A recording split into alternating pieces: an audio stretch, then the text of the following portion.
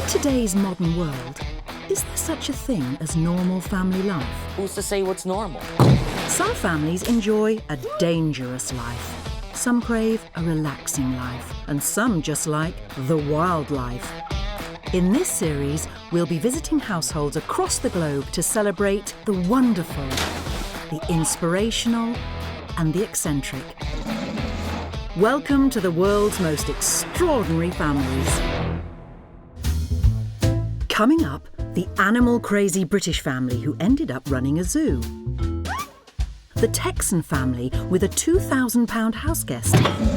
But first, we're getting dolled up with a family who share their home with an unusual collection.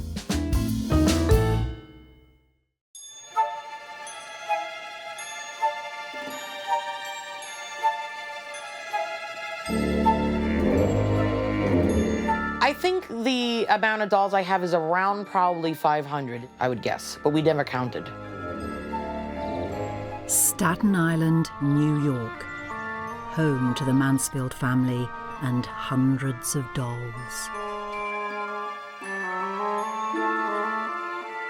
I think I was about 7 or 8, and I got this doll called Real Baby. And it was a baby doll that was supposed to look realistic. I mean, back then I guess it did, but now compared to these, it really didn't. And I remember getting this doll, and that was it. I was like taking care of this doll like it was a baby, you know?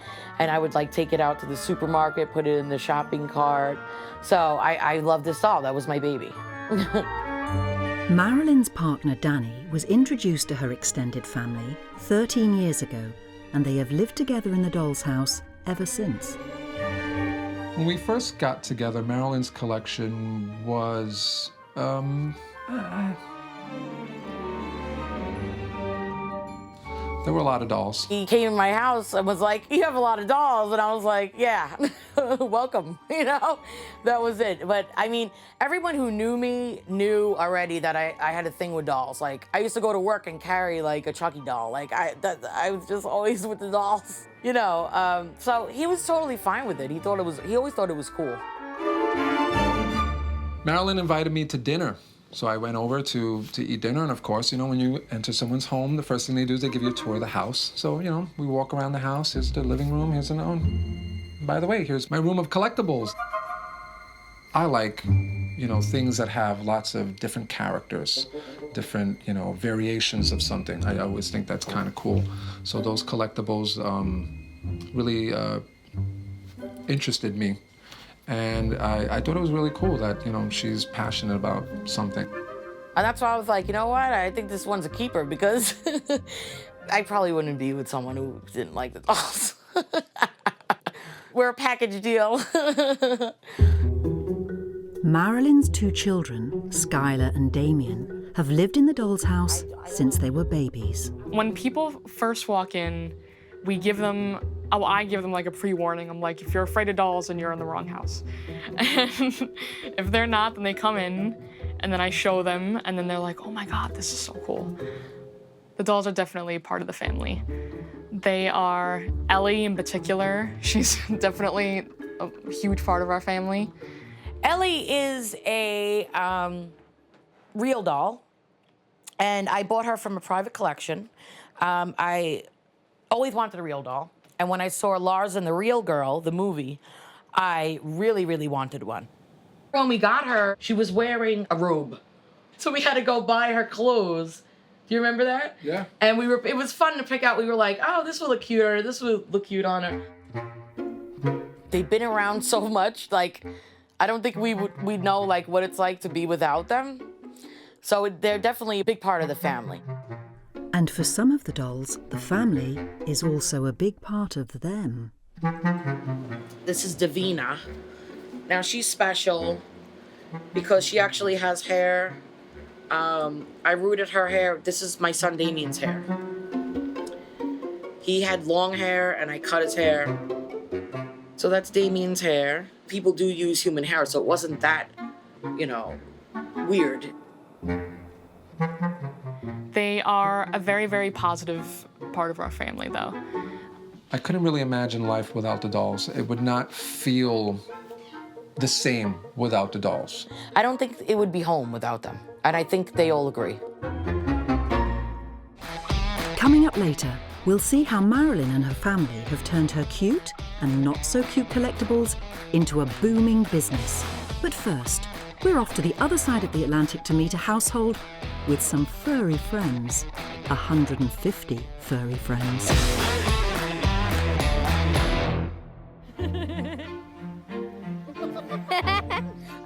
The Mintram family from Lincolnshire in England are animal crazy. Hello. Dad Jamie, Mum Michelle, 12-year-old Josh, and 9-year-old Chloe opened their home to around 150 rescued creatures. Great and small. Before they accidentally became zookeepers, Jamie and Michelle worked together in a university science department. We were very boring, very kind of 9 to 5, boring kind of job. I had to wear a shirt and tie all the time, and it just didn't feel like me. Whilst their work life was pretty conventional, in the family home things were a different story. We started off just being a bit odd, having some odd animals, and the kind of word got round.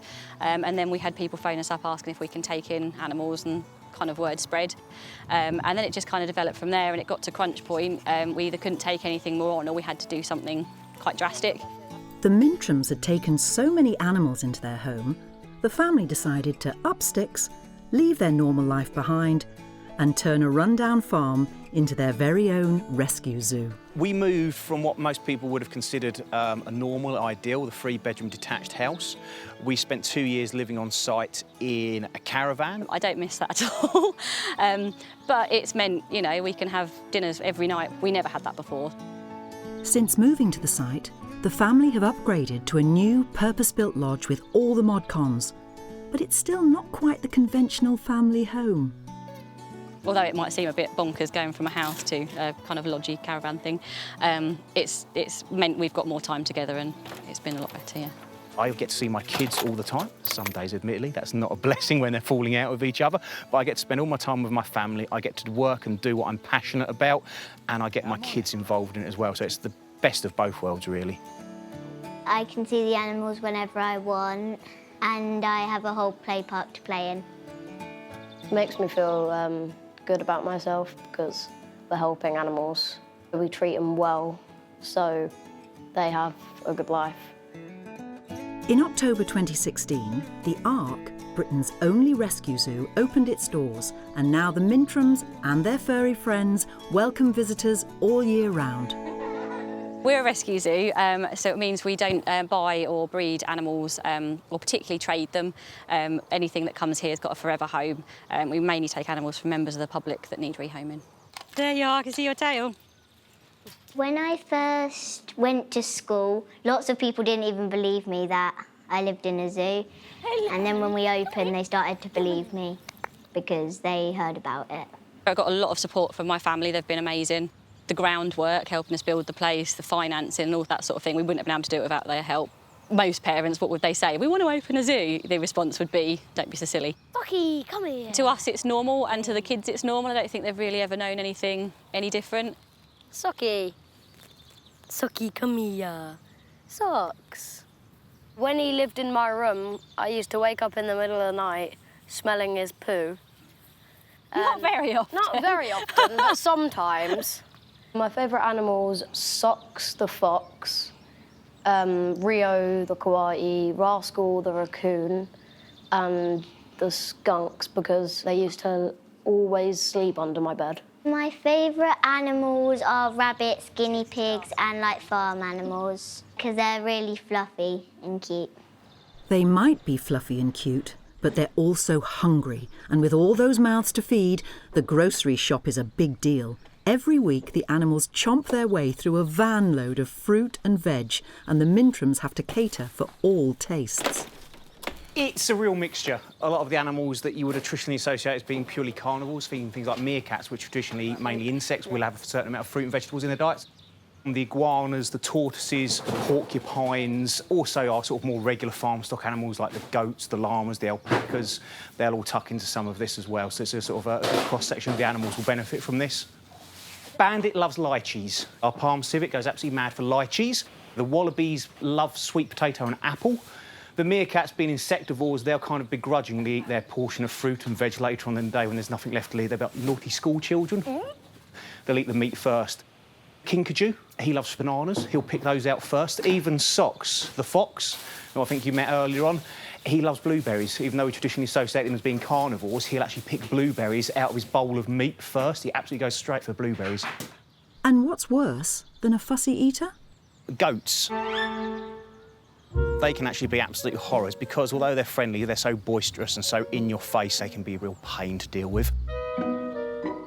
Fred, unfortunately, although he's the biggest of the goats, he will get bullied. Chewy over there, the black and white pygmy, he's the boss of the herd, and unfortunately, he does throw his weight around. Chewy headbutts him and headbutts all the others because he's mean and a big bully. He's a big bully to me too. He headbutts me. Maybe it's got something to do with the fact that Fred hasn't got any horns. Maybe he's got an inferiority complex, I don't know. But we feed Fred separately every morning to make sure he gets plenty of food of his own.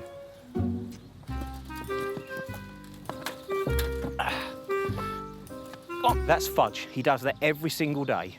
Sticks his head through. I don't know if he does it deliberately now because he likes the attention, and just waits there until someone comes along and releases him. The other 7, they all do it absolutely fine, but little Fudge always has to go and get his head stuck. Coming up, it's training time for Josh and feeding time for a ravenous reptile. But now, we're off to Texas to meet a household with a larger-than-life family member.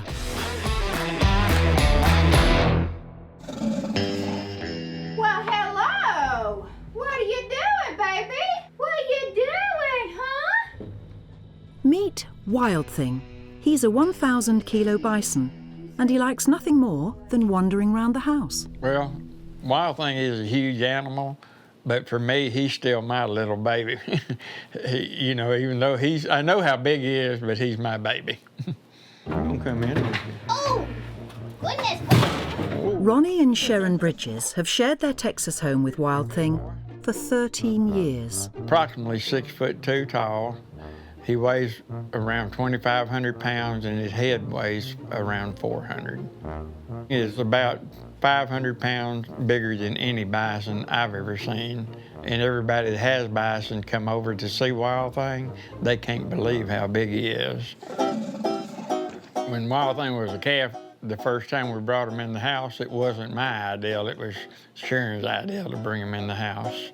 He goes, Sharon, we may not have a house left. And I said, yeah, but you only live one time. And he says, yeah, but we still may not have a house left. He was probably about that long and about that tall. Probably didn't weigh much over 100 pounds.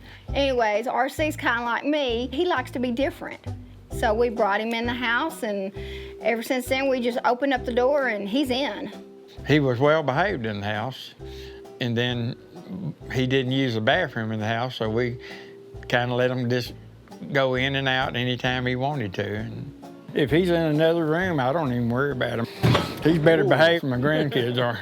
I need a wider door. He's definitely our biggest kid. He's not our oldest by any means, but he's very much a part of the family. Our real kids really do enjoy him, and they're very proud of him. But he's not safe for them to be around. If you had a normal buffalo in the house, you probably wouldn't even have a house left. Although Wild Thing is well behaved inside, when he gets back into the garden, nature takes its course. He's going to fertilize the lawn, RC. Yeah, he does that. I clean up a lot of buffalo poop every day.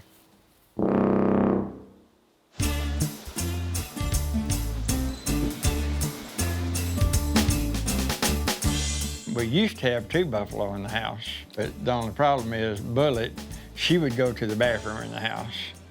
And if she pooped, it wasn't too bad, but if she peed, it went everywhere. She would horn the furniture more too. Yeah. Why he's so good in the house, I have no clue, but he tears up everything on outside of the house. He tears up my fences, my trucks. Wild Thing is still a very wild animal. His kick can kill you. His horns could kill you. He don't bite, but you know, he could stomple you, he could horn you to death. So I do have to totally respect him. He kicked me one time. We were skiing behind him on water skis on sand, and he actually left a dent in my leg. He was only a year old, but I have a dent in my leg now where he kicked me. If he kicked me now, I wouldn't probably live through it.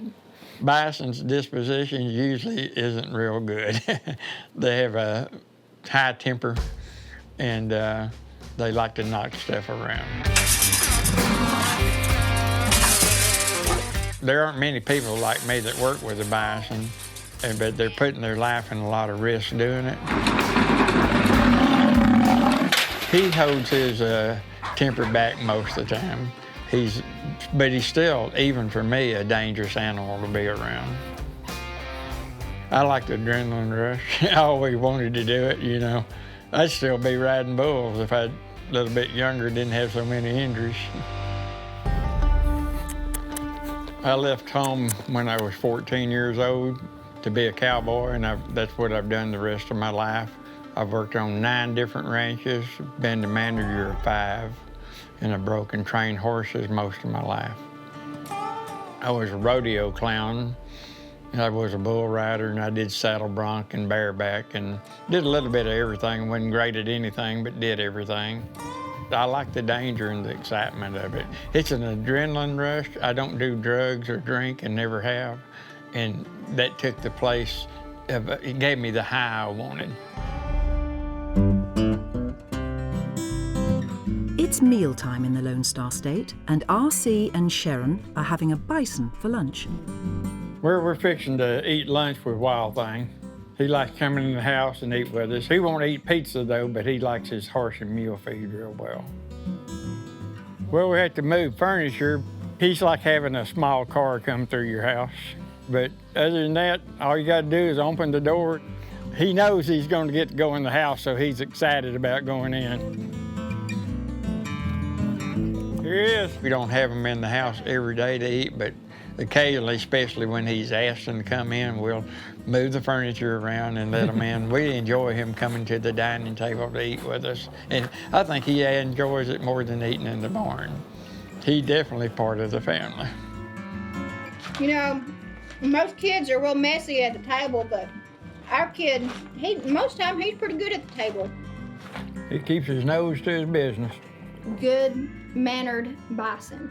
He does kind of spread his food all over the table. I have to hold his bowl sometimes because he gets too carried away. Are we done?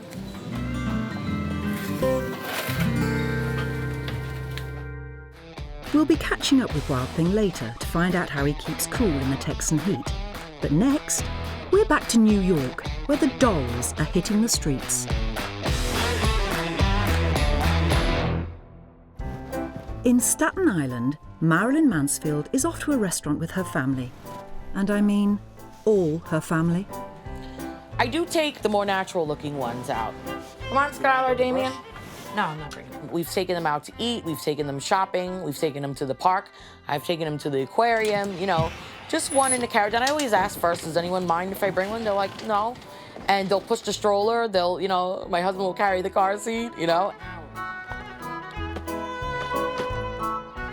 It just makes me happy. I like to push the stroller. Just take a fake baby out. I used to love when the kids were little in the stroller. So, I don't know, it's just something I really enjoy. And they don't mind it, so why not?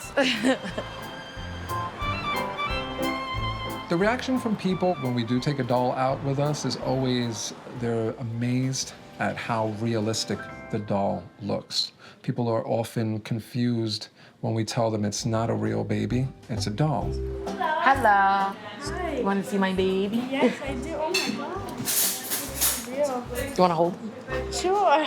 Oh, cute. Oh my God. I don't know. It was really cool. It felt so real. It felt like a real baby, yeah. I started rocking back and forth. I thought it was real when you first woke up. Crazy. I'd say 9 out of 10 people are just like in disbelief. They're like, no, you're kidding. You're playing with me, right? Oh my. It even like moves as Yeah? crazy. You gotta hold. You ever held the baby? Yeah. Oh, look how cute. That's crazy. Oh my God. It always brings attention, and then it turns into a whole explanation. It's a doll. Oh, it's a doll. It's a doll, yeah. That's what's so creepy about it. I don't think it looks like Mikey. So you did design these, or? Yeah, I paint them. Can I touch? Yeah. Paint them. Oh, the hair's cute. That baby looked real. It looked like my friend's son. Cute. People's reactions are mostly positive. Very rare, people will be like, that's really creepy because it looks so lifelike, but it's not. I thought it was freaky and I didn't want to touch it. You get like maybe 1 out of 10 that's like, oh, that's really creepy. Like, I don't know, it's just unsettling for some people, which is fine. I don't understand it personally, but I understand that they see it as unsettling because it looks so real and it's not real. Bye-bye, thank you so much. That's a typical reaction that we get when we take the dolls out. You know, people think it's a baby, they come over, say how cute the baby is, and then when I tell them it's a doll, it's a little confusion. And then when they finally get it, they're really impressed with how lifelike they are and everything, especially when they hold the baby and it's weighted and all. It's very, very lifelike. In 2012, Marilyn Mansfield turned from doll collector to doll maker and now takes orders for dolls from around the world. The baby business is booming. Oh, wow. Since I started, it's, oh, geez. How many? Like, hundreds. Yeah. Hundreds. Made hundreds, yeah. Paying around $300 for a bespoke baby, her customers have a variety of reasons for wanting their own cuddly creation. I've done dolls that look like people's children when they were babies. Or they just want a doll, they'll tell me like what they want. Like I'll show them different sculpts. They'll pick a face, and then they'll pick like the eye color, the hair color, skin tone, every little detail. These dolls look and feel so realistic that I believe it tricks the mind into thinking that you're holding a real baby. It makes me feel very calm, happy, and content. They have been used for therapy for multiple things. For calming Alzheimer's patients. I've known people with like trauma that it calms them down. Anxiety calms them down. So I mean, they do have therapeutic aspects to the dolls. They're not just dolls. But Marilyn's most popular line of dolls are not your average cute reborn. There's something altogether more grisly. And we'll meet some of her freakish family later on. But for now, we're back at the Mintram family's zoo, where there's a hungry mouth to feed.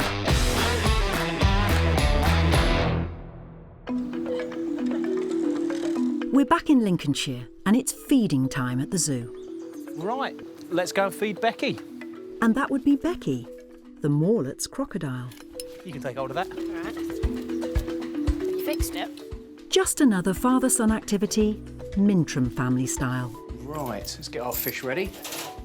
Today we've got some nice whole sardines. Grip. Right, bring the stick up, bring it over, down on the side. There you go. Textbook. That's how you feed a crocodile.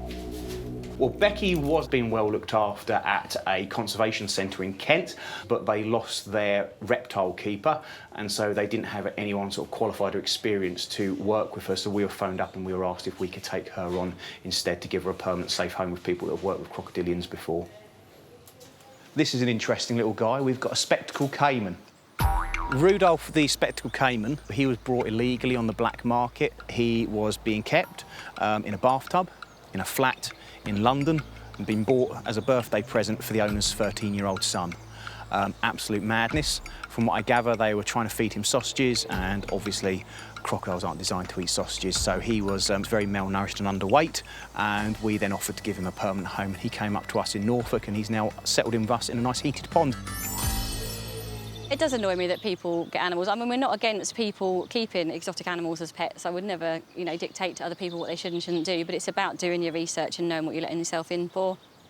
Crocodilians, most venomous snakes, wild cats, they're what we call DWA animals, dangerous wild animals. There are certain types of animal that you're just not allowed to keep for obvious reasons. Dangerous or not, they all need feeding. And luckily, intrepid budding zookeeper Josh is on hand to ensure Echo the Eurasian lynx is catered for. Echo, come and get your chicky. Come on, Echo. Oh, hey, Echo. Hold it right at the very end, just like we've shown you a dozen times before.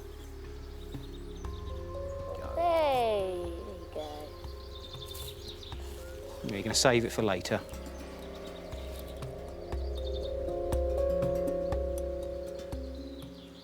On the other side of the park, Mum Michelle is preparing for some new arrivals.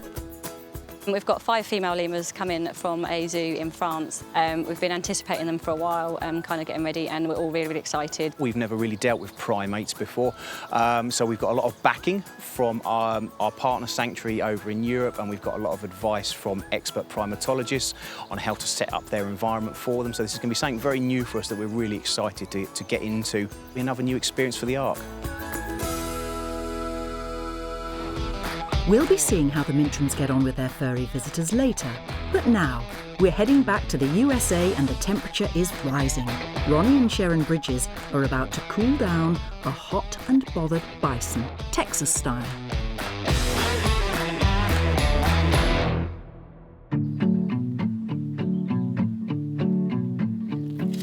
Keep the hose straight because it leaks. And Oh, am I gonna get sprayed? No, I probably will. Does that feel good, Wild Thing? Look how dirty it is. Thanks. I bathe them every day, but I don't use soap every day. I don't think it's good for his skin. But he'll ask me to give him a bath. I may be at the garden watering the plants, and he'll go stand by the water hose there, and I know that he's wanting a bath. But this is the first time I've given Wild Thing a bath. Trying to get a lot of that water right there, but without getting directly in his face. You say you don't like that? Oh, Sharon's doing real good. I think Wild Thing definitely loves cool water. In this heat, he'll take it all day long if you let him.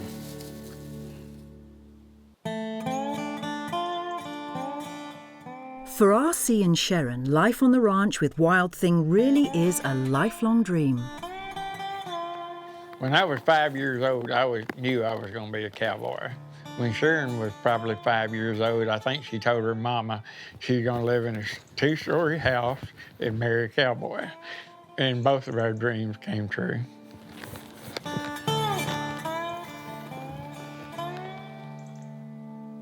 But life as a rodeo rider is no picnic, and RC has the scars to prove it.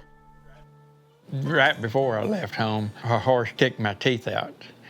The doctors tell me I've had nearly every bone in my body broke more than once. Of course, I've had my neck broke twice. Every good cowboy knows when it's time to hang up his rodeo boots. When injuries took their toll, RC took up ranching buffalo. But in 2014, disaster struck. I was swimming in the lake, and parasites got in my eye and ate my eye. And I had to put acid in it every hour, and it sounded like I was frying an egg. He lost weight from it, but he never complained. We had to sell out our buffalo herd just so we could make ends meet. We just didn't have any money to live on. We sold horses, cattle, buffalo, all but Wild Thing. I thought I was going to lose my husband as well. We actually kept Wild Thing really for our older boy, Lloyd. But Wild Thing, as a calf, he was beating up Lloyd. And Lloyd says, I can't do it no more, Daddy. He was beating both of us up every day, and anyway, I decided I wasn't going to quit working with him. And he was just tearing into me every single day, and I told my wife one day, I said, all my horse tricks and all my cow tricks aren't working. I said, in the morning I'm going to get up, I'm gonna act like nothing happens when he horns me and kicks me. And about 4 or 5 hours later, he was bored to death. He didn't care nothing about getting me anymore, but he wanted to get everybody else. I think I understand what buffalo are thinking and doing and know how to control them better than most other cowboys that work with buffalo. Coming up, a big day out for Wild Thing. But first, back in New York, Marilyn Mansfield's blossoming baby business has developed into something more gruesome.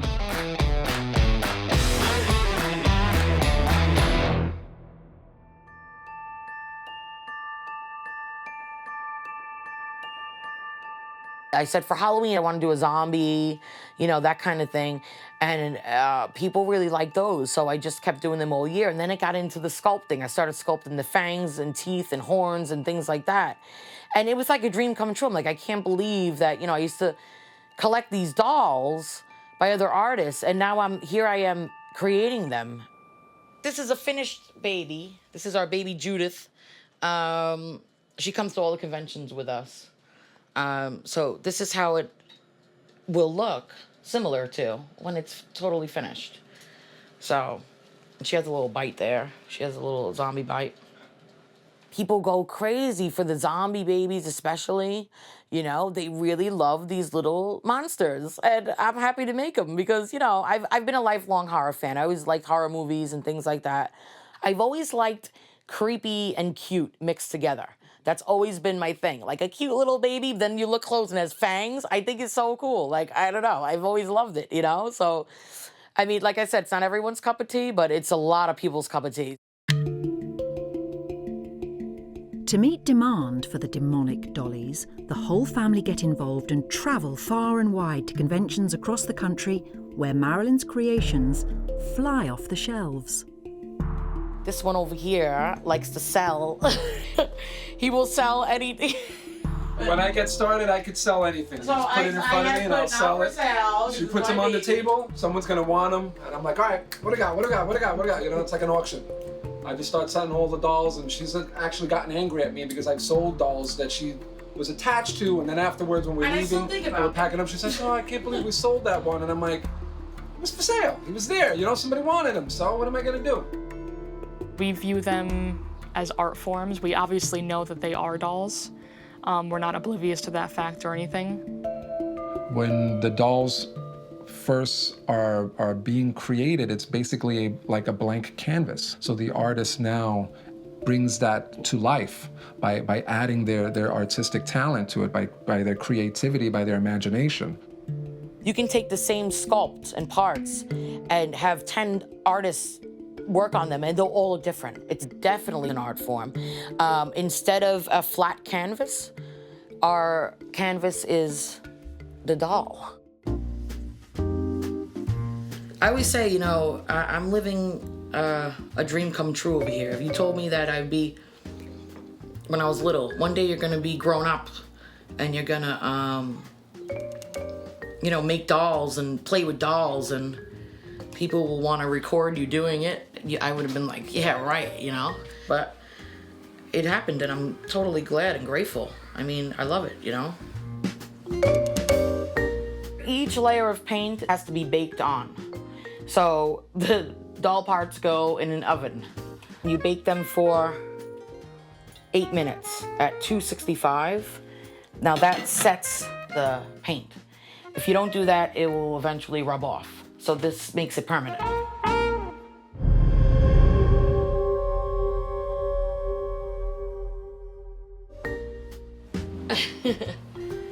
Me and my family are very open-minded.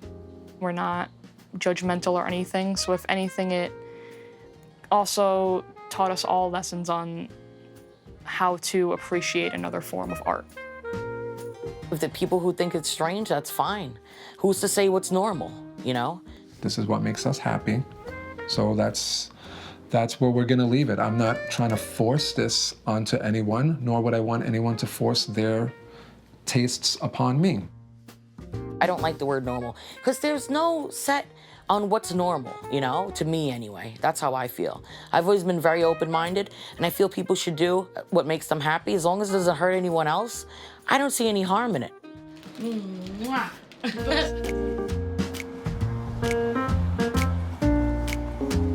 I'm not filling any void. I just enjoy pushing a stroller with the baby in it. I made a doll for a woman who lost a baby and it helped her. I'm not saying it worked for everyone, but for this particular woman, it helped her, so. Different tastes for different people, you know? We're not hurting anybody with our particular tastes. The person that might think this is weird might have their own particular taste that I won't agree with. And, you know, live and let live. The dolls definitely bring us together as a family. We're always kind of together because we're always working together. It did start out as my thing, but it turned into a family thing. And that was the coolest thing about it because, you know, we do this all together. I'm very proud of my wife, Marilyn. She's a very unique artist and great mother who's been able to turn a passion into a flourishing business. We really enjoy this stuff. I just can't picture our lives without it.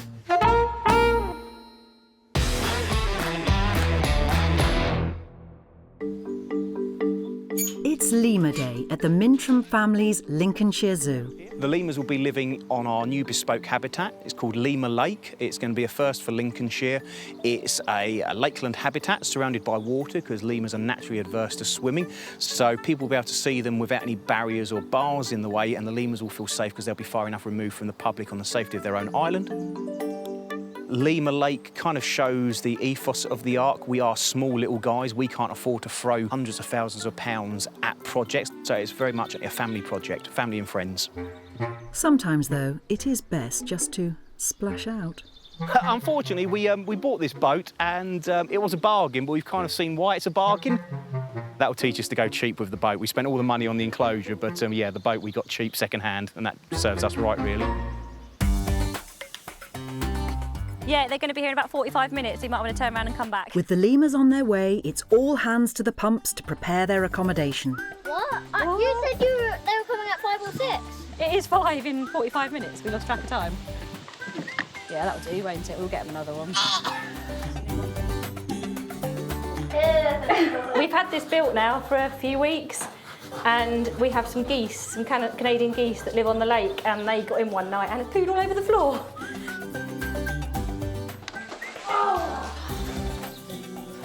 The lemurs are now here, so I'm just going to open up the gate to let Matt in.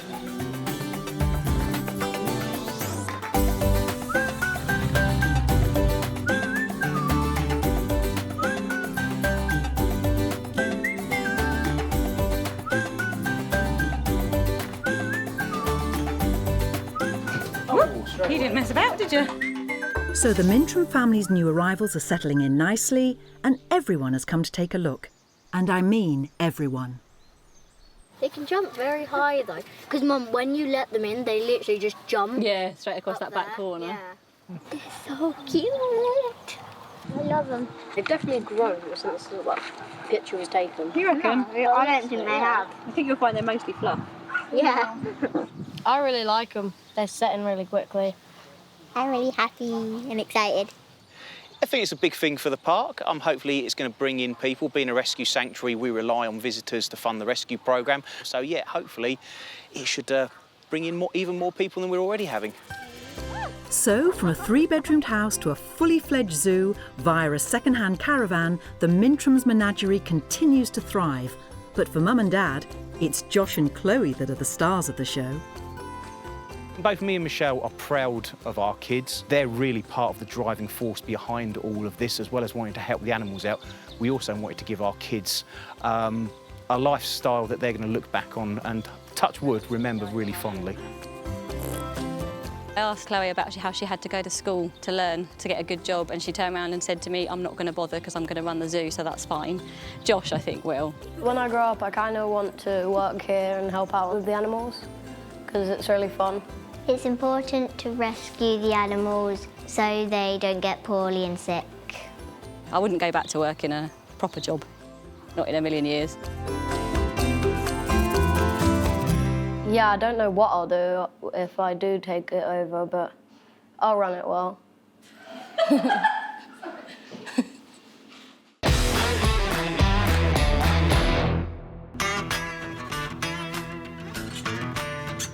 Well, today we are going to take Wild Thing to one of his favorite spots to go swimming.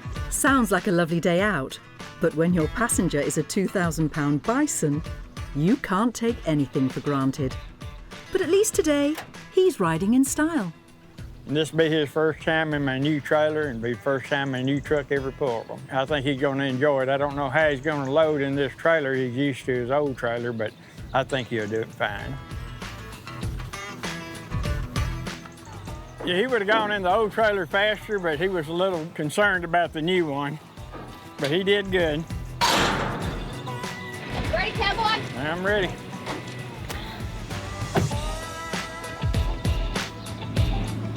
I've got to go in first to make sure that he's not going to get stuck in the mud. And then I got to also make sure all the snakes are out of the way. And I can go in there and splash around because I don't want him getting bit.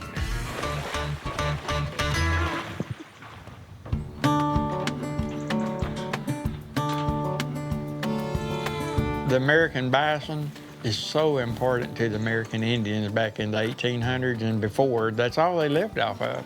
They'd follow the herds and they wouldn't waste anything. They even use the hooves. They use the hides for clothing. They made teepees out of them, out of the hides. And of course, they ate the meat, and it's one of the best meats you can eat. Bison meat is a little bit sweeter than beef and has less cholesterol than fish. It's the only red meat you can eat all you want of. It's very healthy for you. Ronnie Bridges is well aware of just how close these majestic creatures actually came to extinction in America.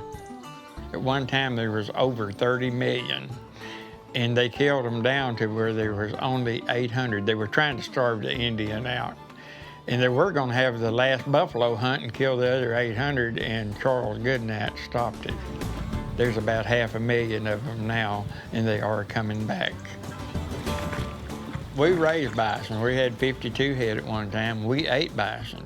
We killed them and ate them, and I hope people will do that. They need to eat bison because if they don't eat them, there won't be any. That's the reason we have so many big herds of cattle. People eat cattle. Ranchers raise cattle. If nobody ate them, there wouldn't be an incentive to raise cattle. In the same way with the bison, we need people to eat the meat.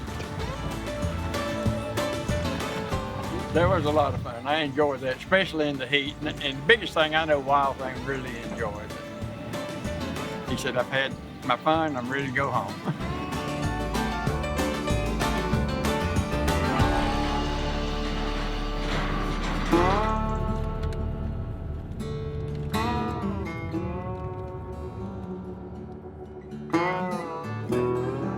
So, as the sun sets on the Texas plain, it's back to the ranch for Wild Thing. He's laying around with Sharon, just hanging out. That's what he likes doing. He likes just hanging out with us. And if there were any doubt what a huge part of the Bridges family this hairy heavyweight is...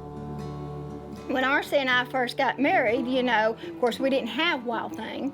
But for our 5th wedding anniversary, Wild Thing was a year old. And R.C. just says, well, we need a best man. Let's do something a little different. So we had Wild Thing to become our best man, and R.C. took the rings, hooked them on his horns, and he slung the rings off. And so I guess, I don't know, maybe he didn't want us to get married. I don't know. Maybe he was jealous. But Wild Thing has been our best man ever since then. He's our baby, and we just think he's beautiful.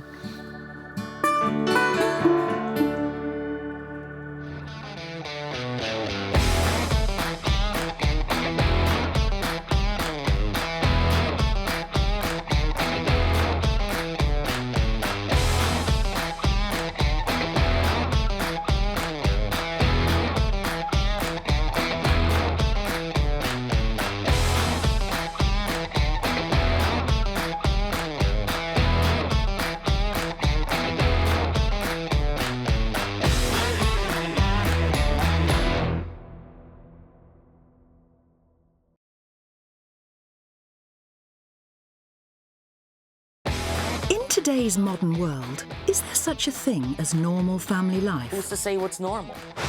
Some families enjoy a dangerous life. Some crave a relaxing life, and some just like the wild life. In this series, we'll be visiting households across the globe to celebrate the wonderful, the inspirational, and the eccentric. Welcome to the world's most extraordinary families. Coming up, we go monkey mad with the Janota family. It's like raising a 2-year-old child on steroids. And we meet the Gifford family, who left it all behind to sail around the world. Our family went from the American dream lifestyle to living below the federal poverty line. But first, we're off to Canada to meet a family of bodybuilders who flex their huge muscles on stage together.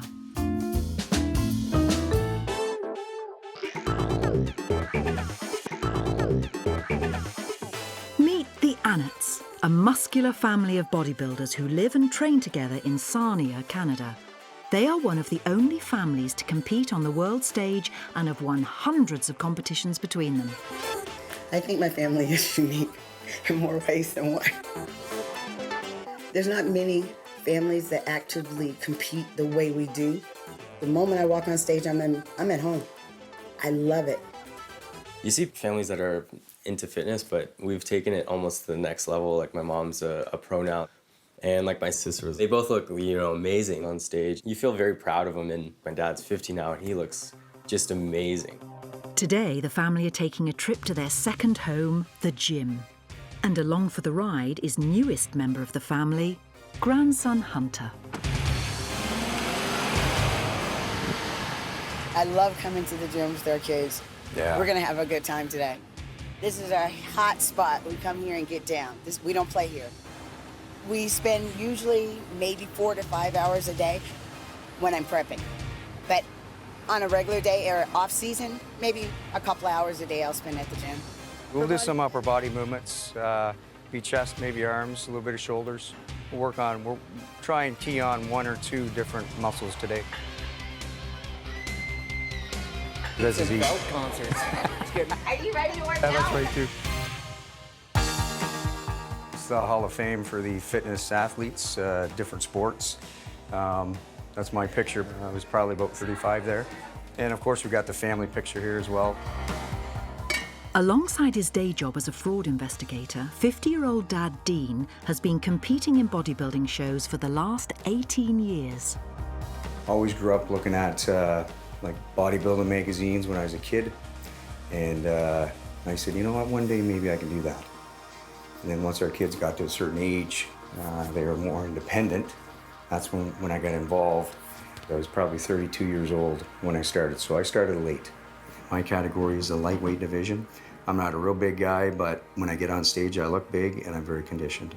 And that's where I really win and I beat the big guys. Even at my age, I beat the young guys still. Once you stand on that stage and people are looking at you, you become a different person. You wouldn't be like that in your real life. But that is the bug. There to witness Dean catch the bodybuilding bug was wife-to-be Bridget. Just seeing him on stage like that, I was like, oh wow, he's like Superman. I was his little fan. I was oohing and ahhing around, and I was like, I want to do it next. As well as being a safety technician and emergency first responder at a gas refinery, 47-year-old mum Bridget began a grueling routine in preparation to compete on the world stage. I'll get up at 3 o'clock in the morning, go to the gym, I'll do an hour cardio, I'll do my hour morning workout, I'll go to work 12 hours, I'll come home, I'll go back to the gym, I'll do an hour workout, and then I'll do another hour cardio. So I was getting like 3-4 hours of sleep. And for the couple's 4 children, growing up with bodybuilding parents was a unique experience. You stand up in class and they'd be like, tell us something cool about yourself. And I'd be like, so my parents are bodybuilders. What do your parents do?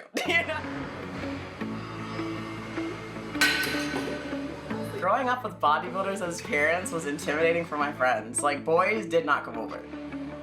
It was definitely different. Like, I remember all my friends coming over and they're like, oh my God, your parents are so jacked. Like how do they do it?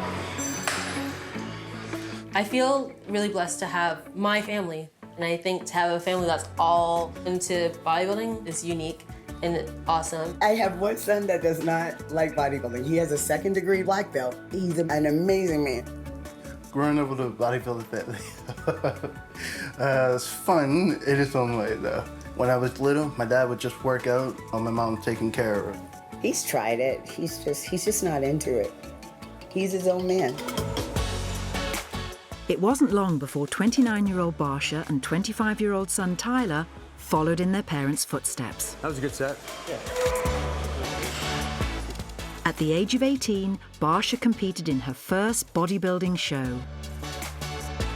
Ended up placing 5th. I was absolutely mortified, like crushed, because in your head when you go into a show, like watching my parents compete, they always get number 1. My sister did her first show and I saw her do it and I was like, wow, like this is amazing. Like this is totally for me. And cheerleading coach, 27-year-old daughter Dina, was the last family member to join the team. I loved how their bodies were changing and like the dedication they had. So that's how I kind of got into it. And they're like, we need a bikini girl. So I was like, well, okay. Training as a family can get competitive, especially as mum Bridget and daughter Barsha compete against one another in the women's physique category. We are very competitive. My daughter and I do not play. We go hard in the gym and we go hard on stage. When I'm on the stage, I'm not her mother.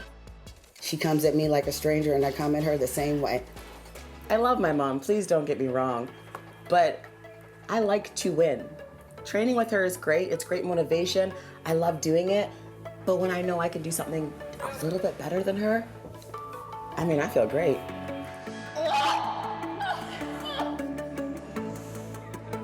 We're very competitive, and the boys, I believe they're the same way. They won't admit it, but they really are. You'll see. Who's the strongest family member? We all have our strengths. I'm probably strongest. Who's the strongest in the family? I would have to say probably me. Coming up, find out what it takes to feed this family of bodybuilders and how they struggle to fight off temptation.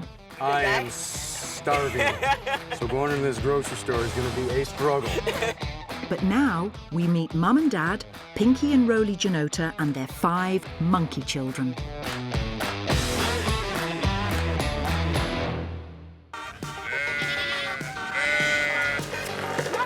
In the rural town of Beecher, Illinois, animal-mad Pinky and Roly Janota live on their farm, Settler's Pond. Well, I chat more to the animals than to humans.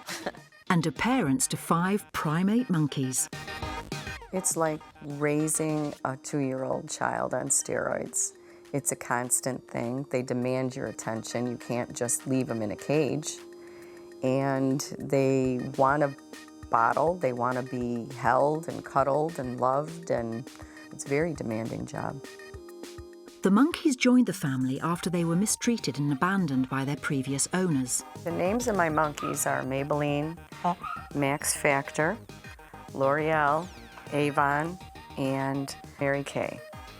Maybelline is the matriarch. She's the head of them. Mary Kay is the baby. She's a year-old. L'Oreal is my thumbsucker. You guys are funny. Come here. Come here. Avon is a bonnet monkey.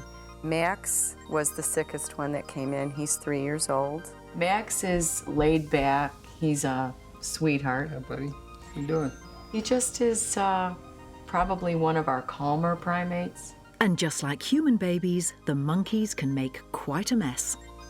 When they were little, they weren't too bad, but when they get big, like they'll jump over you or run around you, or you try to get them and they're gone. They're fast. They're a lot of fun though. Pretty cool, huh, Max? I make them breakfast, they get a bath, and then they play. And then we get cuddle time. You know, my husband will rock them as well. And then they do go to sleep, and they'll sleep all night through. They're very good. But now the monkeys have been forced to move out of the family home after Pinky developed cancer. I am spending less time with them now because I am ill, and I spend 18 hours on a machine that infuses nutrients and vitamins and minerals that my body's lacking. I miss them terribly. They miss me too. I can't bring them in as often as I would like to. So it's very hard to spend this kind of time with them. It's like having a bond that you have with your own children. It's a beautiful feeling to see them get excited when they see you walk in the room, and unconditional love, and no matter what happens, they're there to love you and you to love them. But the family haven't always had a home full of exotic animals. I used to own a restaurant, and I did catering. And my husband, he used to raise beef and dairy. It just wasn't very fulfilling. It wasn't what we wanted. You're awake. Oh my goodness. The couple sold their restaurant and dairy farm to start a new life at Settlers Pond, an animal sanctuary for abandoned and neglected creatures. Their family was about to get much bigger. Settlers Pond went from just a couple animals and a few dogs to about 300 animals on a 60-acre facility. You ready for your breakfast? Through the years, they just keep coming in. We try not to turn anything away. Some people think we're nuts, but it's been kind of rewarding. It's kind of neat because you get an animal that you don't see any way it's going to live, but it makes it. Settlers Pond has become a charity rescue shelter with around 10 volunteers helping to care for the animals. We got a horse that came in that had foundered, and we called the vet, and we have chose to give him a chance at life instead of euthanizing him. So we're going to clean his hoof and repack it and give him his meds. Come here, General. Come on, bud. Now, the family might be hairy, but they're also hungry, and feeding them doesn't come cheap. It's very expensive. The specialty feeds that you need, the medical needs. My husband used to work 50, 60, 70 hours extra a week overtime. Then we reach out to the public, which, you know, the public only does what they can do too. There are times that an animal needs a surgery and the mortgage needs to be paid. Sometimes the mortgage goes on the back burner for a little bit, and we just beg, borrow, and steal, I guess. This is Bubba, the camel. He's a couple years old. He came in from Oklahoma. He's just like a dog. When I ride my moped up and back and forth to the barn, he chases up and down like a dog would chase you down the driveway. Bubba! Bubba! Bubba the camel was rescued from a zoo in Missouri after it was forced to close down. He was orphaned, and we went down and picked him up in the ambulance.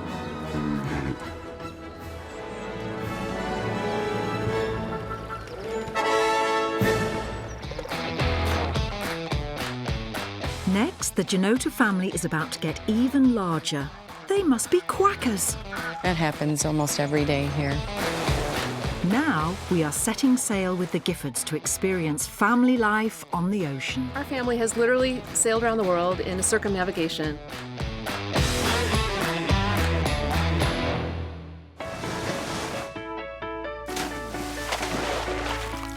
Meet the Gifford family. In 2008, Mum Bian, Dad Jamie and their 3 children embarked on a dream voyage around the globe and have been living on water ever since. Welcome aboard. This is exciting for me to get to share what it's like to live on a boat that's a home. When we started, our kids were 4, 6, and 9 years old. And at that time, none of them were swimmers, which made us probably the worst parents in the world, taking our kids to live on a boat when they couldn't swim. Choosing to live adventurously on a boat and explore the world with my family was the best decision I ever made. 10 years on, the family have visited 48 countries, travelling over 58,000 miles. We've been to Indonesia, Malaysia, South Africa, Lesotho, Grenada, Mexico, all over. I mean, too many to count, really. Our family has literally sailed around the world in a circumnavigation, and that took us actually 8 years from the time that we went out. And when I think about how many places that actually is, it's overwhelming. A lot of what we do are just things that we would never have been able to do if we stayed on land.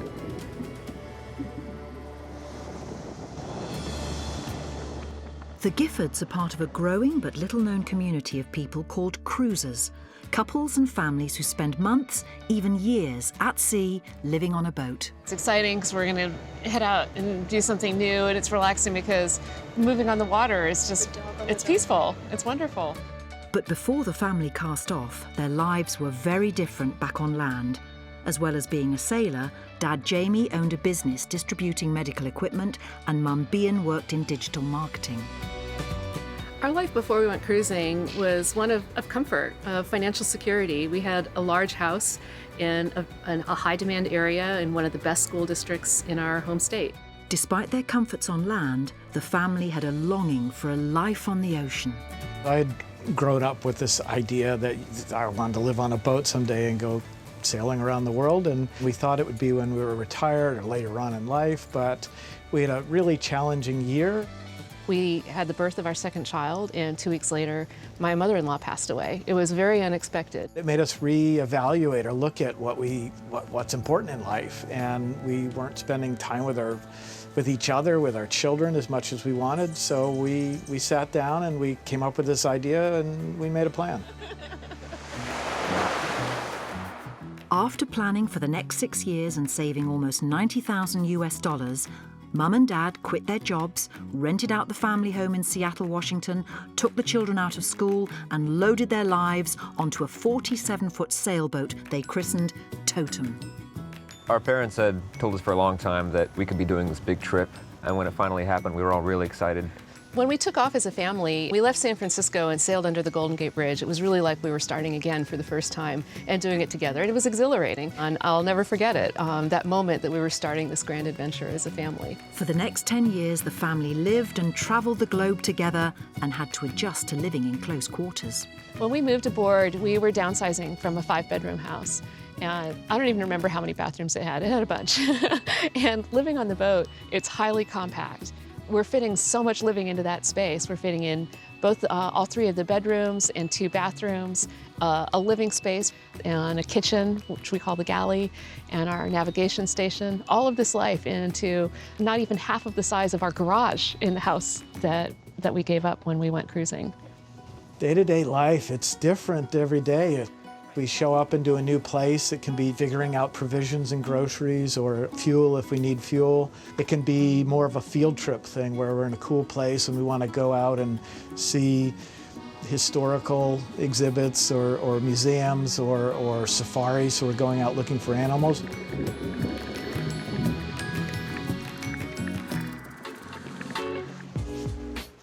After 10 years living on a boat, the family have returned home. They have been docked for the last 2 months and are having to get used to being back on dry land. Their home, the good ship Totem, needs some maintenance. This summer, we're taking time away from the boat to come back to the Pacific Northwest because it had to come out for a bit of work. So it's in a shipyard getting some necessary work done. We've now been back for a couple of months, and it's changed a lot. The U.S. is a very different place. We feel in many ways like we're visitors in our home country. The family's 3 children have spent the majority of their lives living at sea, so returning to land has been quite an adjustment. The places we've been able to go, and the people we've been able to meet, and the things we've been able to see, the animals, the culture, especially coming back to the U.S. and getting into land life, going through the motions, and not having any of that anymore, I really started to feel it like, wow, I had it good.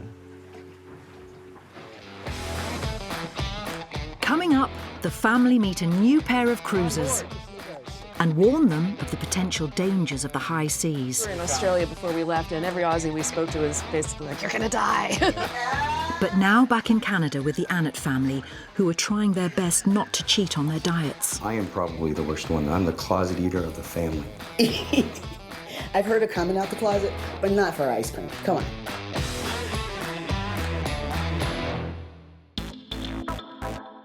After an intense workout, Dad Dean and daughter Barsha are heading to the supermarket to buy supplies for the household.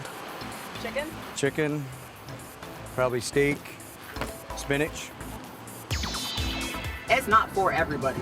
And to be successful, you have to love it. But shopping for this bodybuilding family can be expensive. It costs about $300 A week. a week, yeah. Yeah, so it's expensive. There's no extras in there, no sweets, no sugars, nothing like that. It's only what's on the diet, and that goes back to the house. I am starving. So going into this grocery store is going to be a struggle. Survival is at its peak today, let me tell you. To be a bodybuilder, you must follow a strict diet, and in the lead up to a show, the family follow a process called prepping, a 4-month period of intense workout and dieting.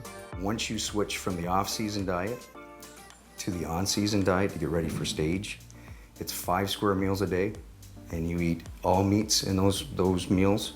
You have to decrease the carbs in order to lose some body weight and body fat. We got broccoli, got some green beans. You can see we got skinless, boneless chicken breasts. Temptation is huge, especially when you're dieting. The Lucky Charms caught my eye. The chips. The chips. For me, I love chips. My husband, I have caught him outside, hiding by the freezer on his hands and knees, and it's like, what are you doing? Nothing. What are you doing? He's crouched down. What? Nothing. And he turns around, and there's brown stuff around his mouth. Well, what is that around your mouth, dear? I don't know. Well, that's not right. Chocolate ice cream. Okay, I couldn't help myself. It's like Mission Impossible. You go in with a goal, you go in, you get out, you slap hands because you did it successfully, and you keep it moving. I am probably the worst one. I'm the closet eater of the family. I've heard of coming out the closet, but not for ice cream. Come on. We're humans, so sometimes we do cheat on our diet. Not so much me, because I'm perfect, right? When you catch someone cheating, like on their diet, if they're getting ready for a show, it's a lot of guilt trip. It's oh, so is your competitor doing that? I hope second tastes good. Things like that. So, you know, you don't want to mess up because you don't want to hear that. All right, Big Mo. All right, good job, Dad. I'm not old. I'm not that old. We all hold each other accountable, trust me. My son, Tyler, he is the worst one. If he sees somebody eating something they shouldn't, he'll say, you aren't supposed to be eating that. That's not in your diet. And he will hold you accountable. I'm making sure everything's running smoothly. Oh my God, I miss it. Who wants fish? It's so hard to stick to it, and the last month was horrible. The scraps are bad. Look, they're mine. I have 2, don't touch mine. You don't have mine. I have 2. Leading up to a contest, bodybuilders must live on controlled portion sizes. The men of the family eat around 2,000 calories and the women around 1,500 calories per day. People think bodybuilders are stupid.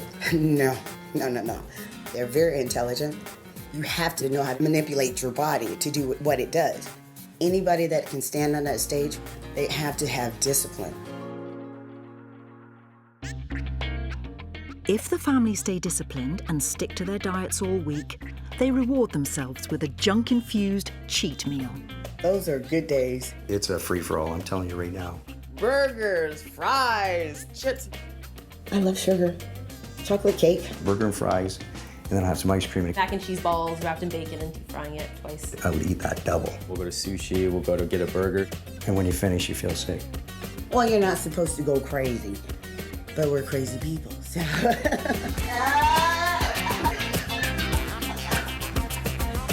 Oh, they always crazy. Everybody in the house is crazy.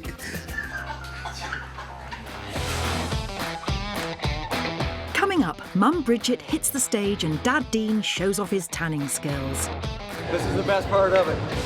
But now, Pinky and Roly Janota show us some of the more exotic members of their family. We got a call. They wanted to rescue 2 tigers.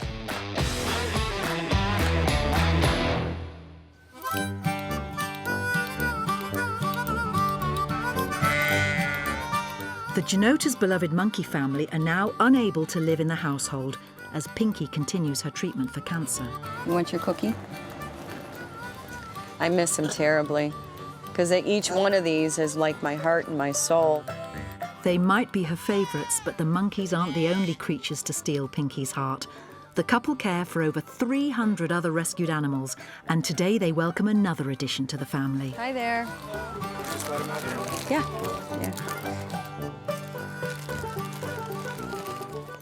We came to relinquish our ducks. Couldn't keep them at home anymore, so wanted to make sure there was a safe place for them.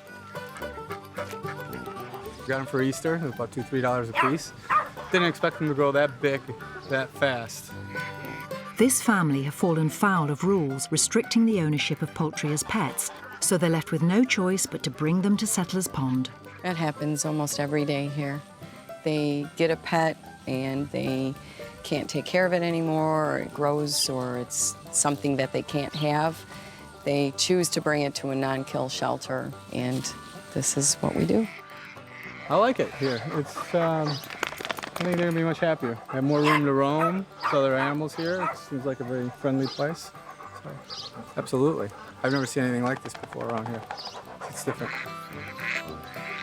I feel pretty comfortable with leaving him here.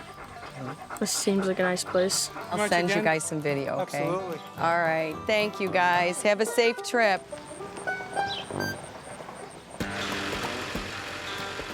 Ducks and monkeys aren't the only creatures to find their way to Settlers Pond. The family answer distress calls to rescue all types of animals in their very own ambulances.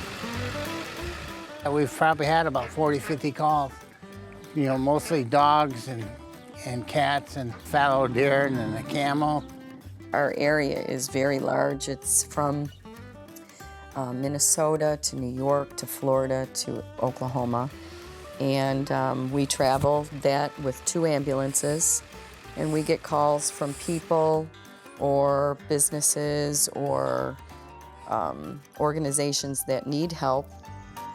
The team travel far and wide, and it can sometimes put them in dangerous situations. We got a call. They wanted to rescue 2 tigers. I guess they might have been somebody's pets, and then they started getting too rough to handle. So the crew went out, and they didn't know really what to do because it was kind of scary. It was new for everybody. And they actually were able to get them in there pretty good with nobody getting hurt. Got them rescued.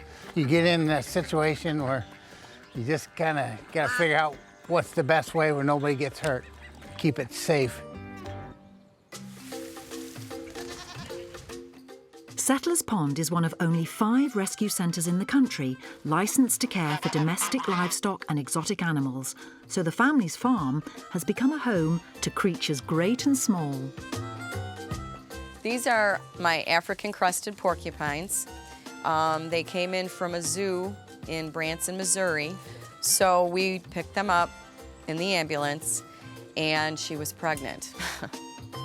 And they don't shoot their quills at you. They stomp their feet, they growl, and if you haven't moved by that time, I don't know what to tell you. In some states in the US, you are not required to hold a licence to have an exotic animal as a pet. So you never know what could be in your neighbour's backyard. People go online and they can buy any kind of animal they want. And then after the person that's purchased the animal realizes that they can't care for it or it's not what they expected, then what do you do with it? And then it comes into our facility.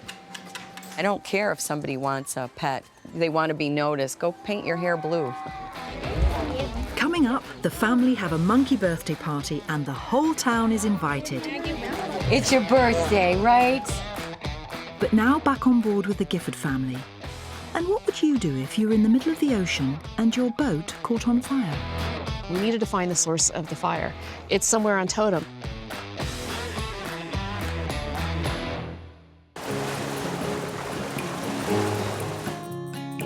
To fund their seafaring adventures, Dad Jamie spends some of his time as a sailmaker, and Mum Bian has written a book about cruiser life. However, the family claim they are far from rich and live on just $30,000 a year. Our life, it is pretty great in a lot of ways, but it isn't always like sitting in a hammock swinging, drinking a Mai Tai with an umbrella in it. It's actually really difficult. The hardest parts of it for me are actually the stress of financial uncertainty. It's taken me a really long time to get comfortable with. Our family went from having 2 really high incomes and sort of the American dream lifestyle in a very upscale part of the country to living below the federal poverty line. And becoming comfortable with that is an ongoing process. One of the other ways they make some cash is meeting and coaching other families looking to start their own cruising adventure. Today, they are meeting Janae and John. Ahoy! Come on board. Great to see you guys. It's really great to have a chance to sit down with you guys. I think it would really help Jamie and I just to hear you talk about where you are and thinking about going cruising and what your major concerns are. You know, we've looked at Mexico. We're worried a little bit. You know, you hear a lot of reports about, is it safe? Is it safe for cruisers? We have dogs. I'm not sure how that all works. These are all things we can work through. Although their life may look like a vacation, it hasn't all been plain sailing for the Giffords, and they have found themselves in some rough waters. I could smell smoke. I could smell burning plastic, that acrid smell. It's probably 2 o'clock in the morning when this happens too. We needed to find the source of the fire. It's somewhere on Totem, and fiberglass boats like this are basically big plastic tubs in the water. You may only have a couple of minutes until you have to be off the boat for your own safety. And Jamie and I are frantically looking all over the boat. We finally honed in on it, and it probably only took 30 seconds, but that 30 seconds felt like forever. It was that water coming into the boat because of the really rough seas that we were having. A little had gotten into the charge controller for our solar panel, and it had caused a short. So Niall is up, and he's preparing for the possibility of abandoning ship. Fortunately, the fuse did what the fuse is supposed to do. Power was cut off to the charge controller, and there was no further risk of fire. This is actually one of the scariest things that we've experienced in a decade on the boat.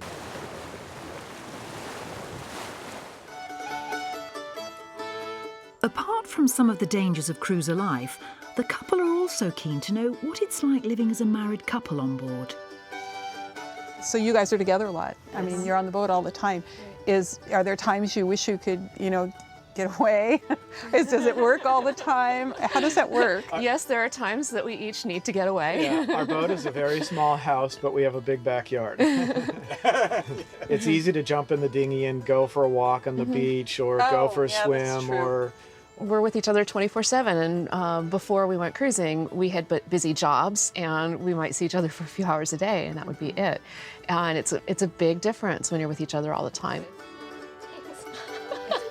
For a typical teenager, no escape from mum and dad may feel like a big challenge. This is the kids' end, forward of the mast. Our son has a cabin on the port side with 2 bunk beds, and then the girls share a cabin all the way at the front. And they like to say there's an invisible line down the middle, but really they're basically sharing the equivalent of a big double bed. For the Gifford kids, living on the boat is all they have ever known. The only things I ever really remember are just little fragments of what it was like before we were living on the boat and what had happened after. It's everything I've known since I was little, so it's kind of hard to have a perspective of what it would be like from a land life. I guess if you're living in a house and you think of living on a cramped little boat, it must be no privacy whatsoever, you know? But you get used to it, and it's really not nearly as bad as I think you'd imagine. We don't fight that much. Part of it is because we're in such close quarters that I get along very well with my siblings, usually. Most of the time. Growing up at sea means the children are boat schooled, with mum and dad providing all their education whilst on board. Here in the main cabin is really where most living takes place. Around the table, we have our meals. Homework happens here, having shelves on the outboard side where we can keep all of the kids' books, their school books. But overwhelmingly, yeah, this is our living space. I've been homeschooled, and I went to a normal school when we were in Australia, so I think I have both perspectives, and I enjoy both. I think we have more experiences, for the ones my age at least, but not with others, like with normal school life. I think I'm a little different with that. I need to adjust. And I'm not as good at socializing as my siblings. When I look at the incredible wealth of opportunities that we've had as a family and that we have been able to give our children, it's been worth every compromise that we made along the way.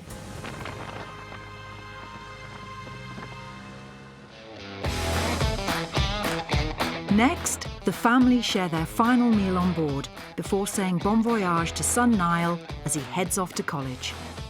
I'll turn my back and I'll be like, yes. But now it's time for a special birthday party at the farm with the Janota family. Happy birthday to you.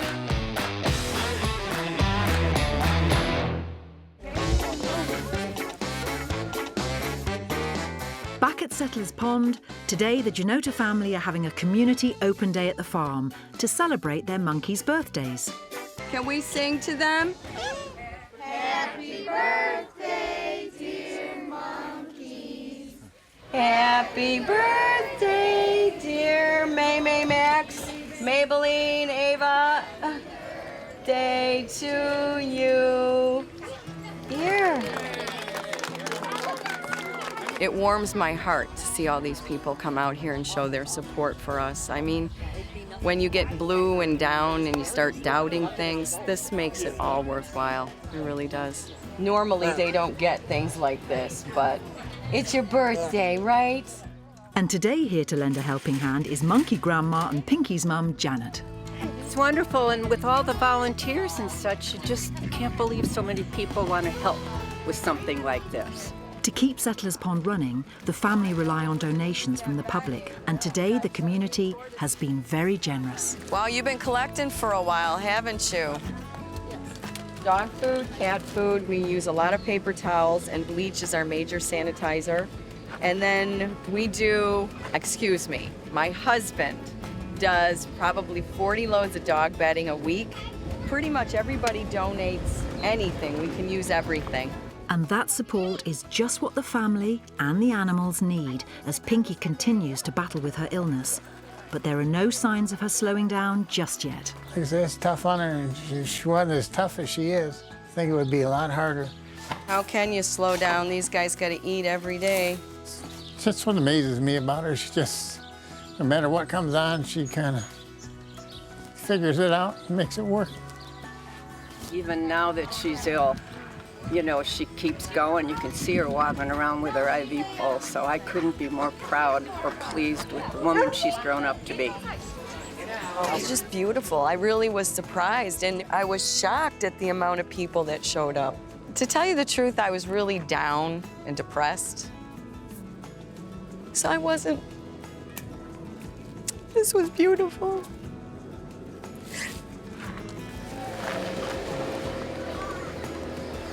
It turned out wonderful, honey. You did a good job.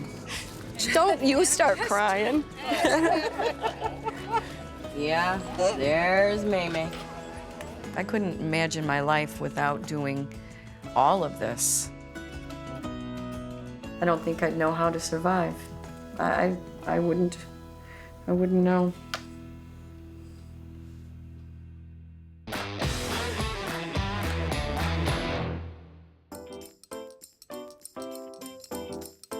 Back on board with the Gifford family, and they are preparing to say their final goodbyes to eldest son Niall, as tomorrow he is heading off to Lewis and Clark College in Portland. Tonight, they have decided to have one last family dinner on board together. What we eat just depends on where we are and what we can get and what's fresh. And, you know, today there was some good peppers and onion and some sausages, and there's dinner. In Thailand, we learned to cook lab, and in South Africa, we learned to cook baboti. In the Maldives, it was mashuni. And so these are now part of our family's cooking culture, and it's fun to have those. South Africa has a lot of really good meats. Thailand has really good street food. I think we eat exceptionally well. It may not be fancy, but it's healthy and it's interesting and it's good. And with the Good Ship Totem losing its first crew member in over a decade, the family are getting ready to say goodbye to Niall as he begins his new life on dry land. Niall, how's it going to feel when you're at school and we're off in the tropics? I'll turn my back and I'll be like, yes. No, you won't. I won't. There'll be a feeling of loss in a way, but I also feel like it's another adventure, it's another journey for him, and I'm super excited for him. I know it's not going to be easy for him, but he's a strong kid and he's a smart kid. I just hope it's not too difficult to find his way. When we put the boat back in the water and we sail away and you're not there, I need tissues. Well, it's gonna be hard. We're gonna miss you. Yeah. Come here. I'm glad to be moving on to the next stage of life, you know, college and new things to learn, but I am gonna miss the boat. I'm gonna miss traveling a lot. And with Niall flying the nest, living on land is not on the horizon for the rest of the family just yet. For our family, it's getting Totem back into shape and make her ready to go again, and we'll do that in Mexico, which is a terrific cruising area, and then hoping to get back out into the Pacific. There's so many parts of the world that we can't wait to see that we haven't yet. This way of life has changed me profoundly. It's enabled me to find happiness I can't imagine having found otherwise. It's brought me closer to my family.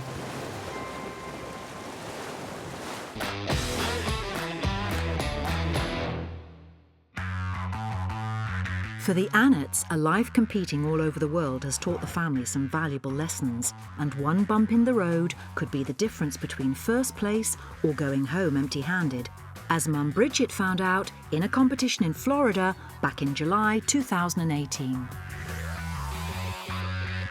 There was an accident on the highway. We got to the airport a minute late, missed our flight, bought new tickets, came back, flew out again the next day, and I gained 10 pounds in the air. When you fly, you hold water. Water is not good because you can't see any of the muscle when you're holding water. Before a big show, these buff competitors attempt to drain out water from their bodies in the hope of looking as shredded as possible. Sometimes the air pressure causes your body to swell. And with me, it's just one of those things that happens. To get rid of the extra carry-on weight Bridget gained on the flight, she was forced to do rigorous cardio, take saunas, whilst reducing her water intake. That night, I had to get the water out, so I sucked it all out. So I lost like 12 pounds overnight, and my body just shut down. You look your best, but you feel the worst. She was upset. She said, I don't think I can do the show. I said, we're here, you're gonna have to make do. But despite the treacherous journey, Bridget made it to the competition. This is the best part of it. Samantha, Samika Cash. Yeah, she's gonna be amazing. The day of the show, I looked after all their paint, I looked after all their shine, and I made sure their color and skin looked perfect, and it was. You gotta trust her. We've been married 28 years, right? So he knows what he's doing. The ladies come to him. In a last-ditch effort to get water out of her body, Bridget eats salt before she goes on stage. But is that healthy? Is it healthy? No. Is it a temporary unhealthy thing to do? Yes, it is. Is it going to affect my health down the road? No. Bridget's months of hard work have been leading up to this moment, but will it be enough to impress the judges? Unfortunately, I had some setbacks, some major cramping that day, so I couldn't pose like I should. She was too conditioned. She was too hard. That is not what they were looking for. They were looking for a more softer, gentle physique. I wound up coming in 7th place, but hey, this is the Pro League, so wherever you come in, just to get on the stage, you're doing it. For Bridget and Dean, competitions are about more than just flexing their muscles and are a chance to spend some quality time together as a family. Seeing my family compete on stage, it's really indescribable because I know what it's like to put all that effort and time into stepping on stage. Whether you win or lose, it's a success.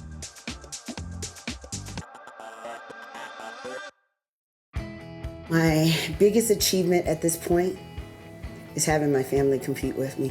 When you stand on stage with your whole family, there is nothing in the world that feels like that. And they're carrying on your legacy, the same love you have for the sport. And with their first grandchild, Hunter, already initiated into the squad, could we see 3 generations of bodybuilders together on one stage? When I have kids, are they going to be bodybuilders? Yes, because their genetics really good.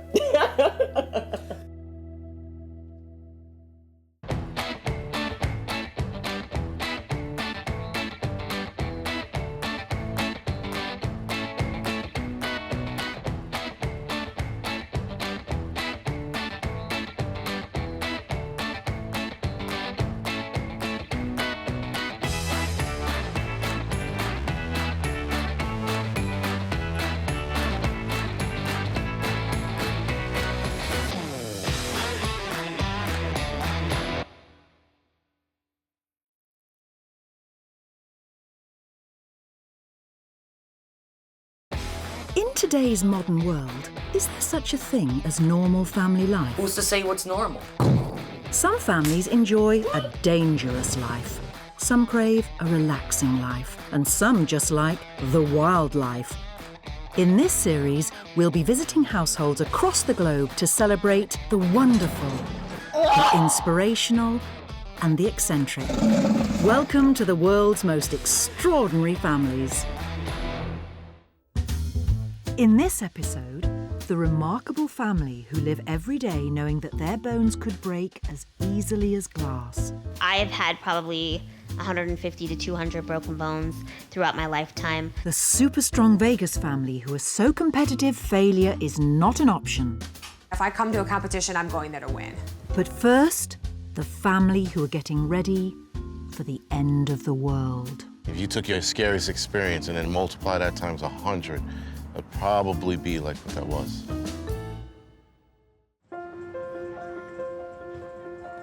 Behind the doors of this nondescript apartment in New York lives a family of preppers. A prepper is somebody who prepares for a disaster, right? So whether that's a small local disaster to the grand disaster, you're prepared for an emergency. The Charles family, Dad Jason, Mum Angelique, and their children Maverick and Haley are all expert at prepping. Prepping is going camping, but not really. A prepper is like doing camping, but showing people how to do stuff. Teaching how to, like, you know, carve, start fires, and do other things like that. You could show them what to pack or something that is compared to that. I prepare for all of it, you know, with the exception of a meteor smashing into this planet. I mean, reasonable things like civil unrest, pandemics, tornadoes, tsunamis, earthquakes, you know, we're good to go. But despite the threats that nature poses, Jason's biggest fear is man-made. Financial collapse. You know, but then again, with everything going on with the volcanoes erupting left and right, who knows, you know? Could Yellowstone go? It could. It can go tomorrow, it can go 500 years from now. But I'm a little more concerned with the financial collapse. New York City firefighter Jason first became interested in prepping in 2010, and soon his hobby began to take over his life, his cupboards and his hallways. It was slow at first, then it just progressively went into bags and how to pack the bags, and he did a lot of research. So before you know, he was like in a group, you know, New Yorkers that prep also, and then somebody just reached out to him to do a show, and it just warped into like this whole lifestyle for him. And then we kind of got absorbed into it as well. This is my food pouch with my food, utensils. Jason now produces a successful YouTube channel, followed by thousands of subscribers where he shares his prepping expertise. I thought it was kind of crazy. But after 9/11, I always felt like I had to be prepared for something. The devastating attacks on the World Trade Center in Lower Manhattan also had a dramatic effect on Jason, who at the time was serving as an emergency medical technician, or EMT. I became an EMT in 2000, September. And a year later, the 9/11 attacks happened. And I responded off duty. And, you know, everybody knows what happens after that. You became an EMT and you work for the city or a fireman or a cop, it was your job to respond. On 9/11, I went into work, didn't know what was going on. I had left so late, and I didn't see what was going on. So none of us were prepared. I just was so lucky that I had sneakers at my desk. So I would say, like, at least have something prepared at your job. Water, pills, any kind of medicine that you need, shoes, socks, anything that you think you would need to get out. Yeah, when they collapsed, it was time to run. You know, and then when you ran, it was almost like a sense of, I'm dead, but gotta try anyway. If you took your scariest experience and then multiply that times 100, it'd probably be like what that was. But it wasn't his exposure to the devastation of 9/11 that got Jason and his family prepping.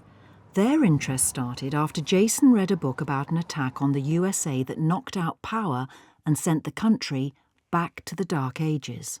They talked about this being a possible attack, how this can happen, and this could, millions of people will die and all. And then with that, I closed the book and flipped out and started prepping. Just started buying things that I didn't need, spending money that I shouldn't spend. And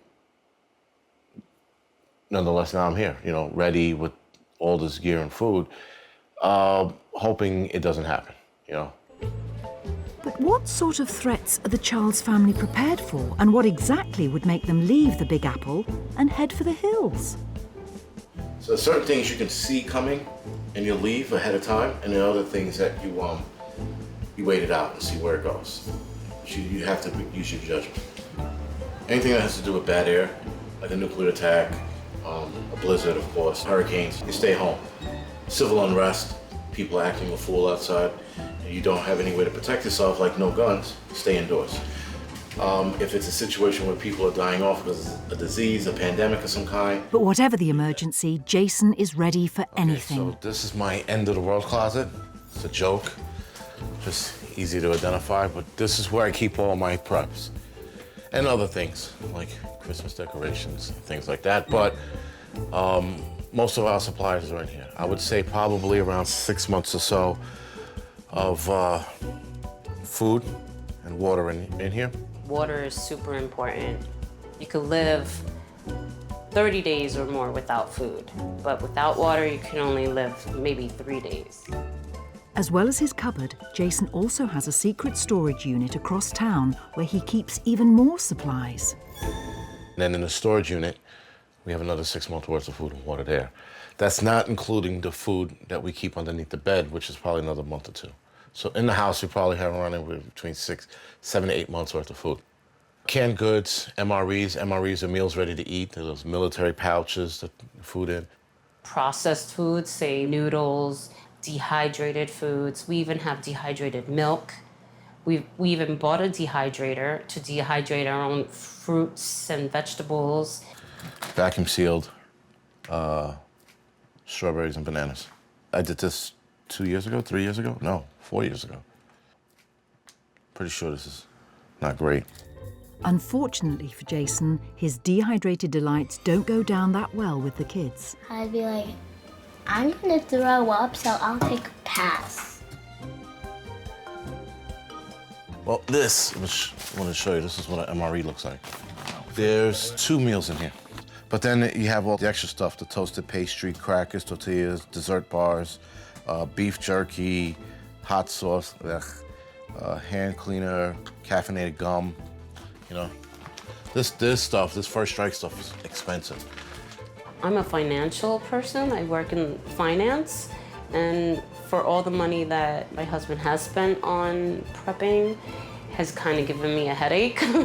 I went bananas buying this stuff. Like the first 3-4 months, I must have spent $2-3 grand, easy.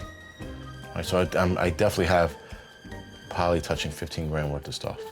In the beginning, it was hard, but now I've just learned to be like, whatever, okay, fine. Because I know it's for the better interest of the entire family. Later on, we'll be finding out how Jason and the kids get ready in case disaster strikes. But now, the remarkable family who refuse to let their disabilities stop them enjoying life to the full. Meet Lisa Ferrario and Chris Lamoureux, who live in Denver, Colorado. This couple live with a rare condition called osteogenesis imperfecta. It's a rare brittle bone disorder. The collagen in our bone isn't like everybody else's, and we break a lot of bones. I've probably broken 150 to 200 bones. I kind of lose count after a while. Probably lost count at about 100. But what makes this couple even more remarkable was their decision to adopt a child with exactly the same condition. Hi, my name is Anisi Lamoureux. I'm 15 years old, and I love my bird and art.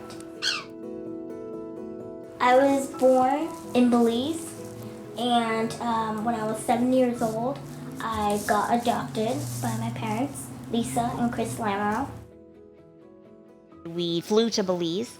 We drove straight to the children's home to meet her, and she was sitting there. Her bag was sitting next to her. Her bags were packed. She was ready to go.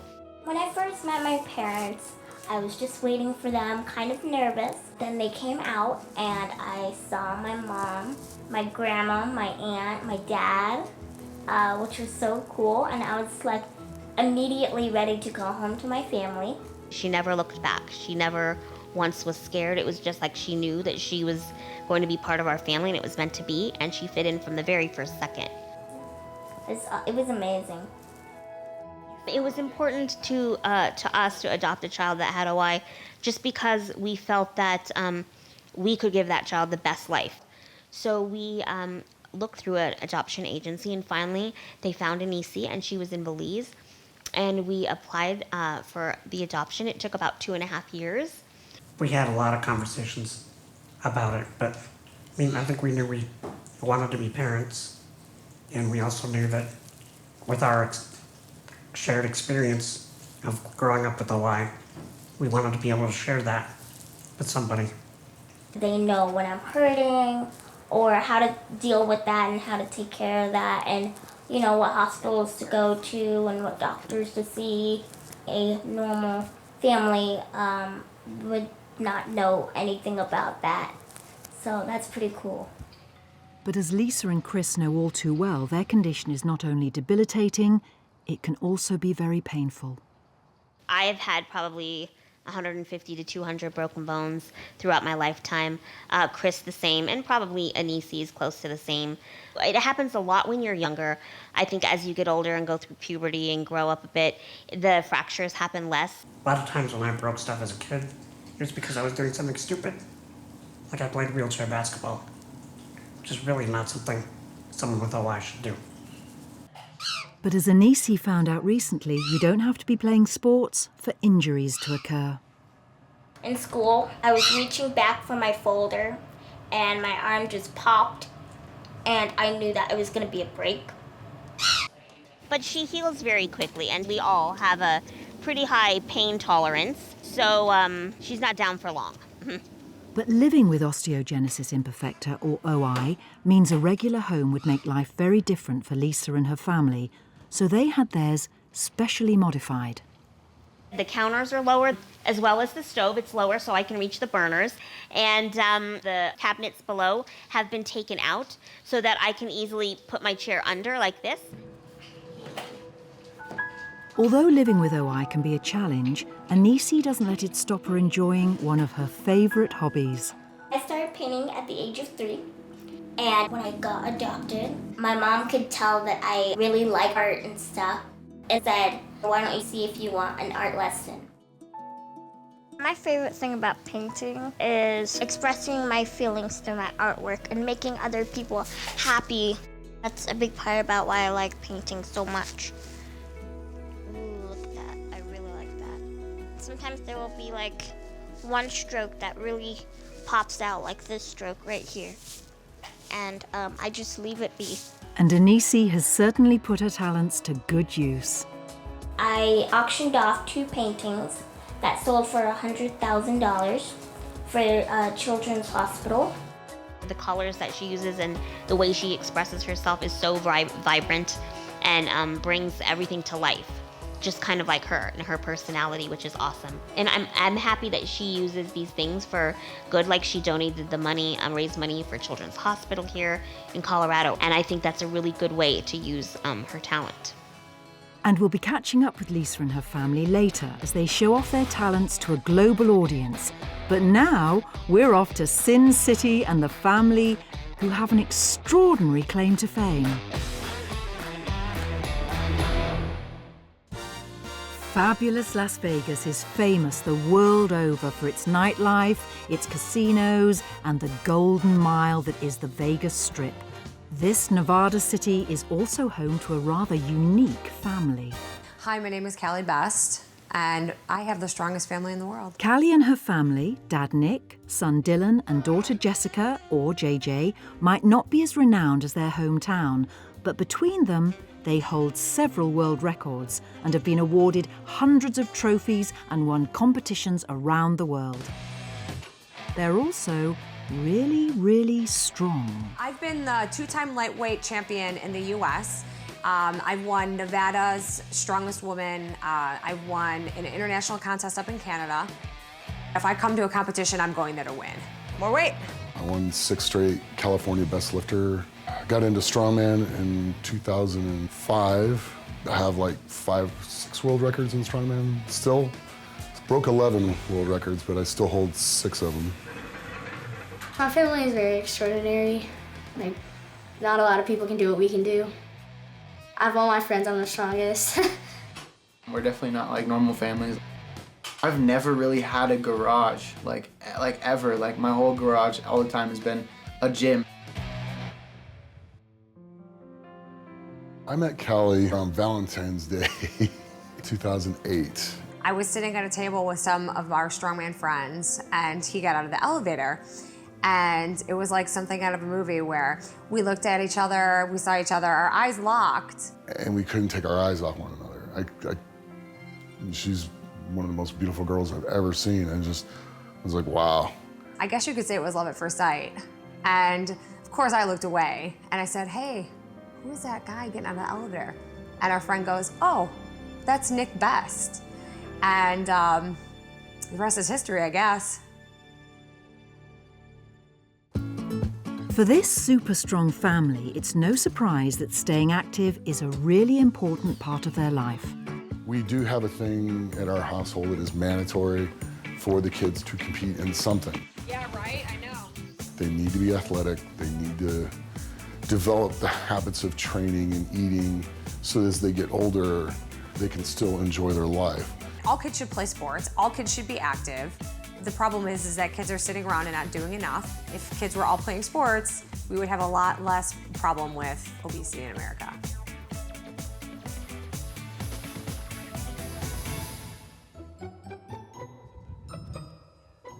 But in this household, taking part is not the aim of the game. Participation trophies, those don't mean anything. It's like... Oh, I think they're garbage. When my children bring home participation medals, I will throw them away. Congratulations, you have a pulse? No. Teaching them how to work hard, have a good work ethic, be tough, and follow through is more important than congratulations, you showed up. Everybody participates. The person in first place obviously worked a lot harder, and the person in last place didn't really try. And when your daughter can do this, who are we to argue? Jessica's really strong. She can flip a 200-pound tire. She can pick up like a 50-pound keg. She can deadlift her body weight and a little over. But understandably, Nick and Callie have faced criticism for letting their kids lift weights at such a young age. We've gotten criticism about the kids working out, and again, I just tell them, well, you don't know what you're talking about. And most of the doctors, in fact, really don't know what they're talking about. People have opinions about everything. People say, oh, that kid's gonna be short. They would say that about Dylan all the time. Dylan is like towering over me. He's as tall as Nick. I'm not having them do anything that's going to hurt them. Scientific journals of medicine are doing studies about weight-bearing exercises for kids and how it does help to dense their bones. If your bones are dense, it doesn't mean they're not gonna grow. Your bones are gonna grow. People just don't know or understand. And a lot of the old way of thinking that was completely incorrect is still being taught by a whole lot of people. Whatever they are, they're always experts in their own heads about things. And we'll be back with the Best family later, as Nick lifts the lid on his pre-competition diet. But now we're heading back to the Big Apple and the family who are preparing for the worst-case scenario.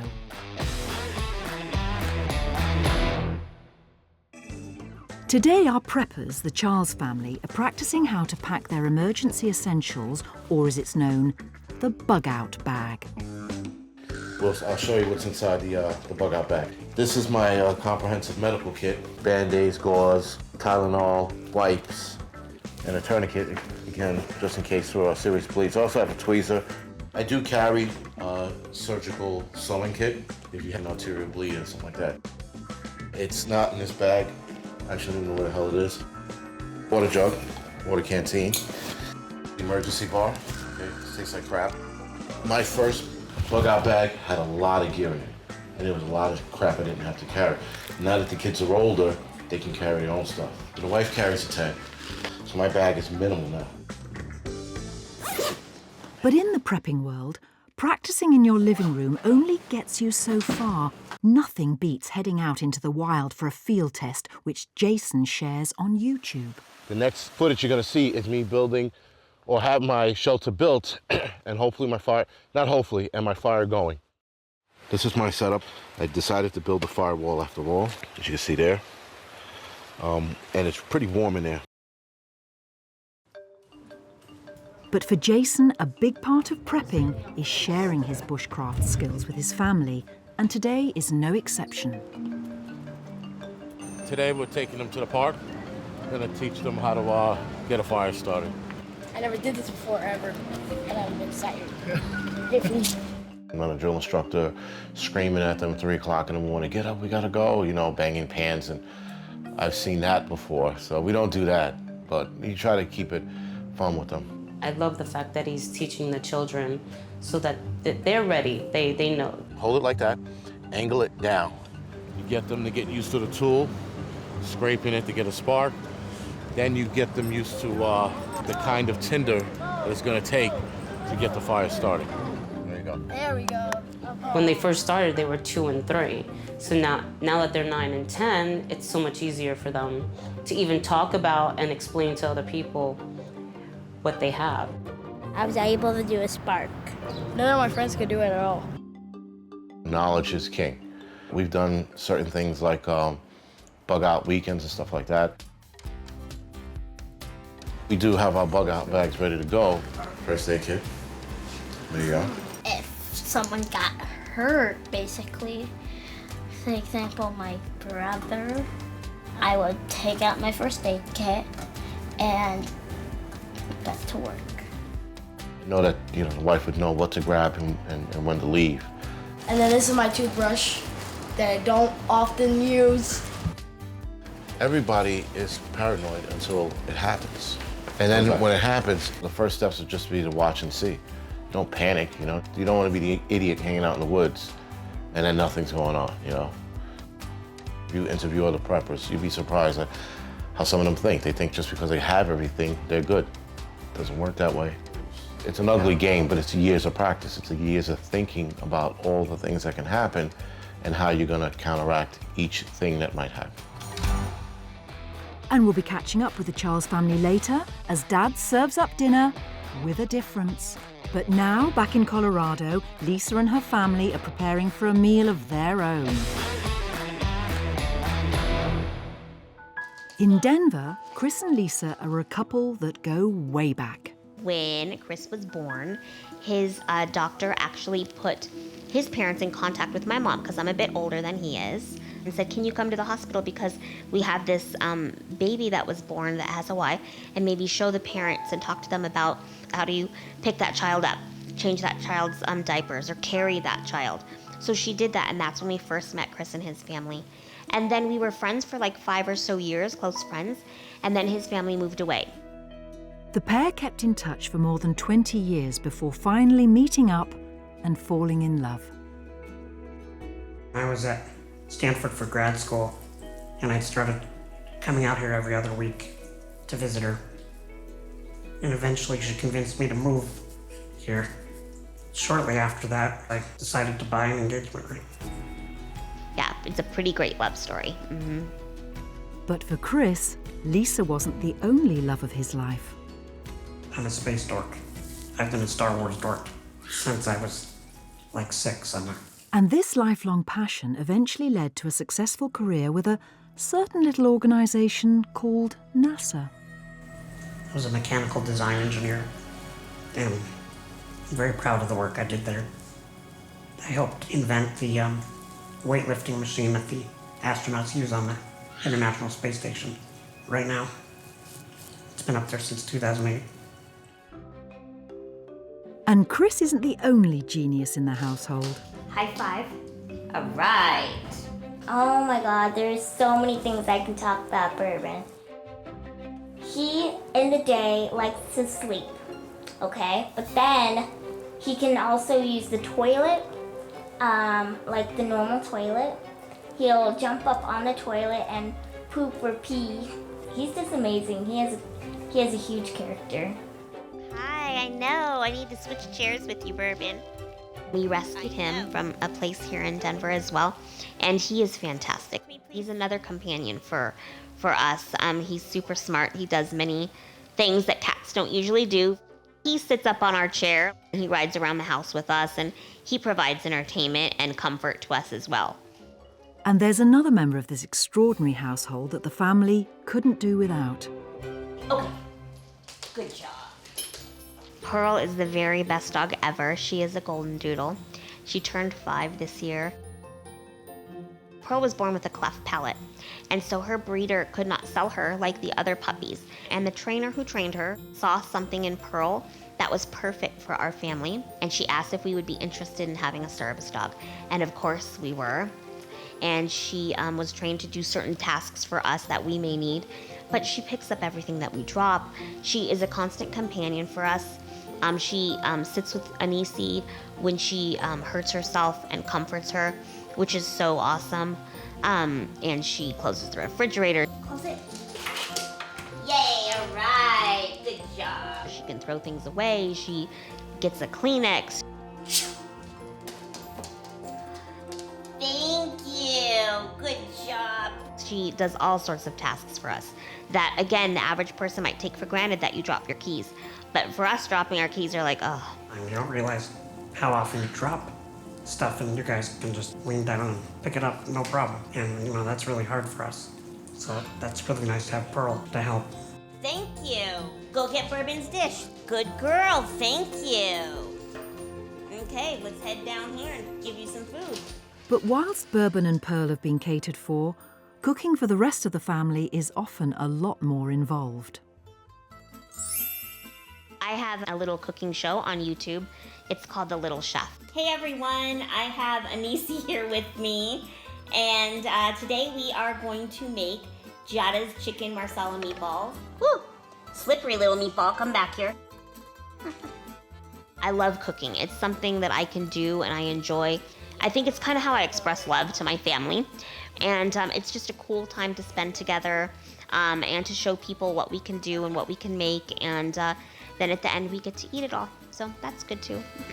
Today, the stars of the show are embracing their Italian heritage and taking Lisa's mum Diane, Auntie Dot and their friend Stacey to stock up on ingredients for tonight's cooking show. So right now we are all headed to Valenti's Deli. Good Italian stuff.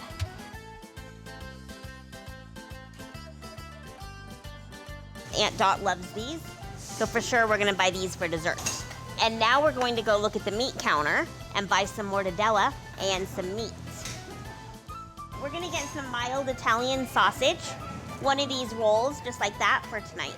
In tonight's edition of The Little Chef, Lisa's dish of Italian meatballs in sauce has been handed down from her Auntie Dot.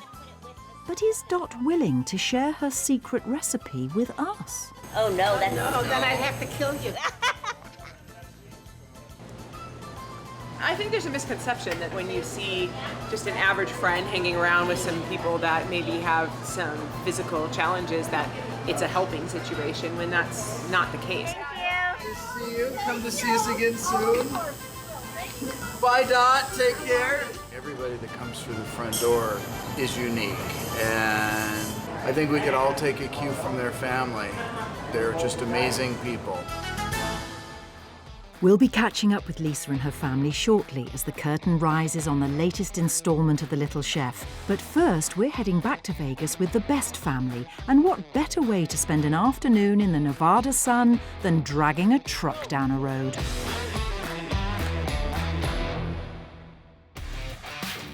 Back in Vegas, and strongman Nick Best has a serious rival to contend with. Dylan and I are starting to get a lot more competitive together because he's finally starting to catch up, and there's a few things he can beat me in now. I used to run faster than him, and I used to tease him. I'm like, bud, you can't run faster than a 300-pound old man. You need to run faster. He can run faster than me now. But he doesn't have abs like these, you know? Look, you don't have them like me. He's not built like me. I would say me and my dad sometimes have little moments of like masculinity. Like we, sometimes I try to mess with him, you know, because you always gotta mess with your dad. I come up and like start punching him or start, you know, trying to wrestle him. Then he'll just flip me, and then I'm on the floor the next moment. I was just like, oh, yep, now I know why you're the boss and I'm not. So. And it's not just Dylan and his dad who are competitive. We are all very competitive. You know, races to the mailbox, the last one there. JJ won. She cheated, but she won. Well, you cheated too. She cheated first. No. It's very competitive, I would say. My stick just like happened to hit your stick. My stick just happened to hit your ball. No, that's not how that works. All right, we're gonna do a pull-up contest. We're competitive in like everything we do. Me and JJ are always competing. Who can hold on longer? Yeah. All right. It's fun to have those competitive things with your kids. Why did I do this? You were a gymnast, this isn't fair. They're like any brother and sister. I mean, they fight a little bit. No, it didn't. Yes, it did. I won. Like we have this little handshake that we do, and we always try to be the fastest person to do it. We monkey around, and we just have a good time at it. But it does push us to work hard. I mean, he really does a good job being a big brother to her. He really does. Dylan, he is like the brother of my dreams. He's my best friend. I hang out with him every day, and he's just really awesome. Oh, I don't think I can do anymore. I think I'm falling, JJ. Yeah, that was pretty dramatic. We always challenge each other to like do races or something with our lacrosse sticks or something fun. You cheated twice, I only cheated once. But Dylan knows all too well if he wants to compete with his world record-holding dad, he's got to pull his weight. Looks like Dylan's doing a truck pull. We're gonna be pulling a 5,000-pound truck today. And today, the family's friends and neighbours have turned up to offer their support. I love it when the kids come over and they train and do stuff instead of playing video games or watching TV. It's gonna be fun to watch. We might have to attach the tire though to the back just to make it harder for them. Oh, Dad, no, we're not adding a tire. It'll probably turn it into a 20,000+ pound vehicle, the equivalent to. Normally, you have momentum and it doesn't really slow you down, but this is gonna be dragging, which is gonna make it a lot harder. If I make it easier, it won't get any better. I'm ready, I'm ready. Ready, go! Come on, keep moving. Faster, faster, faster, come on. There, drive. You're in the zone, drive. You're over the hill, come on, faster. Drive your feet. Go. Yeah! My legs are a little on fire right now. Very proud. And after that tiring experience, it's Nick's turn to do some working out. But right now, he's working out how to fuel his 308-pound body in time for this weekend's annual Mr. Olympia event. If I sit around and don't do anything all day, I'm still burning 3,500 calories without fail.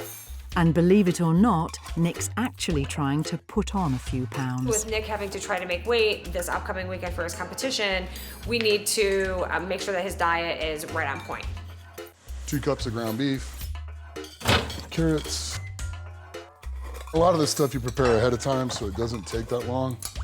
There's about 2 cups of white rice. The reason why you eat this is it's very easily digested. Organic chicken stock. 2 minutes. And when that's done, we're good to eat. We'll be back in Vegas later as the day of the big competition dawns for Nick. But now, in New York, it's dinner time in the Charles household.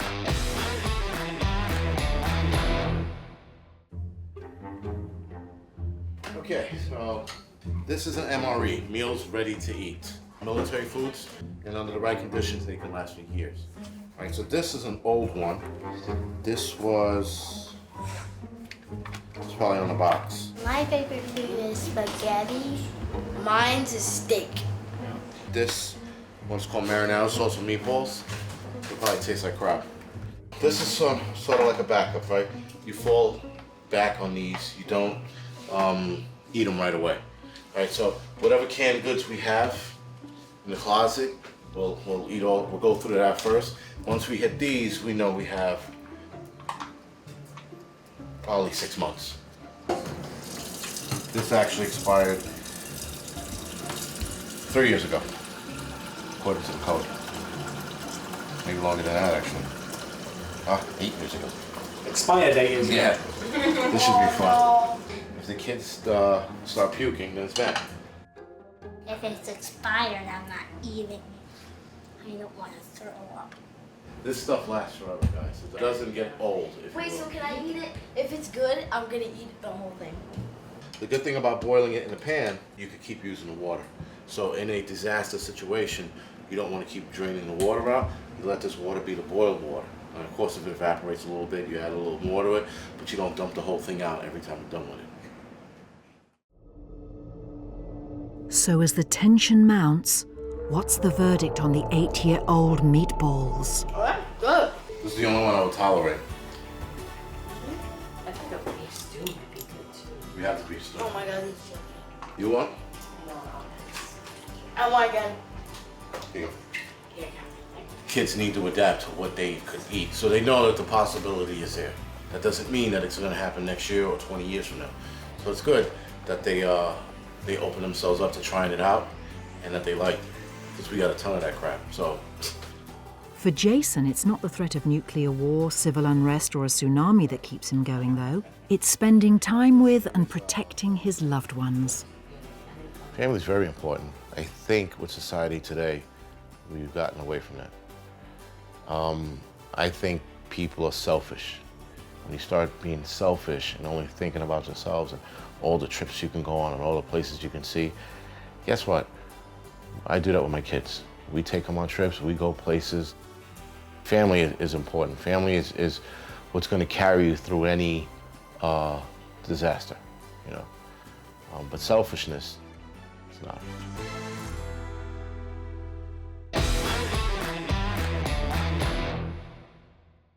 Lisa and her family are setting the scene for the latest instalment of their online culinary adventure, The Little Chef.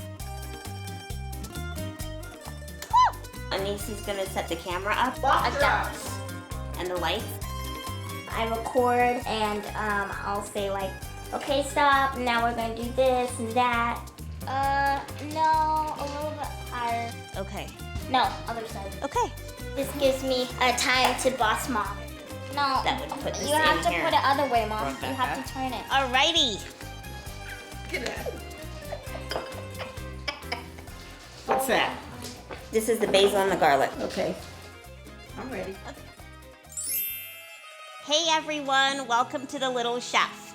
Today I am so pleased that I have my Aunt Dot here all the way from Florida. It's awesome to show people that someone with a disability can cook fantastic things, just like anybody, and maybe inspire some people that don't think they can because of a physical limitation to go ahead and cook. Okay, you're gonna tell me when? Yeah. Okay. Is it when yet? Now it's when. Now it's when. Okay. All right, so now we're going to have to put our hands in here. Okay, you gonna do it or you want me to do it? I'm gonna do it with you. Okay. Okay? You took off all your jewelry. Yes. What if I can't get it off? Then we'll just cut your finger. Okay. It came off. Okay. All right. All right, I'm headed over to the stove. We'll be right back.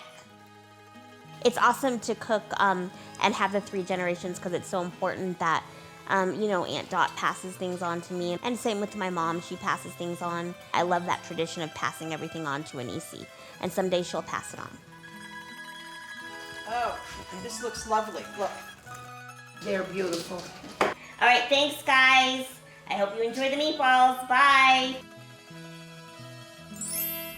Done. Woo! Woo! Very good. That's a wrap. Way to go. With another episode safely in the can, the family can finally relax and enjoy the fruits of their labours. There's so many things in our daily existence that are difficult or kind of bring us down. So it's important to celebrate the little things. It's lovely to have everybody together having a meal, and especially since you guys cooked it. We definitely have a unique family with Lisa, Chris, and Anisi, and all in wheelchairs, and they always seem to be able to do anything they want to do. There's nothing Lisa can't do. I'm so proud of her. I want to make a little toast to Aunt Dot being here, and to doing the cooking show, and to family. And I love you guys all. Cheers. Cheers. Our family is the most important thing. They bring me joy, and knowing that I'm happy is extremely important to me. My mom is amazing. She supports me in everything I do, and my dad is the same. I'm very proud of Anisi. I see a lot of me in her, like the resilience and determination. I know that she can do anything she puts her mind to. They are the best parents that I could hope for.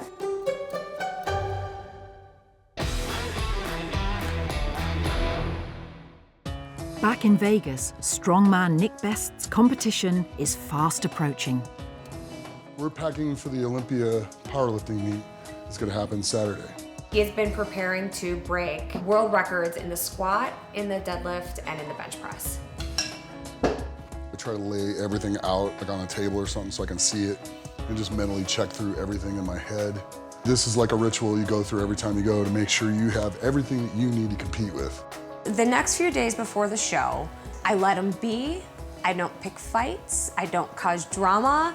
I just keep everything as happy and organized as I can. It does, to a certain degree, help me get in the zone a bit. I also relax because it's something else I don't have to worry about. I know where everything is. I know it's good to go. I just got to grab the bag and head out the door. Competition day has finally arrived. Morning. Just trying to finish breakfast.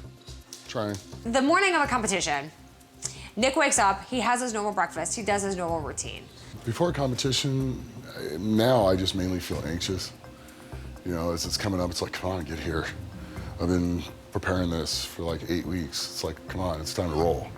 The run up to my dad competing gets really hectic in the house. There's a lot of stuff going on, a lot of people coming in and out, people coming over. Yeah, I got a bunch of friends that came in. There's gonna be a whole bunch more at the contest. Are you guys coming or what? They're to come watch and hang out and support and keep my head straight. The expo's a lot of fun. It's a great atmosphere. People, you get to see the people that like follow you on all of your social media and stuff like that, because they'll just walk right up to you and ask you for a picture. And it's great meeting those people and hearing from a lot of them how you inspire them to live their lives better, and that's kind of cool. It's neat to see you're having a positive influence on people. The moment before I go on stage, it's just like anticipation. It's like, here we go, gonna go up, and this is what I work hard for. This is what I put on all the work in. Now I'm just gonna go show what I did. And it's fun and exciting. That alone just hits you with an adrenaline rush. It's like, so you go up there and you just feed off of it. You learn to use it to your advantage. I got no point to prove to anybody anymore, but there's goals that I have. So now I'm just proving stuff to me. I got to answer to myself now. Oh, I broke the world record. So much pretty good. My hopes are to break the world record in the squat and break the world record in the deadlift.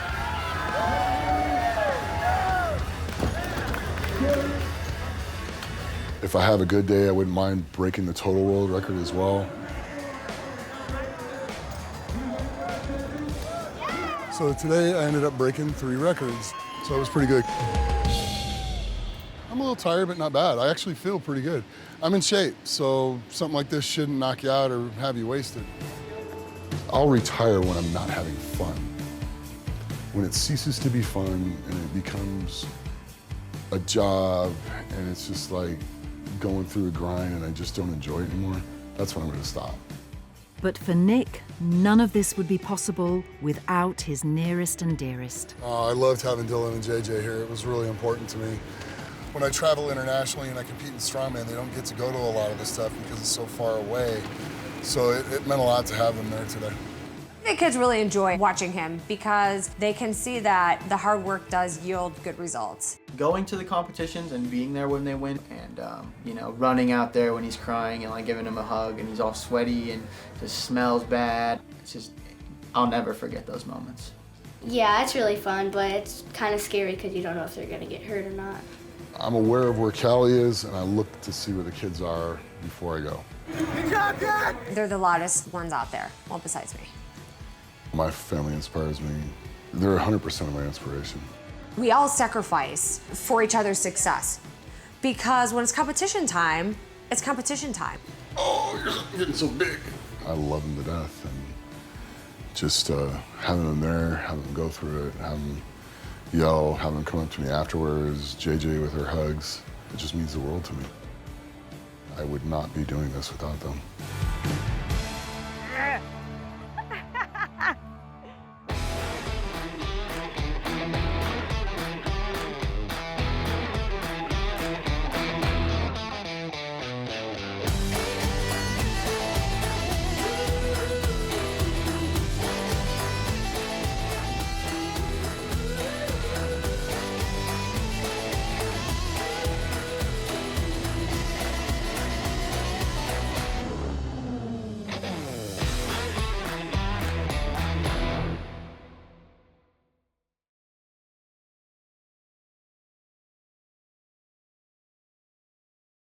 In today's modern world, is there such a thing as normal family life? Who's to say what's normal? Some families enjoy a dangerous life. Some crave a relaxing life, and some just like the wild life. In this series, we'll be visiting households across the globe to celebrate the wonderful, the inspirational, and the eccentric. Welcome to the world's most extraordinary families. Coming up, the circus family who settle their disputes with sharp objects. And we meet America's youngest storm chaser and his family on the hunt for a good tornado. This is just amazing. First, we're off to Texas to meet the father and son who risk life and limb for their venomous hobby. I just bought me a leg and kept on doing what I do.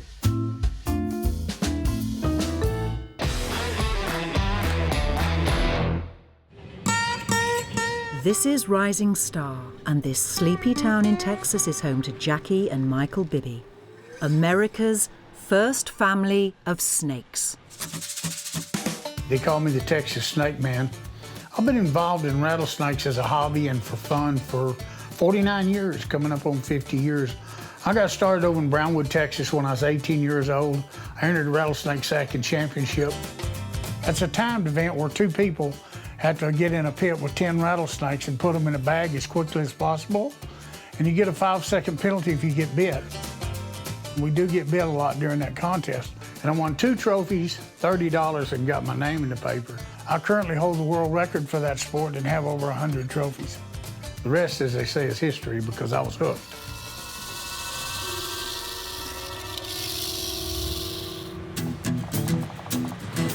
Jackie is a veteran snake handler with over 30 years' experience. And as well as touring the country putting on rattlesnake shows, the family run a snake rescue service. They buy and sell snakes for their skin and train household pets to stay away from the venomous rattler.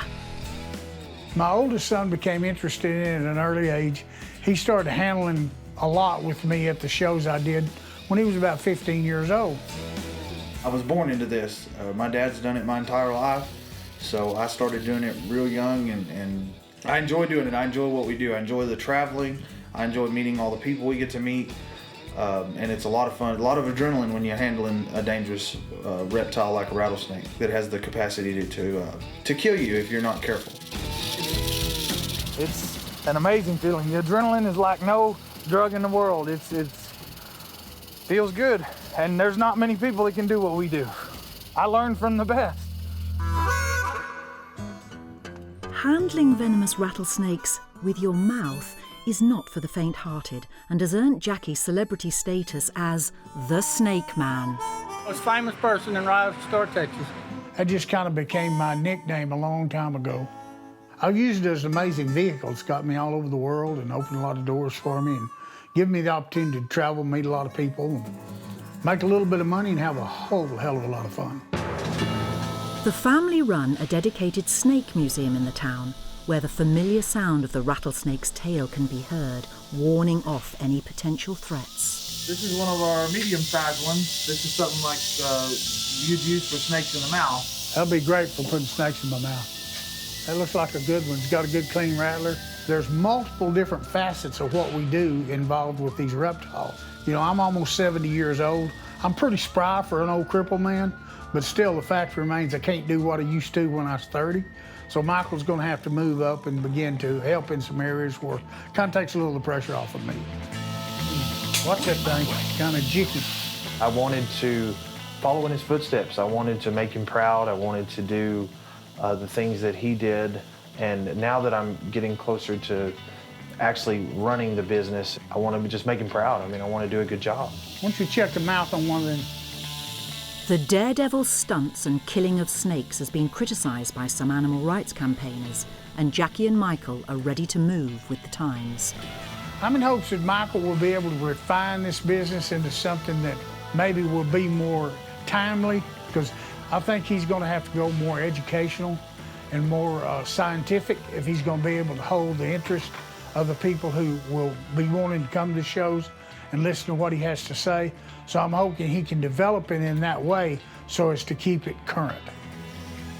The world we live in today is just changing, so just like anything else, you can't do the same thing forever. We think we can take it a lot farther than just performing the daredevil stunts like we've always done. Good mouth, good thing. Yeah. He just shot all his venom out at me. Did he squirt it all out? Squirted it all over the place. Yeah. And that's good size too, so hopefully we'll have some more of them before too long. Certainly it's rewarding to have Michael elect to go into this hobby alongside me and to learn from me and to take this thing maybe to a different level than I ever did, maybe in a little bit different way. It's overwhelming a little bit, but it's also exciting. Actually taking the reins and direction is a big step, but I'm excited for it. Next, the family get a call to rescue an unwanted house guest. Wait a minute. You got something? I got something. Look out there, look out. But now it's time to meet a father-daughter team with an equally dangerous profession.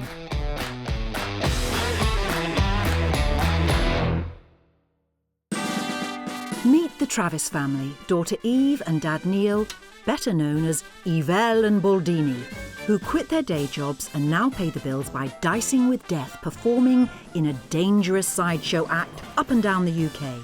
The family are trained professionals, so please do not attempt any of the stunts you're about to see. The family circus tradition began when Dad Neil ran out of money whilst backpacking around Europe and learnt some circus tricks to earn some extra cash. So glamorous, the life of the performer.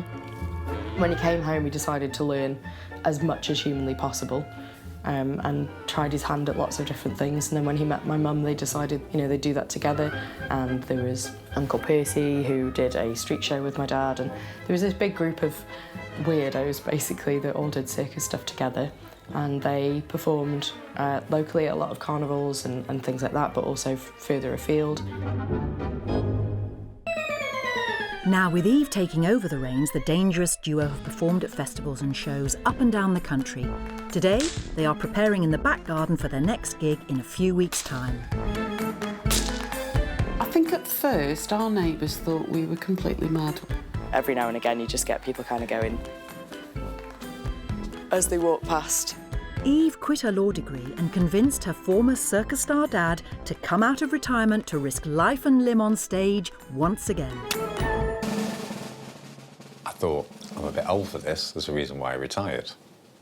But I wanted to encourage Eve in what she's doing and always have. If she wanted to do anything, I'd be as supportive as I could.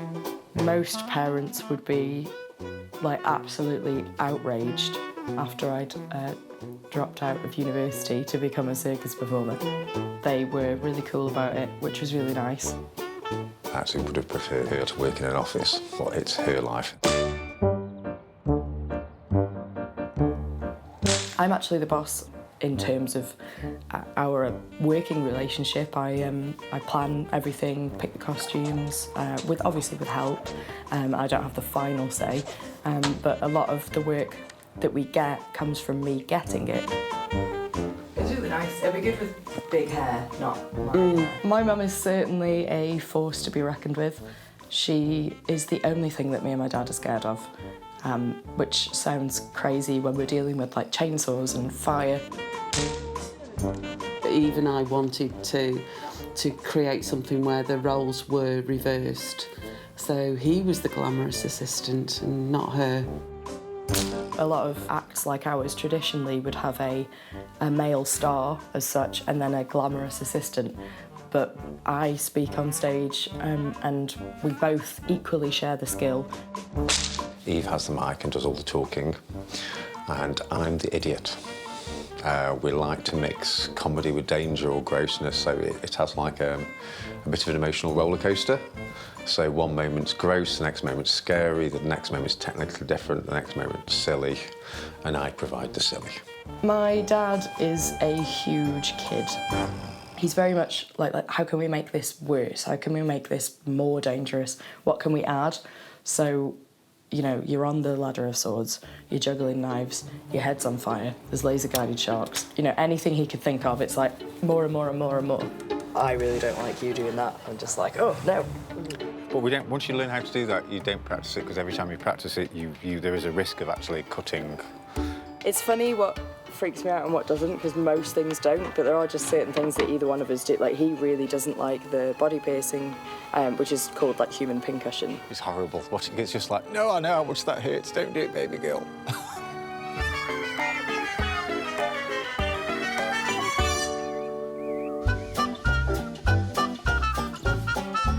It's the same skill. It's such a show-off. Once the leading lady in this family double act, now Mum Deborah makes the amazing costumes worn on stage, and today she is preparing the outfits for their up-and-coming show. It's nice for the three of us. You get to be very creative, to have ideas for costumes and for performances, and to just be really creative and bounce off each other with that's quite nice. You know, there are arguments sometimes, but Eve and I usually win those because we know what's best. I think at the moment there's a beautiful vintage waistcoat that I've got to fix because someone did a chainsaw act and got a little bit too close to her father. It's my waistcoat. Not that makes it better, but it's, you know, it's just a little nick. But yeah, we get a little nick that big with a chainsaw. But it didn't go through to his back, so we're okay. But that needs fixing as well. Coming up, in preparation for their impending performance, Dad has a new, dangerous trick in mind. First of all, tip it onto a spoon and eat the molten lead and spit it out to water, and the water boils. And next we meet a father-son team who love to spend their weekends together, chasing tornadoes.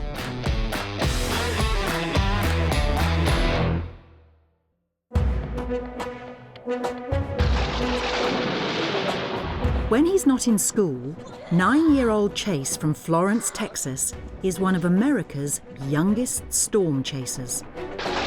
Storm chasing it could be scary at some moments can be fun, and it's just very exciting and it's thrilling.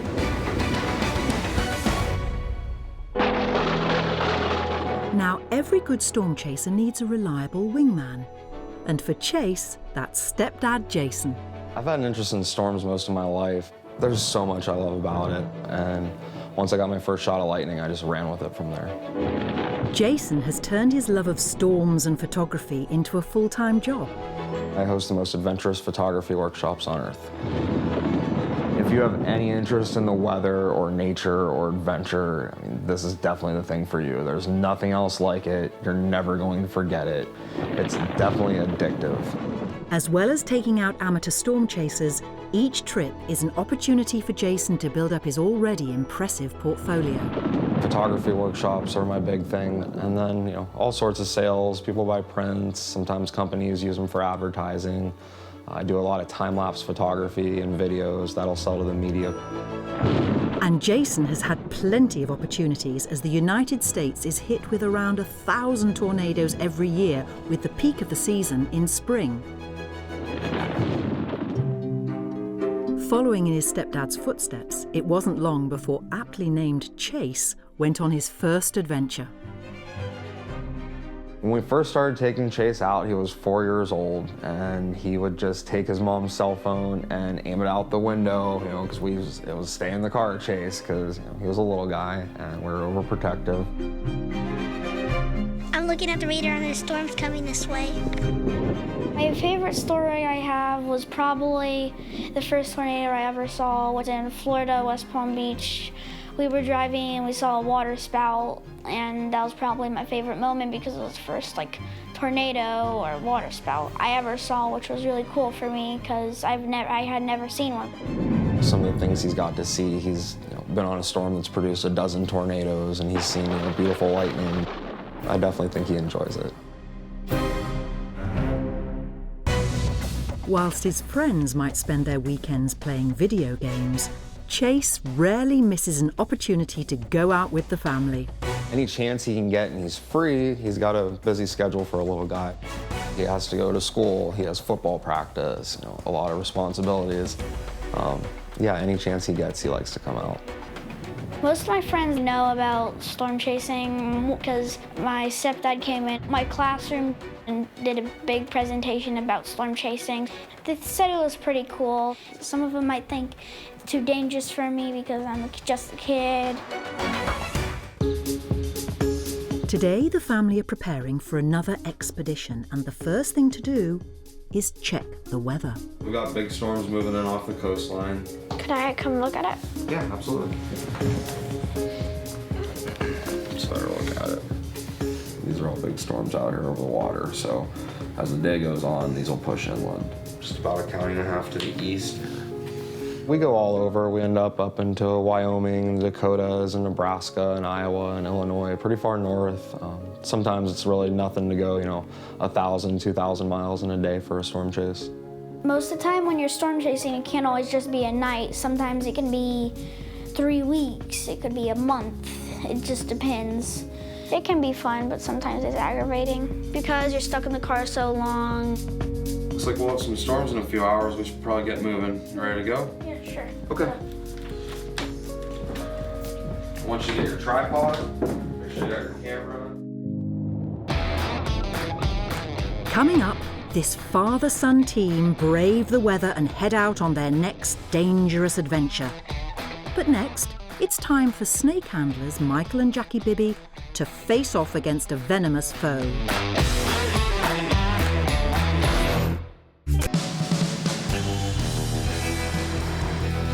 Snake wranglers Jackie and Michael Bibby have received a call from friend Scott, who thinks he's got an unwelcome guest in his barn. Naturally, a snake is a scary animal, so when people see them and they don't know what to do, they call on us. We go out and get that snake off their property so as to make sure it's safe for their kids, grandkids, for themselves, for their livestock, their dogs, their pets. Wait a minute. You got something? I got something. Texas is home to 10 different species of rattlesnake. The western diamondback is the most common and widespread venomous snake in the state and can grow to around 7 feet long. Oh my goodness, maybe that's the one he was talking about. Now we're talking. That's no baby, that's a real deal right there. He's got flat ankle. Oh, that's crazy.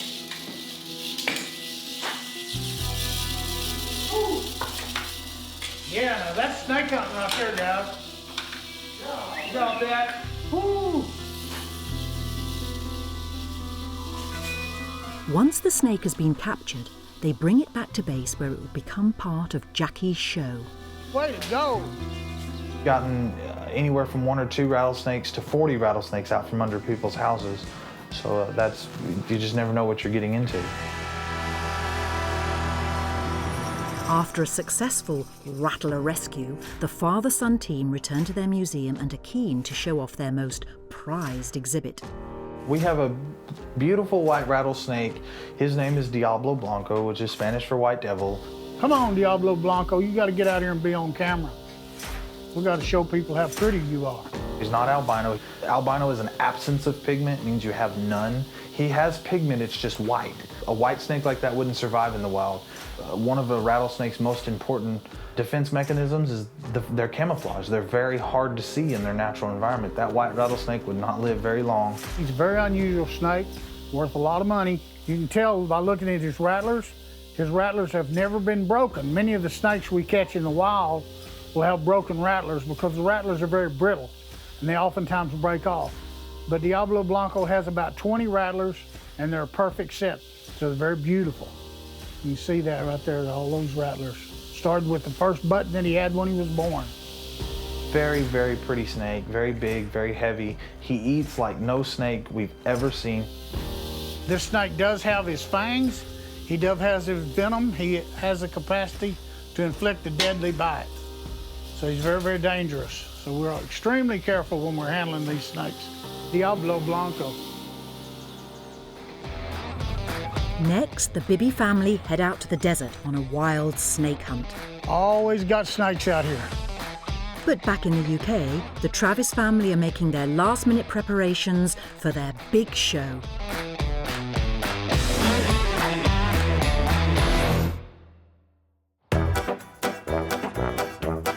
In just 2 weeks, this father and daughter circus act will take to the stage, so the duo are busy practicing their death-defying stunts. I'm so sorry.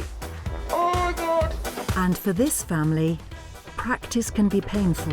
When I first bought that whip, I couldn't even make the sound. I didn't really know how that worked, so you're sort of just waving this ridiculously dangerous thing around. And I caught myself so many times, and I had like welts and like little cuts and scratches, and it's really, really, really painful. You wouldn't want to volunteer for it every day unless you're bald and crazy. It's not as easy as it looks. You know, and I think sometimes people watch Neil and Eve and think, oh, I could do that, and you don't see the hours and hours of practice and preparation.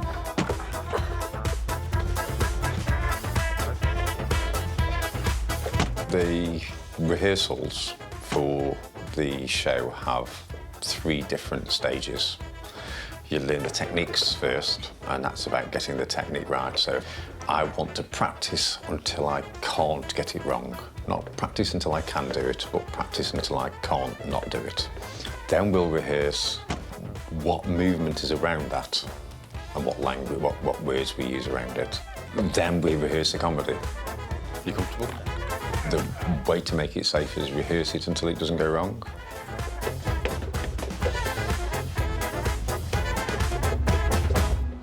When things go wrong, it can be really quite disconcerting, especially on stage. And, you know, there's that like age-old phrase of the show must go on, and the show must go on. We have to carry on going. We continue regardless.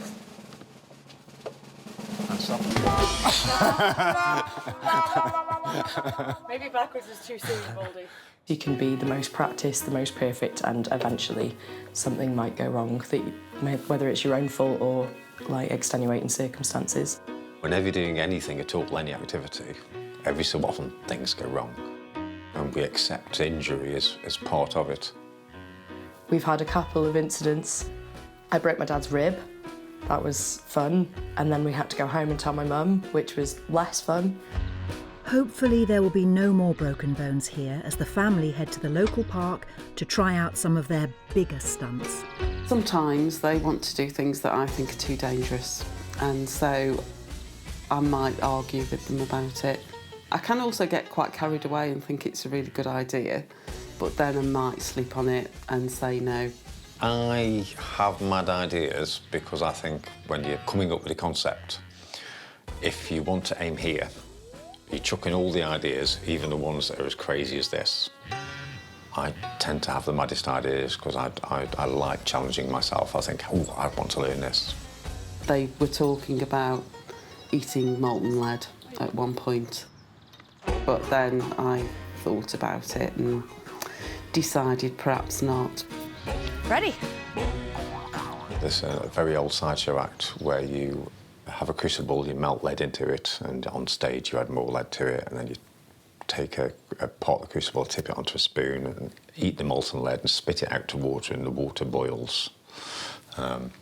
Now, we're more aware nowadays of things like lead poisoning and stuff like that, and how it can be absorbed through the skin. So we've looked at it, and Debbie's gone, nope, it's not happening.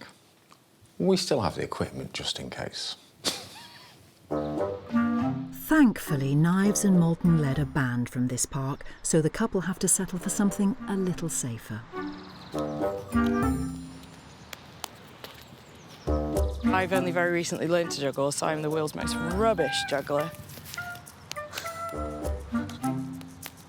I don't worry a great deal. I think you get injured. They've both cut their feet on the glass, Eve quite badly. I insist that they carry super glue. Other glues are available with them all the time, just to use it because you can't go and get your feet stitched. But it just happens, and that's life. But if you practice and you get good at what you do, then you're less likely to get injured.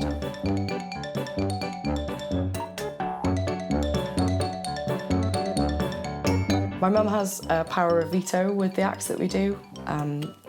Mostly we decide all together anyway. But if my dad or I don't want to do something, there's a bit more of a discussion. If my mum says absolutely no way, then it's absolutely no way. She has to put up with a lot, and I think that's fair that she gets that choice. Coming up, the day of the performance is finally here. But will the audience love their show? And will they survive it unscathed? And next, America's youngest storm chaser hits the road in the hope of finding his biggest twister yet.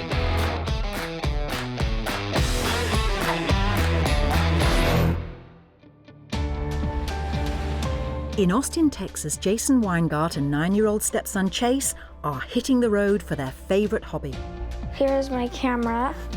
Take one of the walkie-talkies. A weekend chasing storms around the southern United States.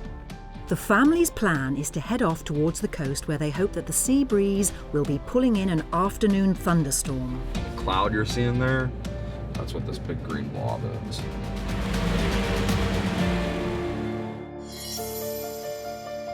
Now, most trips out for professional storm photographer Jason consist of teaching amateurs how to capture that perfect image.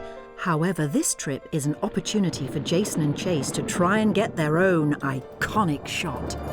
When everything works out perfect and you're standing there and your storm's blowing up and now there's a tornado on the ground, I mean, that's the best part. I think I'm very lucky because not a lot of people get to go out and storm chase. My favorite picture I've taken, we were driving and there's this funnel with a rainbow over it. It was kind of like a tornado and there was a rainbow over it, so I thought that was a really cool picture. Some of the things I do with my pictures is sometimes my parents will go to art shows, they'll take a couple of my pictures. Sometimes people will buy them, sometimes they don't. I'm feeling excited. I hope that it's gonna be a good storm, but you never can be sure. It can be very dangerous, but it depends on the circumstances. You could be far away and there could just be a small tornado. That would be kind of safe if you're far away. You just have to be careful for traffic and stuff. It's getting stronger, so that's a good sign. Yeah, this one has a good potential. Now, the weather seems clear at the moment, but it can be unpredictable, and it has put the family in some dangerous situations in the past. When you're not planning ahead for the unexpected, that's when you're going to get yourself in a bad spot, and that's where it can become dangerous. You don't want to have your main road going out of a storm into safety being a road that's just been sitting there getting rained on is going to be completely, mud and impassable, and then you're in trouble when you're trying to get out of there. So you want to make sure you have a nice, clean way to just get right out of there and have yourself safe within a matter of minutes. This is a bad situation here. We got a large tornado coming behind us, and everybody's stuck on this road right now. Closest call we had, it was actually my second tornado. It was in El Reno, Oklahoma on May 31st, 2013, and it was the largest tornado in US history. It actually killed several people, including some well-known tornado researchers. There was a lot of traffic on the roads, which made it a lot more dangerous that day. It was just west of Oklahoma City metro area. They told people to evacuate, which kind of made a bad situation even worse. And then we had another tornado drop down to our west while we were stuck in traffic. So going back to those escape routes, that's kind of something we took from that day. There's really no secret or mystery to storm chasing. It's just developing kind of that instinct by getting out and chasing as much as you can. Now it's gonna start picking up. Did you hear the thunder? Did I hear thunder? No, did you hear it? Everything amazes me. Next, as the weather begins to turn, has the family found their first storm of the day? But first, the Bibby family are out on a hunt for wild and venomous rattlesnakes.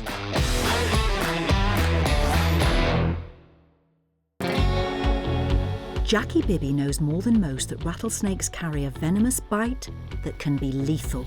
They can still bite even after having their heads cut off. Certainly there's always a danger of being bitten when you're handling a venomous reptile. And in the time that I've been handling 49 years, I've received 12 serious bites. Now, a serious bite means that you have to require hospitalization. About 4 out of 10 rattlesnake bites are what's known as a dry bite. You receive a puncture wound but no envenomation. Now, I've had numerous ones of those, but if they don't require hospitalization, I really don't keep up with them. But 12 bites, which the worst ones when I lost my leg, that was about 6 or 7 years ago. I was doing a show in Dallas, Texas. Rattlesnake bit above my boot, envenomated so much that by the time they got to the hospital, it had killed my leg, and so they had to amputate my leg. They started out below the knee, but 10 operations later, wound up above the knee. They finally got it to good flesh, and then I just bought me a leg and kept on doing what I do.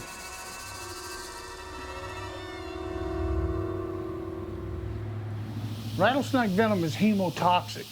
So you're dealing with a venom that's hemotoxic, it attacks the blood, but it's also a muscle deterrent that aids the snake in his digestion. So anytime an animal or ourselves or anybody gets envenomated by a rattlesnake, that begins to break down tissue almost immediately. That's why you see the damage that has occurred related to the rattlesnake bites that I've got, because it deteriorates the tissue to the point that it can't come back. That's why I lost my leg. Many snakes have a neurotoxic venom that attacks the autonomic nervous system, but the rattlesnake has a hemotoxic venom, attacks the blood. And you can see the deterioration on my other thumb.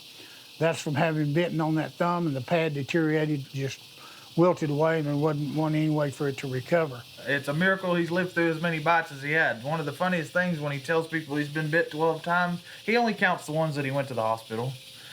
So he's been bit quite a few times, and it's always scary when somebody gets bit, but that's part of what we do. I'm very excited about the fact that Michael, having been handled for 12 years, has never received a bite, not even a scratch. Nope. And I'd certainly like to think that's partially related to the fact that I've always wrote him pretty heavily about the safety issue, and he hadn't pressed the envelope in some of the same ways that I have. I'm hyper aware. When I'm in a pit full of rattlesnakes, I always know what's going on, what snake is where, what snake to watch for. That's just how I was trained. Anytime that a snake handler gets careless, even for a minute, you're going to get bit. I think he can have a long, illustrious career of handling snakes and never have to receive envenomation. So I'm really proud of the fact that he's very careful, and he's an excellent snake handler. The Bibbies are off to the desert on a wild snake hunt. The duo have a show coming up at Redneck Woodstock in Rising Star, and to perform the rattlesnake shows, they need a lot of snakes. And they also sell them for their skins. A lot of people make products out of tanned rattlesnake skin. They make hat bands, billfolds, belts, purses, wristbands, decorative things. And also a lot of people like to eat rattlesnake meat. It's considered a delicacy.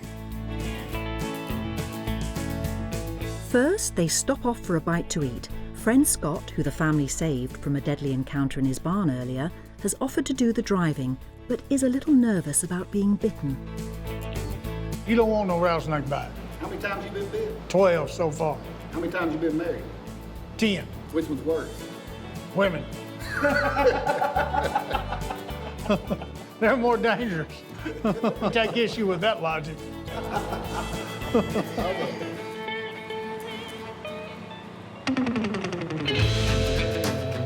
Wild rattlesnake hunting is strictly controlled and also really dangerous. Luckily, Jackie and his son have all the necessary permits and expertise they need to stay safe. I think any individual who might be in an area where they could encounter a wild rattlesnake, they should know and understand what to do. Because a lot of people are going to jump and run, and that's probably the most dangerous thing they can do, because they might run over a rattlesnake they don't see, step on it, and it will cause them to be bitten by the rattlesnake. The most important thing to do if you encounter a rattlesnake in the wild is to be very still. Look around and find a clear avenue of escape, because the snakes are very difficult to see. They're almost invisible in their natural environment. So look around and then walk away slowly and cautiously. In most cases, you'll never receive a bite. And this gravel pit, this point right here and then that point right over yonder, always got snakes out here, every time. Am I proud of my dad? Absolutely. He's done something with rattlesnakes that nobody else has ever done. To the degree he's done it. All right, I got one.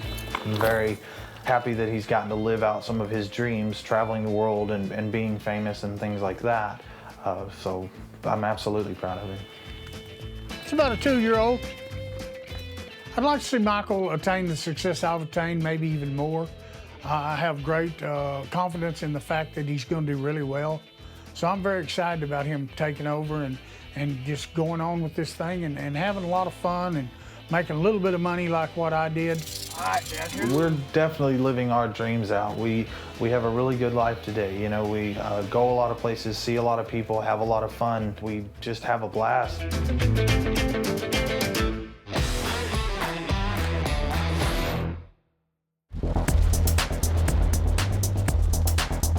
In Texas, Jason Weingart is on the hunt for weather.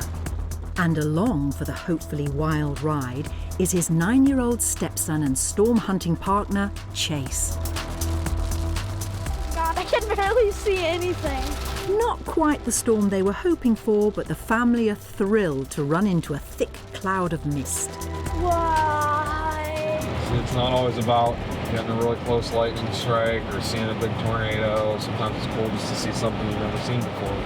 This is just amazing. Look at that, man. It's awesome. Dude, I gotta get another picture. I've never seen anything like that. I've seen hail. The size of it has been about quarters, probably the biggest I've ever seen it. I've seen lightning, I've seen tornadoes, I've seen really big thunderstorms. I've seen funnels, water spouts, and I've seen a lot of things. My favorite thing to take pictures of is probably lightning because of just how it looks, and it's just really cool looking because all the color of it and everything about it is just cool and amazing. For professional photographer Jason, as well as spending some quality time with Chase, his time on the road represents that quest for the perfect shot. I like to try to tell a story with my pictures if at all possible. If there's something that I can put into that, any kind of figure that's dealing with the weather, you know, that's when you get an exceptional shot. It's hard to pick a favorite kind of weather to photograph. They're all different, they're all unique in their own way. It's just a moment in time that you're trying to capture. But, you know, I love chasing tornadoes, just the adrenaline that comes along with that. But from a photography standpoint, for the better photos, might be lightning. You know, because it's a really beautiful, bright thing that happens and then it's gone in a flash forever. So if you got that picture, you know, you were able to preserve that moment. I'm always looking to have, you know, the best picture of that event that I could possibly get. It's never like just, you know, a storm or just shooting up at the sky. It's always trying to find a good scene. As far as a quintessential shot, I'm still out looking for it. There's always this like 1 or 2 shots in my head that I'm just probably never gonna get, but I'm gonna keep searching for them. And then everything I get in between, it's just kind of okay.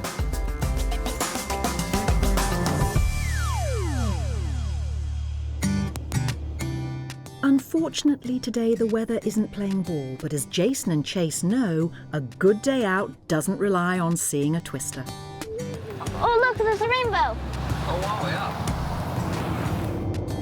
It's really fun just being able to come out and take pictures of the storms and just whatever you get to see. I'm really glad I get to do it. Storm chasing definitely gives us some time to just get away from all the stress and come out and just hang out and get to know each other a little better and spend some good time. Maybe do a little bonding, and get to see awesome stuff like even just rainbows. But he can appreciate this as well too. It's been awesome seeing him grow up into a very impressive and respectful young man. This picture looks pretty good. Yeah, that was cool. I didn't like storms at all because I didn't really like them and I didn't like getting all wet from the rain. But now I do. Let's go.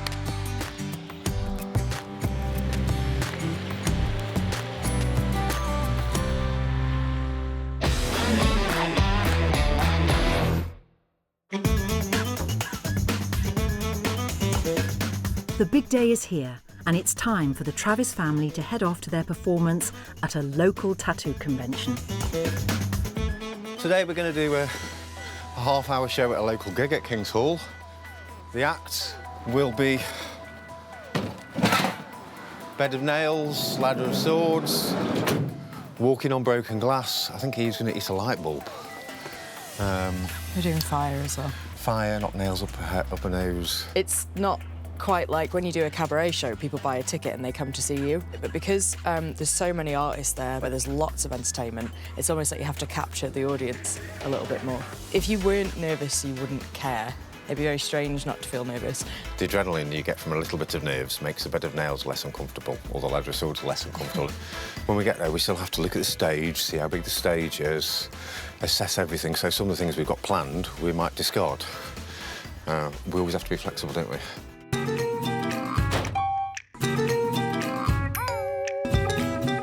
Makeup and costume are absolutely necessary to create the whole image.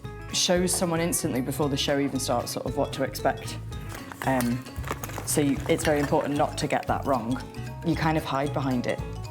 It literally is a mask. And you're this persona and you're not yourself. Hello. My job is to mess things up.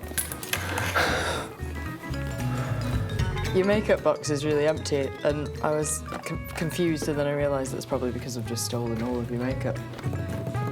We have a good laugh backstage and stuff, and that's great, but to be honest, we probably bond the most on the long drives, because we have so many long journeys, and so to keep this one alert, we chat the entire way.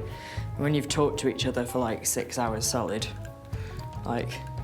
that's probably more than most dads and daughters talk to, each other in a few days. Today I'm just here because I'm the general gopher, so I have to go and get the drinks, and she's going to eat some glass, so I had to go and get a cake, because you need to eat before you eat glass. You need to have something carby in your stomach, really, so that it can find its way out.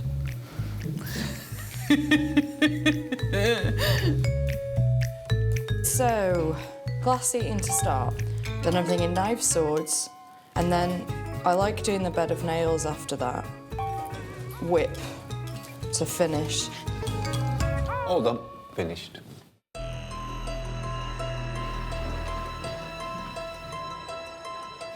After their transformation, the pair become Yvel and Baldini, Britain's #1 father-daughter danger sideshow act. And after a few last-minute nerves, it's time for the big performance.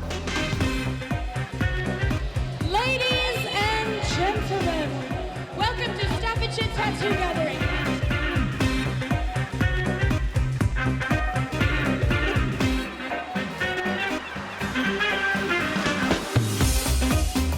Going all right. Nobody's died.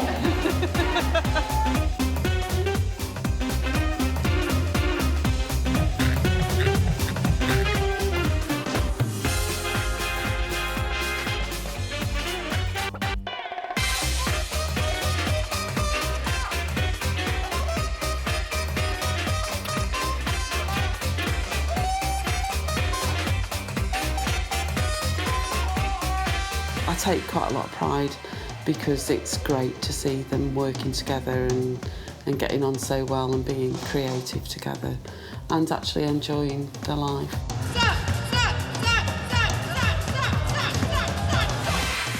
We'd be financially a lot better off if we all had normal jobs, but I don't think we'd be quite as happy. Don't make him do it. When we have a really good show, there's no other feeling like that. Even better because it was you and your dad. I love every day that we have together, the work that we do, the life that I lead. Even when it's really difficult, even when it's stressful, I'm going to have a better day than most people do because I've got my mum and dad there with me. Thank you, and good night. It's been a good show and a good day. I always want to improve the show, so we want to fine-tune what we're already doing. Also, we think it'd be really nice to get my mum involved in some more stuff. It'd be cool to get her up on stage maybe a bit more, or see how she feels about that, I don't know. I think she's quite keen. I'm worried about my wife. She's more fragile than Eve. Eve's a very tomboy, sort of strong girl. You're going to get in so much trouble for calling Mum fragile, and in so much trouble for saying I am not.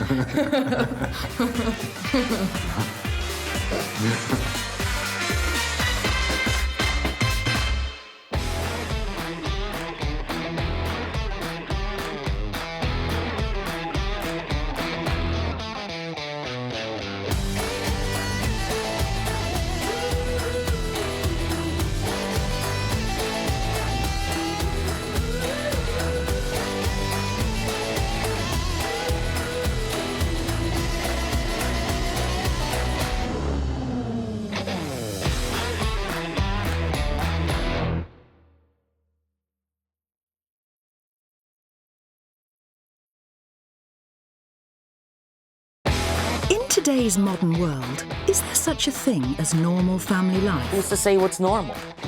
Some families enjoy a dangerous life. Some crave a relaxing life. And some just like the wild life.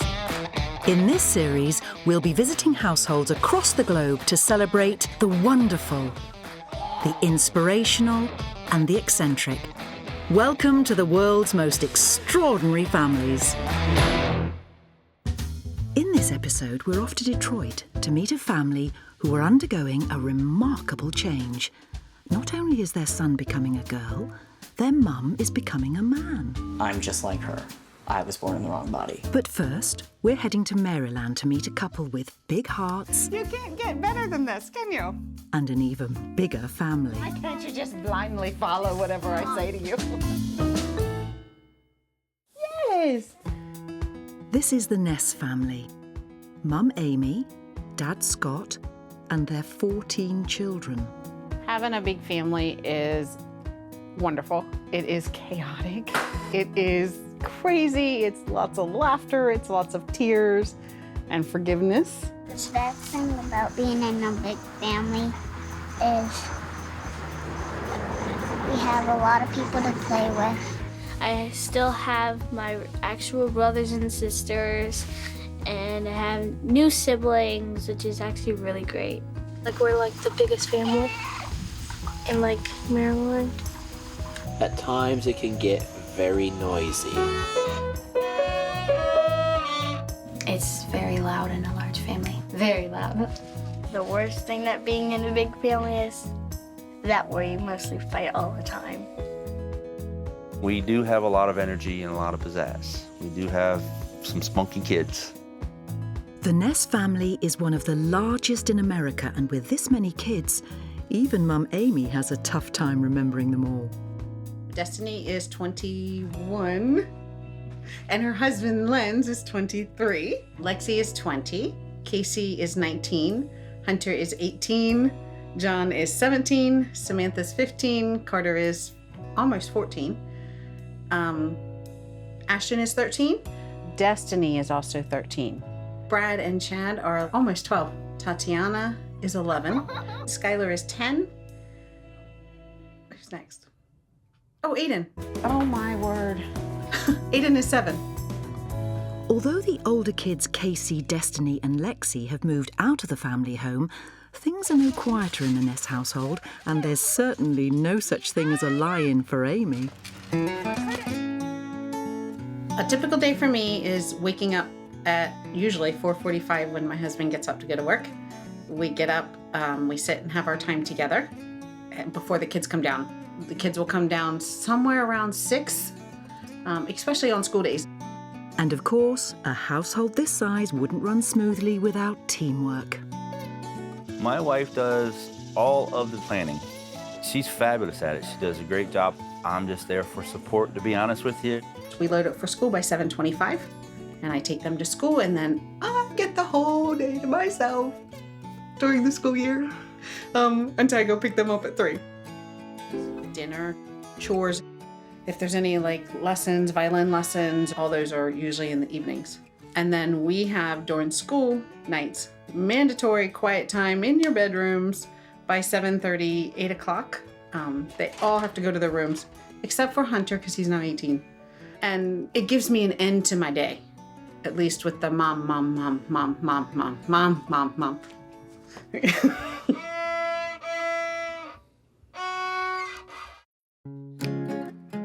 But how exactly did this all-American family grow to what it is today?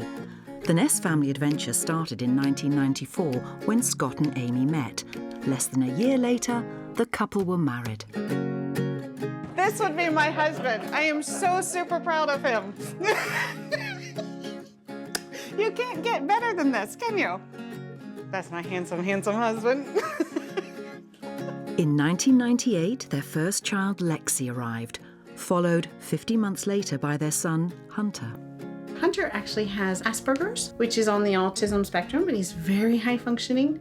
And he is probably one of the most genuine, sweet-spirited, honest individuals I have ever met. In 2004, baby Carter arrived, but soon after, Amy was told she wasn't able to have any more children naturally. They just said, don't attempt anymore because it really became a high-risk pregnancy then. We have not had any more pregnancies after Carter. But lots more children. Lots more. I never thought that I would have 14 children. I was open to a big family, but not quite 14. We wanted somewhere between 4 and 5, maybe 6. That was, what we thought would be logical in our head. And we thought, what Scott said, once we learned that we shouldn't have any more naturally, that we should go ahead and pursue getting licensed to be foster and adoptive parents. So that's what we did. And just a few months later, Amy and Scott were contacted about a local woman who was looking to have her baby daughter adopted. Scott actually took that call and he said, sure, if she's willing to bring the baby, we will be happy to adopt it. So that was little Destiny. And then after Destiny is where our story gets really crazy. Coming up, there's a baby boom in the Ness household as 4 kids become 14, and we reveal the secrets to feeding so many hungry mouths. But first, we're heading to the Midwest to meet a family who are undergoing an incredible change. The Mason family from Detroit, Michigan, are an ordinary, all-American family, but this household has a remarkable story. This is Corey. She's a regular 16-year-old who likes nothing more than practicing makeup with her younger sister.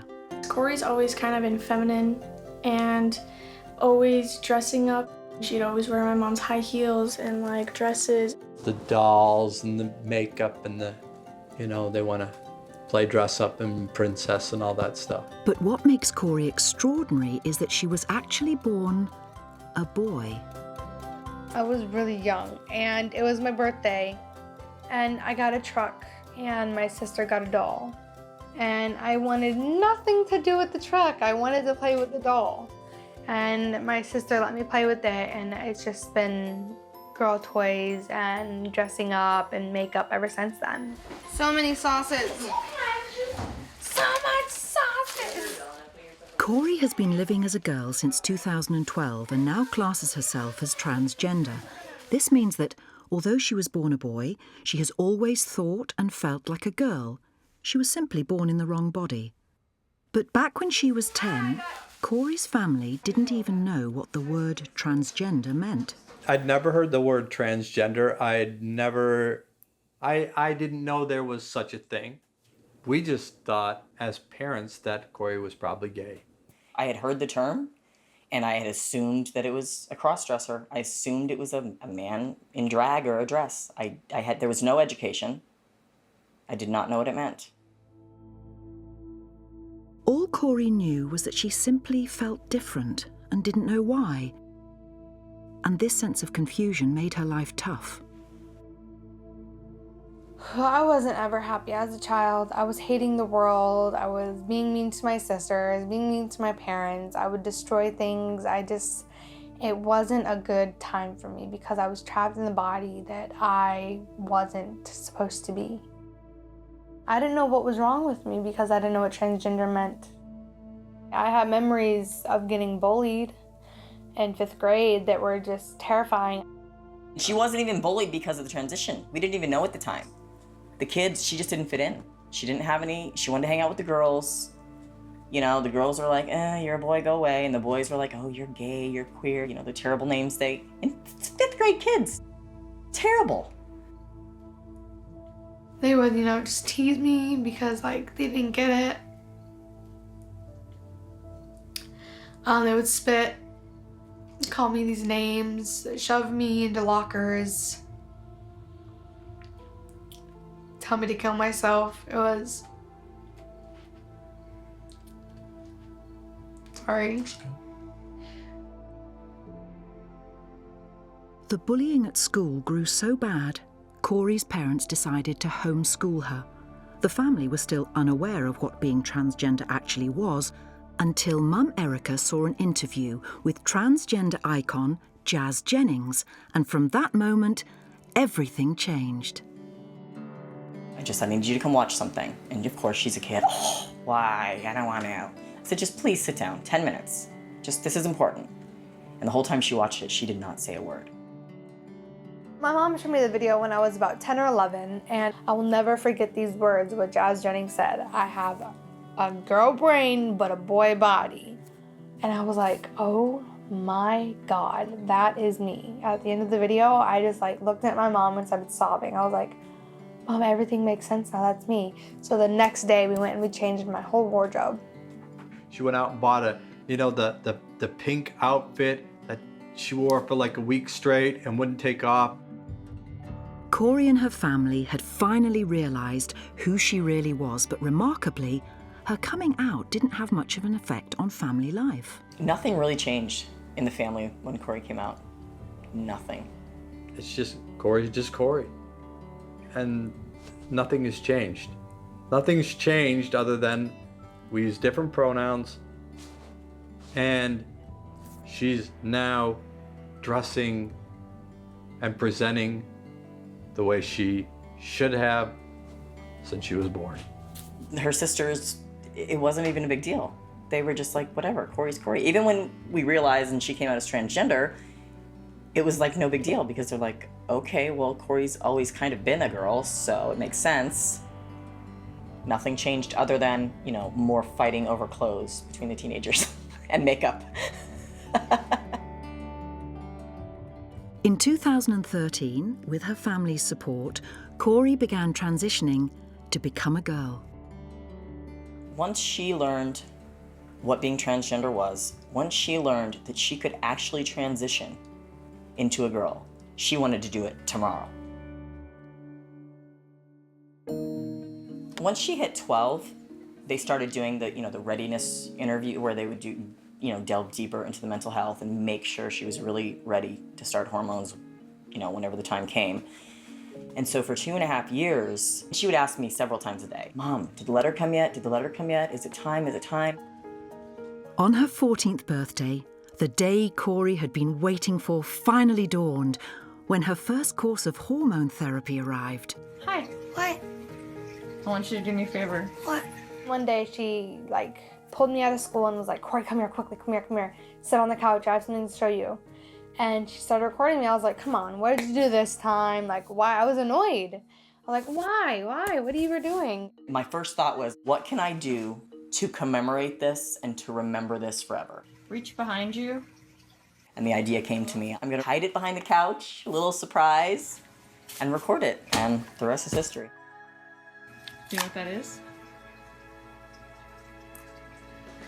You know what that is? I just burst into tears hugging my mom because it was just like such a relief and a huge weight lifted off my shoulders. Corey started hormone therapy in 2015 and took the first step to becoming biologically female. But everything that she had gone through had another dramatic effect on the Mason family. It made Mum Erica realise that she too had been trapped in the wrong body. Because Corey's mum used to look like this.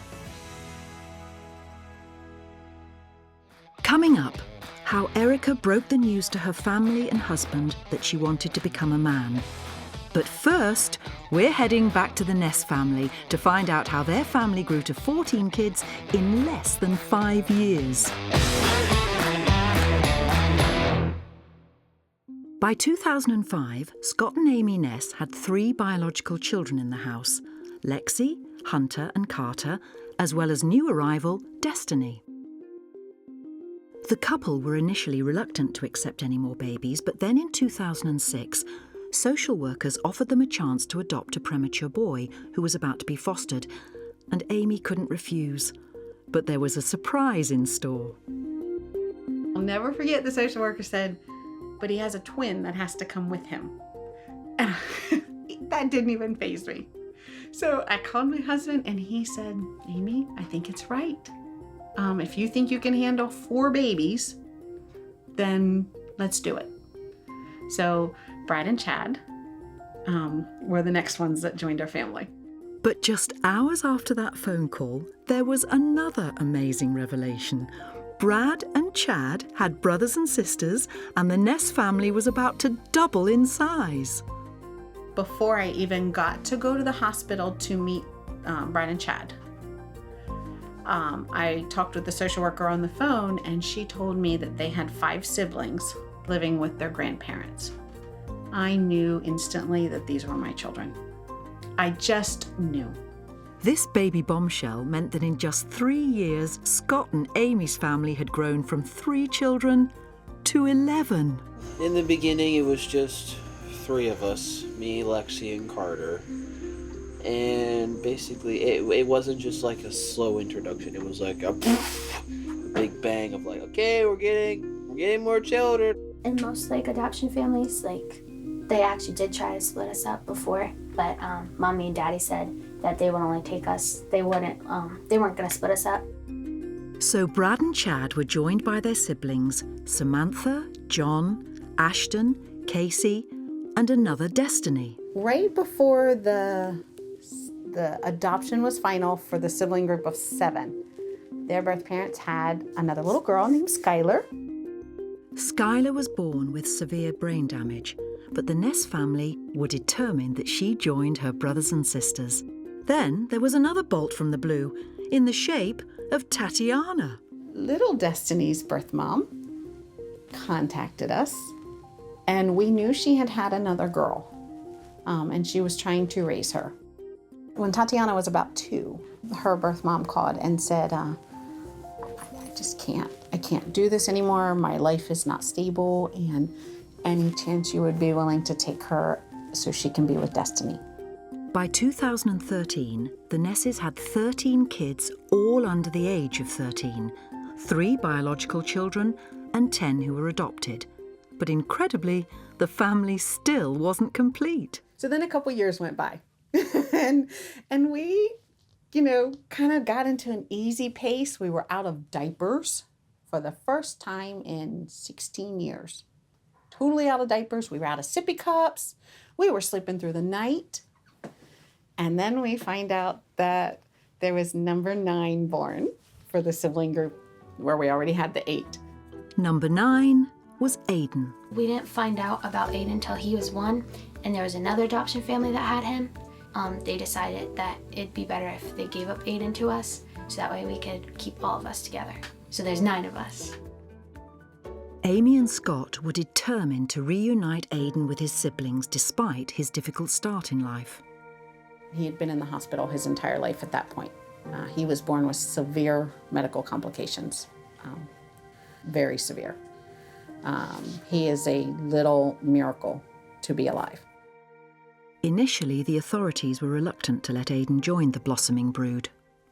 To the general public, we look like crazy people, you know, just gathering children up. But we ended up, again, advocating and fighting, and birth parents requested that he be placed with us. So they did. They worked with us, and here came number 14. You know, we've had people come along and they say, well, what you've done, you're saints and everything else. We're really not the heroes. Our kids are. They're the ones that had to change their whole identity. They're the ones that had to change who they called mom and dad. So with 14 kids in the family, the first question anyone asks is, how much is the grocery bill? Hi, how are you? I would say that our grocery budget is somewhere between $400 and $500 a week. We have different connections and inside things where people will donate large chunks of like frozen meats to us because they either have a program that they run that they couldn't use it, and we're fairly known in this area, and often we get calls, hey, could you use 23 pounds of chicken? Yes, we can use 23 pounds of chicken. It is a lot of food. Basically, it's just what we're taking on vacation, provided I can get it all in our van.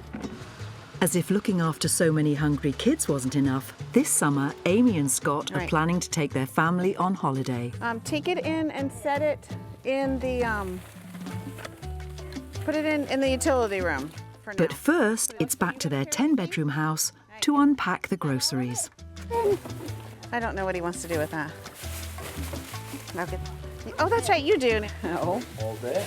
Aidan. All right, now, who can put the milk out in the garage? We gotta put the refrigerated things away. That goes to the garage refrigerator. All right. We use a tremendous amount of food in this house. We have a big walk-in freezer in the garage that was donated to us, which is fantastic because my husband is a massive coupon shopper. He's one of those extreme coupon shoppers. So I have to plan our food around what he comes home with. It's huge, but it's very messy. Totally unorganized right now, but it's got shelving on the sides, on the back, in the middle, and then there's everything on the floor too. My husband might come home with 72 boxes of pizza, or it looks like we have a whole pile of Hot Pockets. There's boxes of toaster strudels. And sometimes I say to him, Scott, let's see how long we can go without buying, but he has a need to coupon. I think couponing sometimes becomes almost like an addiction to some people. And I have friends that coupon too, and that's what they say is they feel compelled. They have to get those sales. And Scott's penchant for coupon shopping isn't just limited to the frozen section. It looks like right now he must have, I don't know how many boxes of pancake mix and oatmeal. He must have found some sort of deal on oatmeal. So we've been making, one of the things that we made for vacation is some tubs of monster cookies, which the primary ingredient is oatmeal. And today we might make chocolate no-bake cookies, which again, the primary ingredient is oatmeal. So I learned to work with what he brings home. But today, oatmeal is off the menu. Dad Scott has brought home a box of crabs, and the kids waste no time getting stuck in. Peter, now you wait. No, you wait. Wait until the table's set up, okay? Right? You're supposed to nod your head. But a crab feast is a messy business and needs the whole family to help out. Who needs water? Thanks, Mom. You're welcome, son. It absolutely can be done to have a big family and not be wealthy or really well-to-do. You just have to learn to be content. We are very careful with our finances. Sometimes you have to be. If you just don't have the money, you have to be thrifty. There's no other option. A box of crabs can be made to go a long way in the Ness household, but it's also a great excuse to sit down as a family. You'll usually get 2 or 3 days out of them. You can pick for hours because it's just a little bit of meat at a time, and then conversation. Mainly in Maryland. If you had crabs, you had friends. We'll be back with the Nesses shortly as they pack up the kids and a ton of groceries and hit the road for their summer vacation. But now we're back in Detroit to discover how Mum Erica realised she was a man trapped in a woman's body and what happened when she told her husband.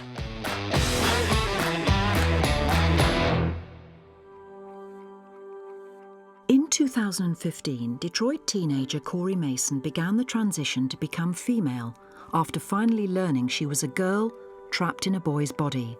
But her realisation also made her mum Erica recognise that she too was transgender. It was such a relief because growing up, I was so self-conscious. I hated myself. I hated my body. My friends would say to me, "You're so beautiful, you know, you have this perfect body." And I was like, "I'm so glad that you see it that way," but I don't. I just thought I was a tomboy. I was one of the guys. And I would always make a joke, like, you know, my friends would be going out to get ice cream, and I'm like, I'm really not a sweet kind of guy. I'm not a sweet guy. And I always called myself guy. It's so bizarre to look back and say, well, duh, that makes perfect sense. I had absolutely no indication at all, nothing whatsoever, other than she hated her breasts. Life as Erica was a very depressing life.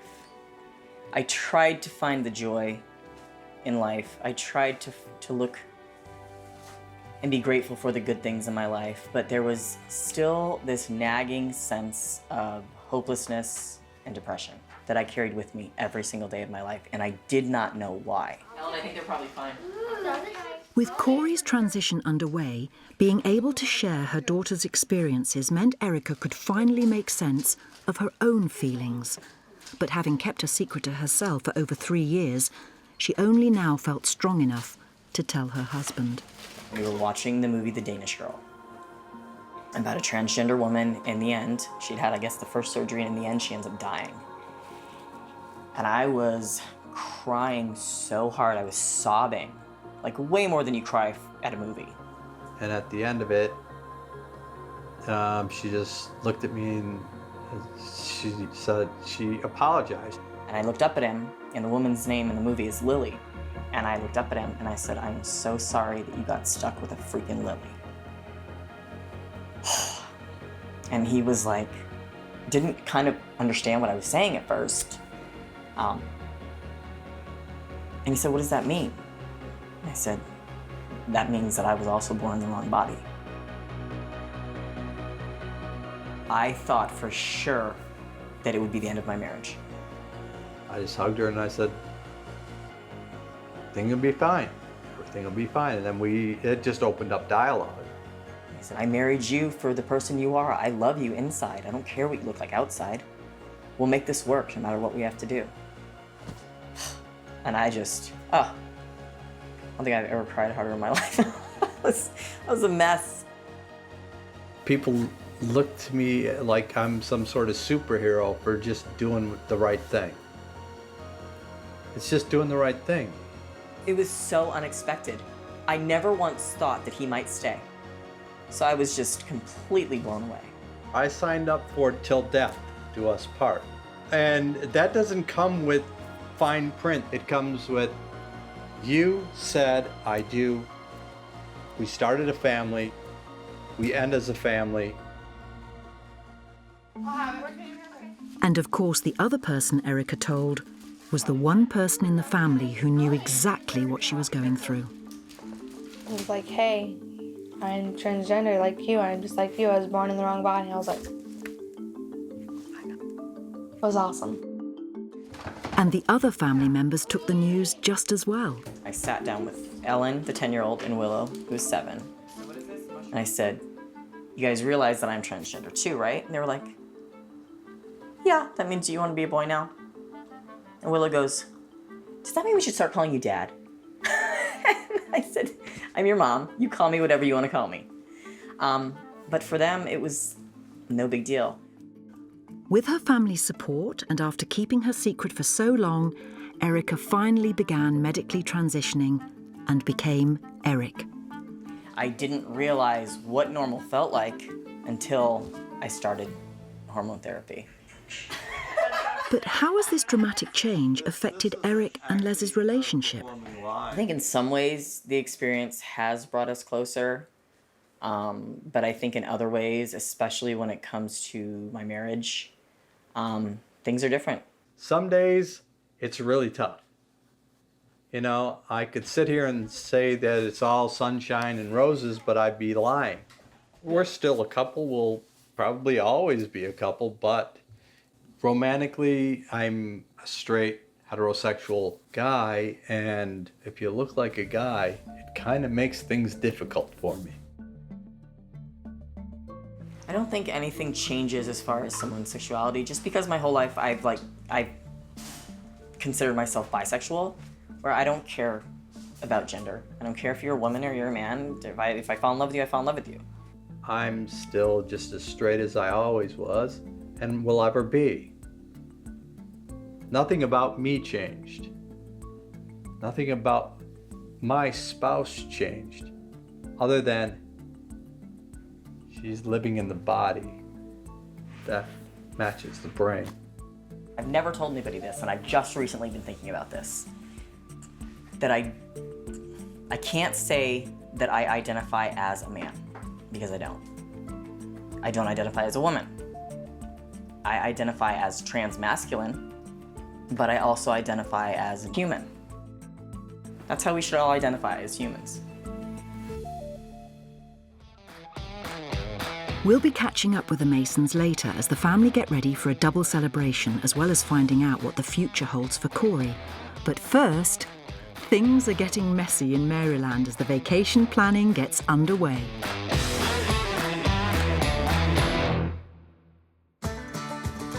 The Ness family and their children are about to embark on their annual holiday, but the destination is a closely guarded secret, for now. But when you've got this many kids, planning starts early. She makes sure the kids get their clothes packed, things that are necessary, and I'll think of some things too. I am to the point to where I tell her, well, what do you want me to do? What do you want me to do? And then, of course, you know, I provide the finances for it. Another thing.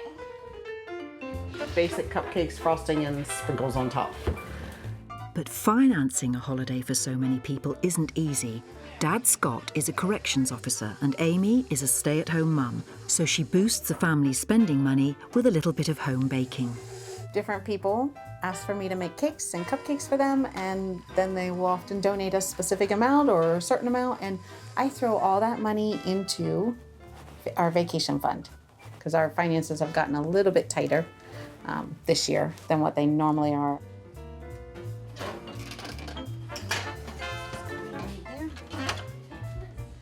Thankfully, this is a tiny order. When you've done 400 for a wedding with sugared fruit on top, you work for hours.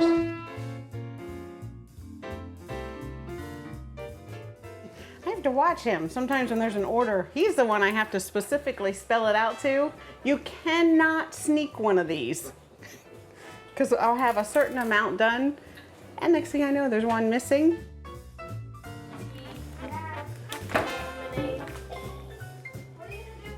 Oh my gosh, did he put his mouth in it?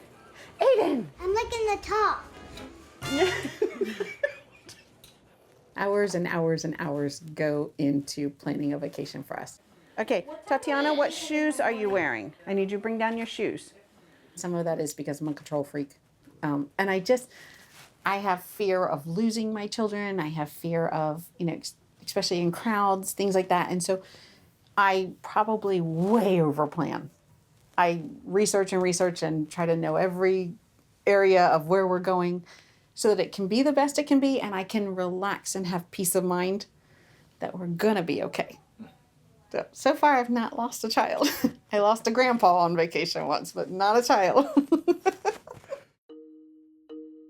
This year, the Ness family are a few members down for the annual holiday. We are missing 5 because my oldest daughter is married and lives in West Virginia with her husband. My second oldest daughter, Lexi, is in South Carolina at Bob Jones University. And then Casey, who is our third oldest daughter, moved out in February. The other two Ness family members who won't be joining them on holiday are 17-year-old John and 13-year-old Ashton, who are away at a boys' camp. But for the rest of the family, finding out where their holiday will be isn't going to be straightforward. I have planned a vacation reveal thing for the kids. Every year I do something fun with them to reveal where we're going for vacation and what we're doing. I'm now an angel. Ready? Get set, go.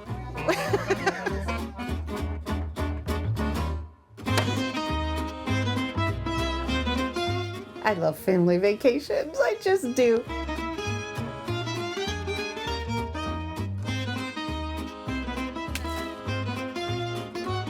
After the kids' hard work, the destination is finally revealed. For our vacation, we're going to Pennsylvania, and it's gonna be fun. We have a house rented on the lake, and it will just be simple this time, not a massive amount of activities. It's near a lake and a pool, and it's really in the mountains. It's going to be beautiful. We're going to a different house, and we get to be in a different place, and there's usually different stuff there that we get to do. It'll be very good. It's great bonding time for us. Coming up, the Ness family hit the road as they head off on vacation. But with this many kids, how is Mum going to work out who sleeps where? But first, we're catching up with the Masons, and it's party time as they get ready for 2 big birthdays.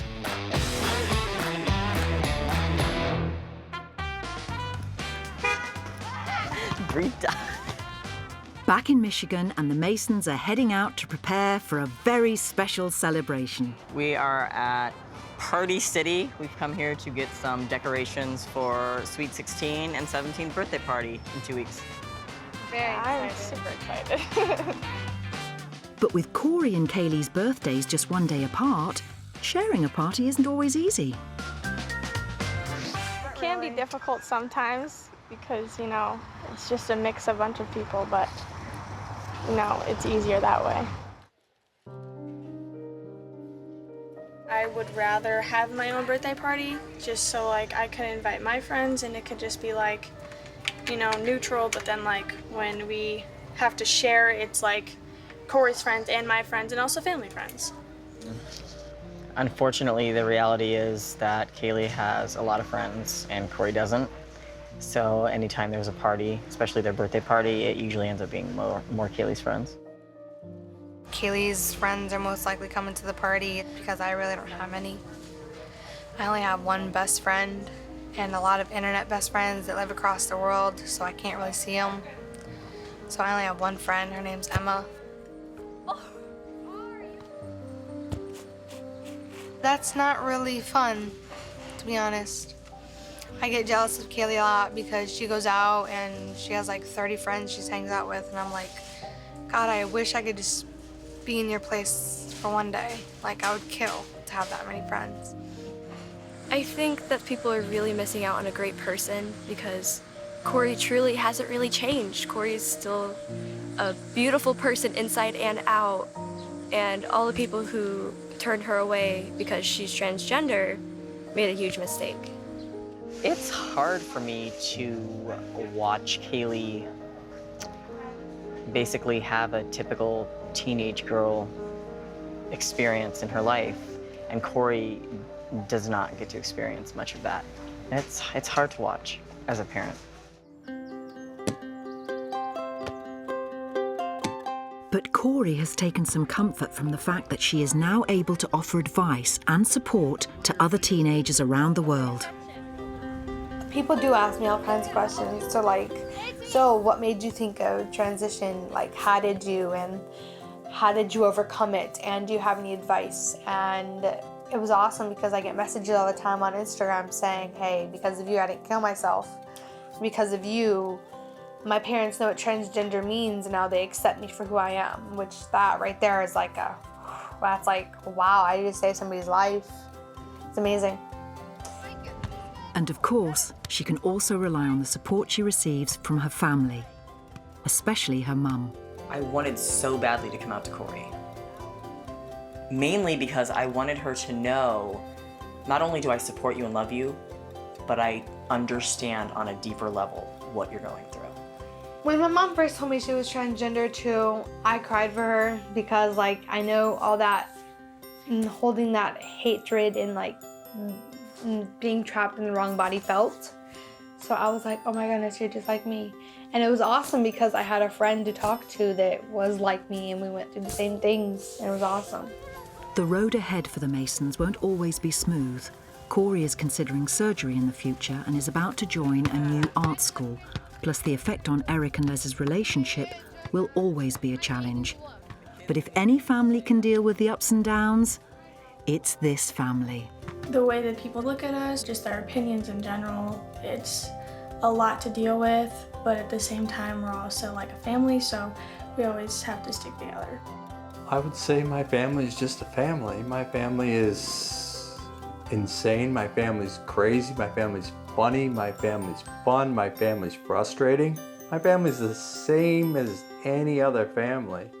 Having a transgender parent is definitely something hard to deal with because people don't look at us the same, or when I go places I have two dads and people are just kind of confused, but I mean at the same time my mom is still my mom and I can still trust her with everything, and it's just, it doesn't change the person that you are, it's just the appearance that you want people to see you as. I do think I've come a long ways. I think that I am stronger. I think that I am more brave than I ever been, and I can overcome anything. If there's one lesson that they can take from this is, always be yourself. Always be yourself. Don't ever be what anyone else wants you to be or says you should be.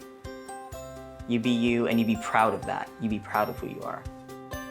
I feel all of that. I feel free, I feel happy, I feel down sometimes, but you know what? It's life. Life throws some tough things at you and you just gotta overcome them.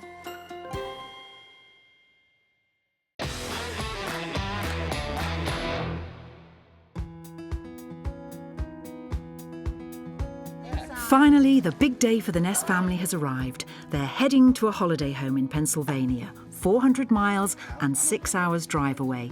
But before they set off, there's just time for a few last-minute jobs, including feeding the cats and installing the in-van entertainment system. Let's get in. I gotta load this stuff up front.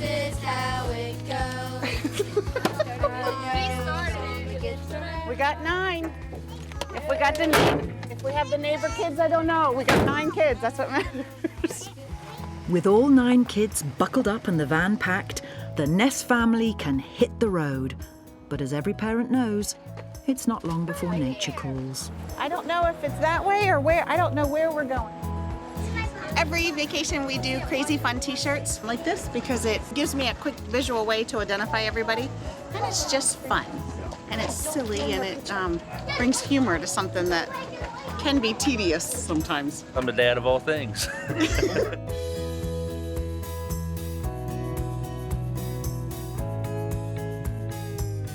Another bathroom stop. Okay, let's go. Back in the van, and how better to while away the miles than a family sing-song. Everybody's nurse, everybody's nurse. I know a song that gets on everybody's nerves, and this is how it goes. I know a song that gets on everybody's nerves. How much longer, anyway? Gotta go, Lou! Even though vacation for me is not exactly a restful thing, it's bonding, it's family connectiveness. And because we've joined multiple families together, this builds memories all together. I think any family, when you make memories together, that's what a family is. So that's what vacation is for me. After a long 6 hours on the road, the Ness family arrive at the holiday home in Pennsylvania. But there's no rest yet for Mum Amy. Is there any beds down there? No, There's a couch. There's a couch, okay. Okay, so let's go see what's up here. So maybe this could be the girls' room. I have to just make an executive decision as to who sleeps where because they're gonna fight about it no matter what I pick. Okay, well, I called this room. here's what we can do. Who is in the closet? Wow, we found a child. So then if the girls get this room the first... I don't know why I even talk. Nobody listens to me. You just said you listen to what she says. How can we solve this? What do you guys think? No. Why can't you just blindly follow whatever I say to you? Take pictures. Boys are in this room. Do not lock him out. But all the preparation and planning has been worthwhile as finally the Ness family summer vacation can begin. I'm very, very, very glad to be here. It was all, even though it really wasn't a long drive compared to some that we've done, it felt really long. The last 3 hours got long. The kids survived, I survived, even Dad survived, which is a miracle, and we only had one potty break the last 3 hours.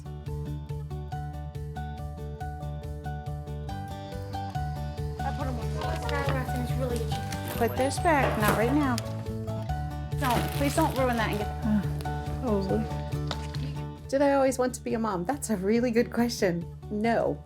I wanted to be a neurosurgeon. I would have never, and I think people that knew me back then would have never told you that Amy Ness is going to be a mom of 14 children and make cakes and cupcakes.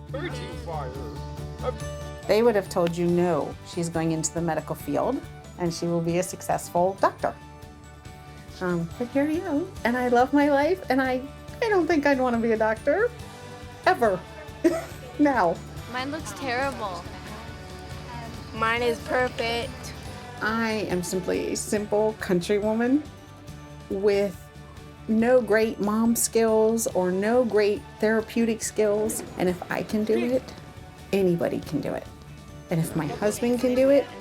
The difference that you can make in a person and their destiny for the rest of their life can be phenomenal.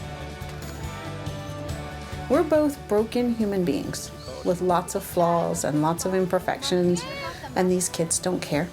They just want somebody to love them.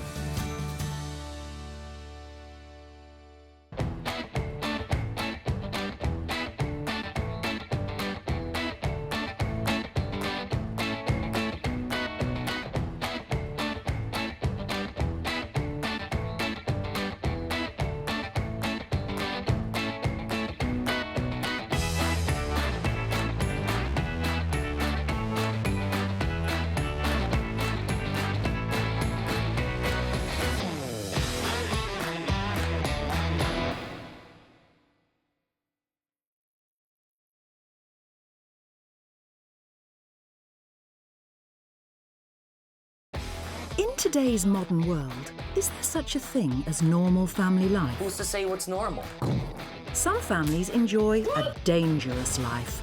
Some crave a relaxing life. And some just like the wild life. In this series, we'll be visiting households across the globe to celebrate the wonderful, the inspirational, and the eccentric. Welcome to the world's most extraordinary families. In this episode, we meet an extraordinary couple who opened their home to half a dozen children, all with one thing in common. Having the blindness factor, we can all relate in that way. In Denver, Colorado, we meet the Williams family, who built a multi-million-dollar family business selling a controversial product.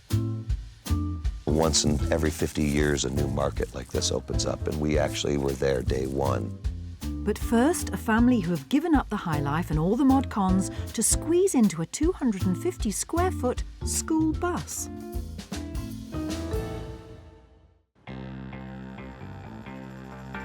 Welcome to our home.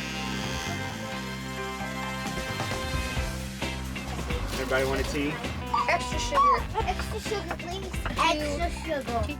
In 2017, Gabriel and Debbie Mays, along with their 4 children, Grayson, Darby, Deacon and Jovi, left their old lives behind in Chicago and hit the open road to live life in a school bus.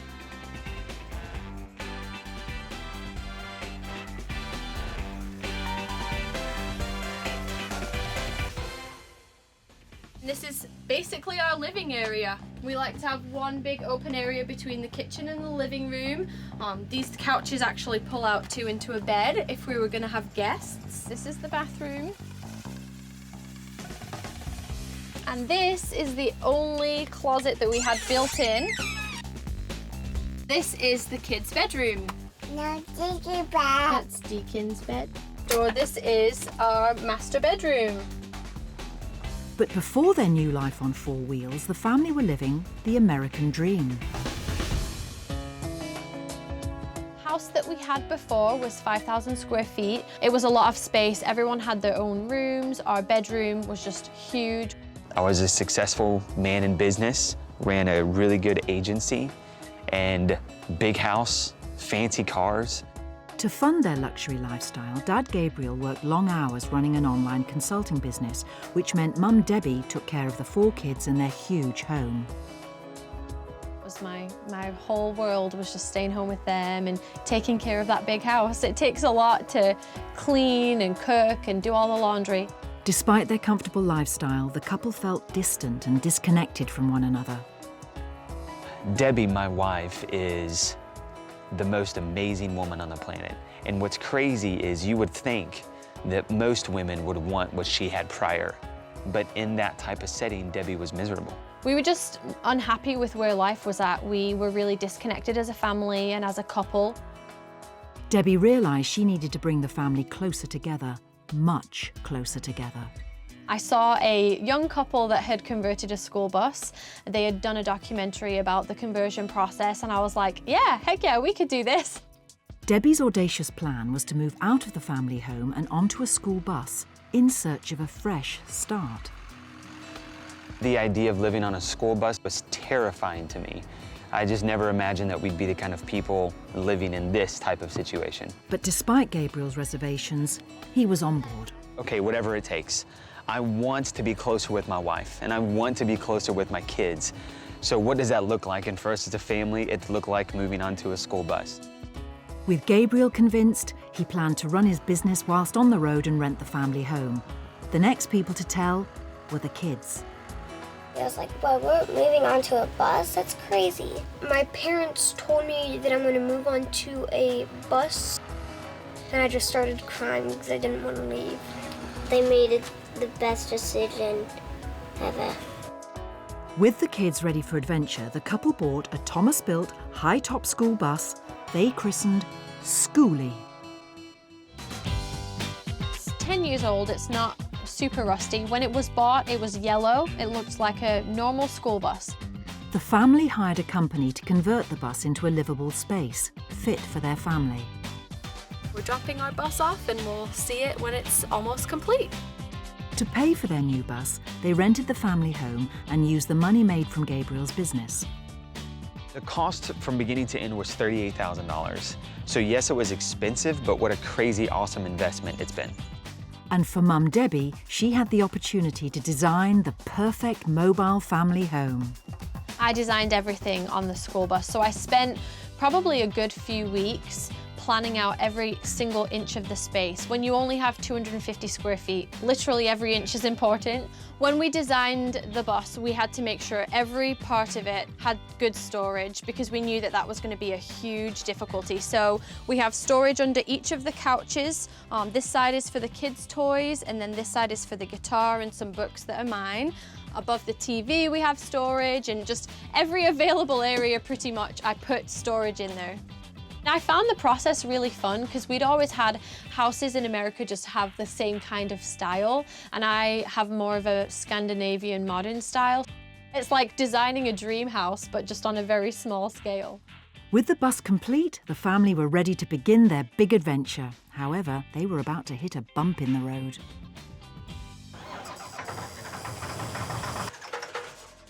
When we actually pulled away, there was quite a few things that weren't done right. The roof leaked really, really bad. It was raining on the inside. That was a really big struggle in the beginning because it was one of those moments when it's like, okay, was this the right choice?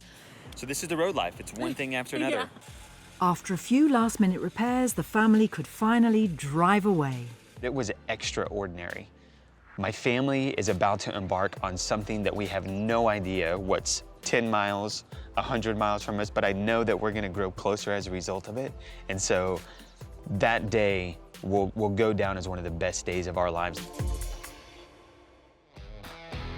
Coming up, we find out how the stylish Mays family found fame and fortune whilst living on the road. Our account grew by over 10,000 new followers. But now we meet the Bartlings, a big family with a big heart.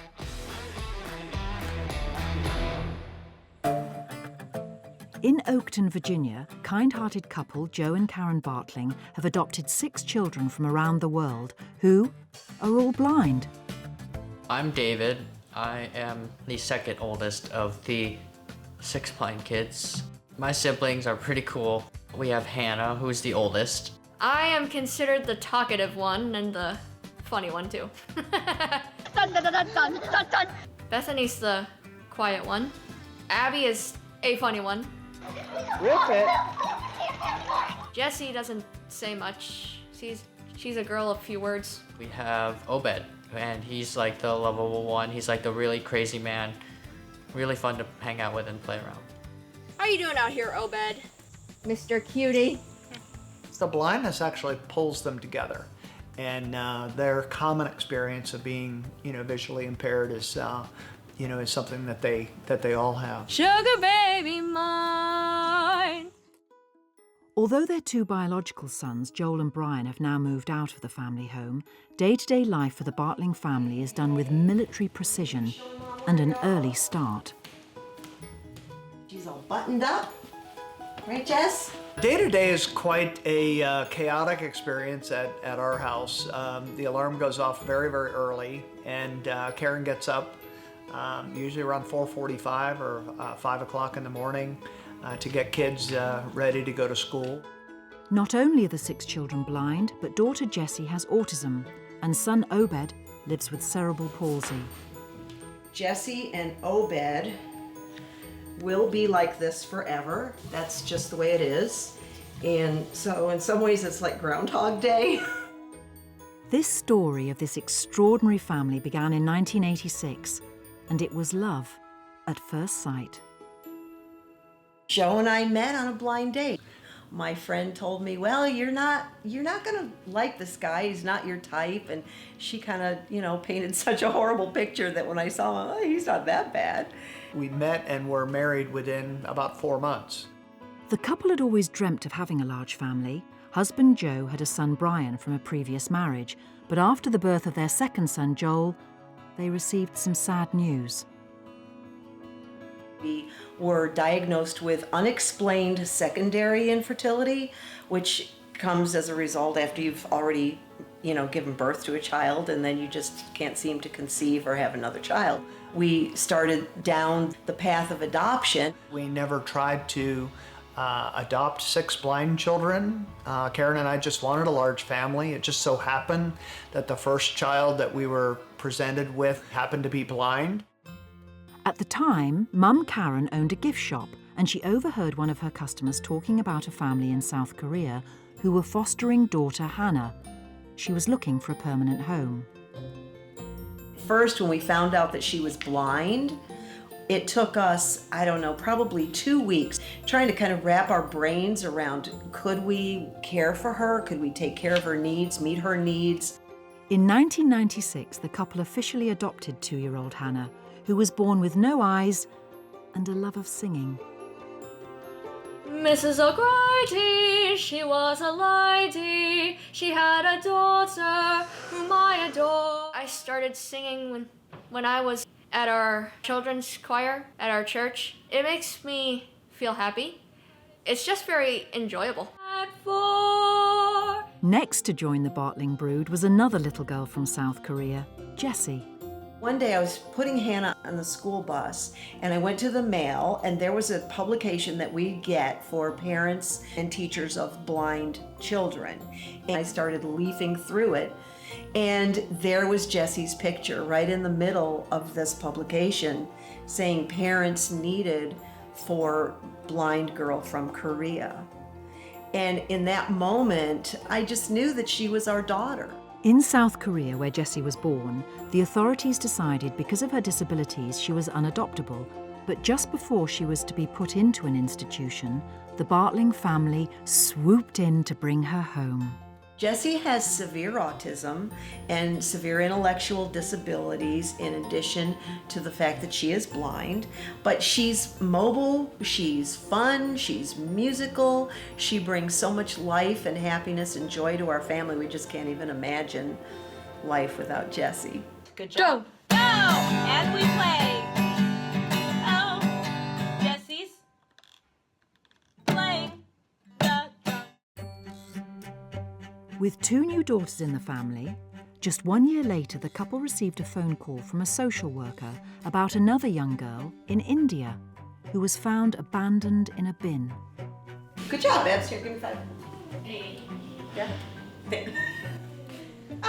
Abby, when she first arrived, she got off that plane and came toward us in her buggy, and we had no idea. We thought, oh my goodness, she's got a lot going on. Abby suffers from Fraser syndrome, a rare disorder that affects development. The condition can also result in the eyes being completely covered by skin. Abby she's quite a miracle. She is rare amongst the rare in this genetic disorder that she has, in that she is so healthy and she is doing, so well. And so we just couldn't be happier.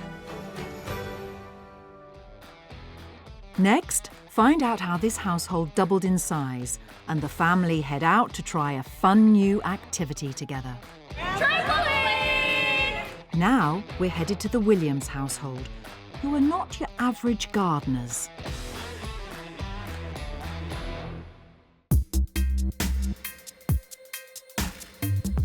Back in 2009, brothers Andy and Pete Williams started a new family business, selling marijuana. We produce about 8,000 pounds of marijuana a year, and we sell it all out of our own dispensaries in one form or another. It's all done legally, of course, as the family live in Denver, Colorado, where since 2014, anybody over the age of 21 or over 18 with a doctor's recommendation can buy marijuana from a licensed dispensary. Buds and younger, earlier, and ready to harvest. The family business sells medical and recreational cannabis and employs 10 members of the Williams extended family.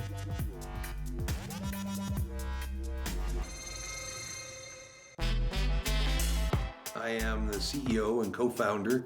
My brother Peter is also a co-founder. Pot grown efficiently makes me excited. These fall-like colors are beautiful. The industry is so exciting.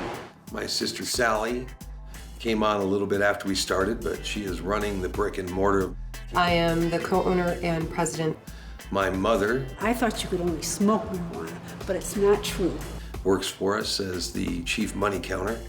And then we have a lot of nieces and nephews and sons and daughters working with us as well. Working for my family business is all I could really hope for. It's like a dream come true for me, really. It's nice working with family. You know, we all have our different quirks. It's great. It's, you know, the people making the rules are my family. They are now one of the top 5 largest marijuana businesses in the US, turning over around $40 million a year, and it all grew out of Pete's basement. I just had an interest in the industry because I was a pot smoker and I paid for the product all the time, so why not grow it yourself? My brother had been growing and supplying people with doctor recommendations their cannabis for a number of years under the Constitution. And I had the business savvy. He had the green thumb side of it. And I went to him and I said, let's join up and go big in this industry. We are the luckiest family in the world. To get that initial investment, the brothers didn't head to the bank. In 2009, they decided to approach their mother.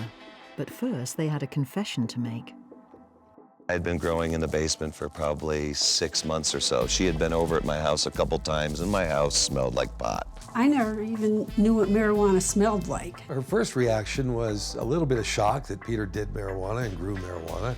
That was a surprise to her, but you know, she's very open to these things and got past it quickly. Peter and Andy came to me and asked for investment. And then they said it was marijuana. And so I was completely baffled. It was actually Michelle's husband Lou who decided to invest $150,000 in the brothers' venture. Shortly after I got married to Michelle, Andy and Peter approached me with a business proposition. And I discovered in a very short time that it was marijuana, cannabis related. And I made them quite a nice loan of money. With their stepdad's initial seed money, the brothers moved out of Pete's basement and into a warehouse. Over the next 5 years, the business grew. But in 2013, they hit a financial crisis. I really needed somebody to take over the finances. Things were just in a wreck, and the business was at risk because of it. And so the brothers called upon their big sister to get them out of trouble. It turned out to be sort of, yeah, I'll help you out for a couple months part-time. I'm now running the company and full-time and working 80 hours a week, so. Sally is really taking over the leadership of the family. She's becoming the family matriarch, and Sally is the boss. A lot of people ask me what it's like working with my family, and they can't imagine working with their family, and I can't imagine not working with my family. Next, we find out what happened when Mum Michelle tried cannabis for the first time. In the middle of the night, I ended up crawling to the bathroom.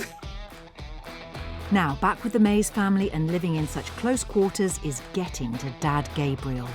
There are moments whenever living on this thing sucks.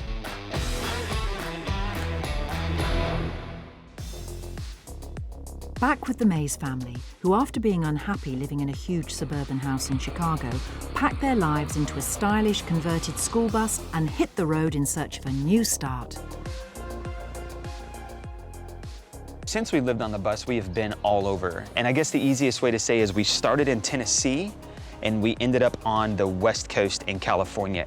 We travel a lot of places, but my favorite place so far was Sacramento. The views of the mountain and going to K1 and just spending time as a family, and then we can just explore the world and just go wherever we want. To fund their new bus life, Dad Gabriel continued to run his website design business whilst on the road. Basically, the way that we make money is from behind the computer.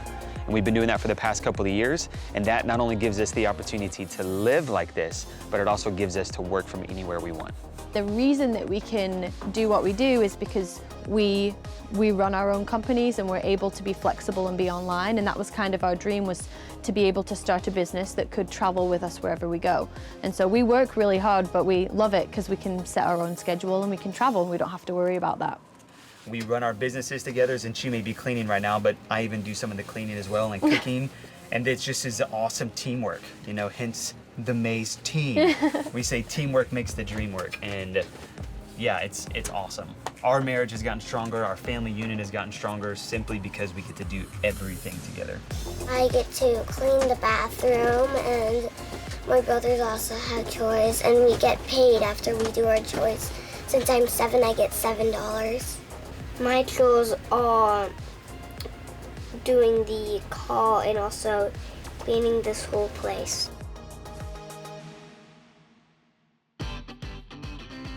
But a surprising new stream of income was about to come their way as this photogenic family began to document their lives on social media.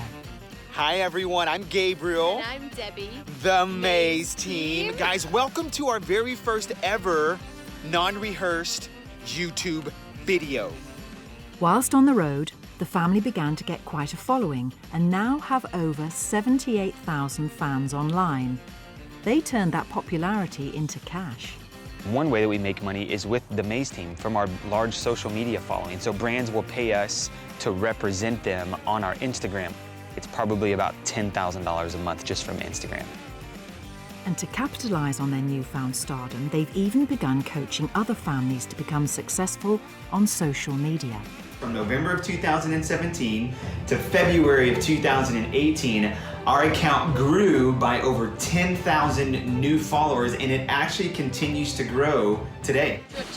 behind the camera, being on the road with such a big family in such a tight space has its downsides. Living on the bus has a few bumps, like you go to bed. I've got my little brother underneath me, so he like kicks the top of the bed, and it's just really annoying whenever I'm trying to get some sleep. Having no space has been, it's the highest point of tension in our family. Oh no! It just means doing the dishes every day by hand, which sucks. You know, it means that we have to pick up after ourselves, and that sucks. Honestly, when I was in a house and things would get lost, I wouldn't get frustrated. But living in a bus when things get lost, I'm like, how? How could it possibly be lost? Whenever we go to the restroom, we can hear each other go into the restroom, and that sucks. Debbie and I have to be strategic about when we're intimate with one another, and that sucks to a certain extent. So yes, there are moments whenever living on this thing sucks, big time. Coming up, has their school bus home made its final journey as the family park up so the kids can go to school? We can just go and do whatever we want after school. It's just so much fun. Now, the Bartling family head out to try some trampolining for the very first time. I'm doing it!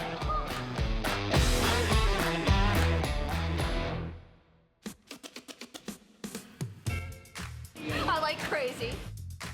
In Virginia, Joe and Karen Bartling, along with their 6 blind children, are heading off for a day of trampolining. Interestingly enough, our kids love to go on rides, go on car rides. And we call them drive-by vacations, or they could be sightseeing trips. They have no idea what we're going to see, but they love it. I'm doing it! After adopting 3 blind daughters by 2004, the couple decided they wanted an even bigger family, and their next addition was a spirited 5-year-old boy from China. David was a very rambunctious, crazy, wild 5-year-old. David was originally brought to the US by a different adopted family. The family went, they got him, they brought him home, and then they realized that he was more than they felt they could handle. And so Karen and Joe stepped in to give David a permanent home. Like some yogurt or something too, maybe that would be good. How many plates are we getting? 3?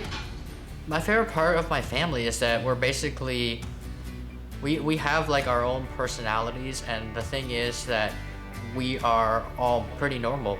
The thing that's helpful is having the blindness factor, because we can all relate in that way to each other.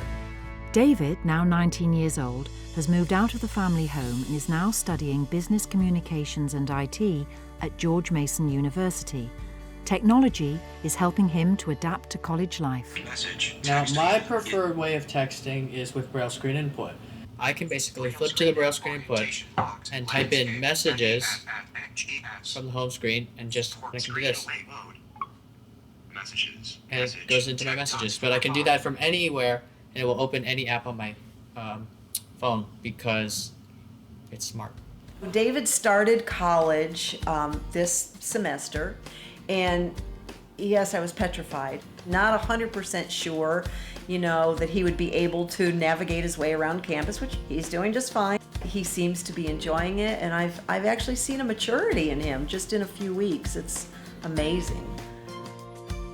The Bartling family now had 4 children born without sight, and after a call from their social worker, they were about to adopt a 5th, the first of their children to be born in the US, Obed.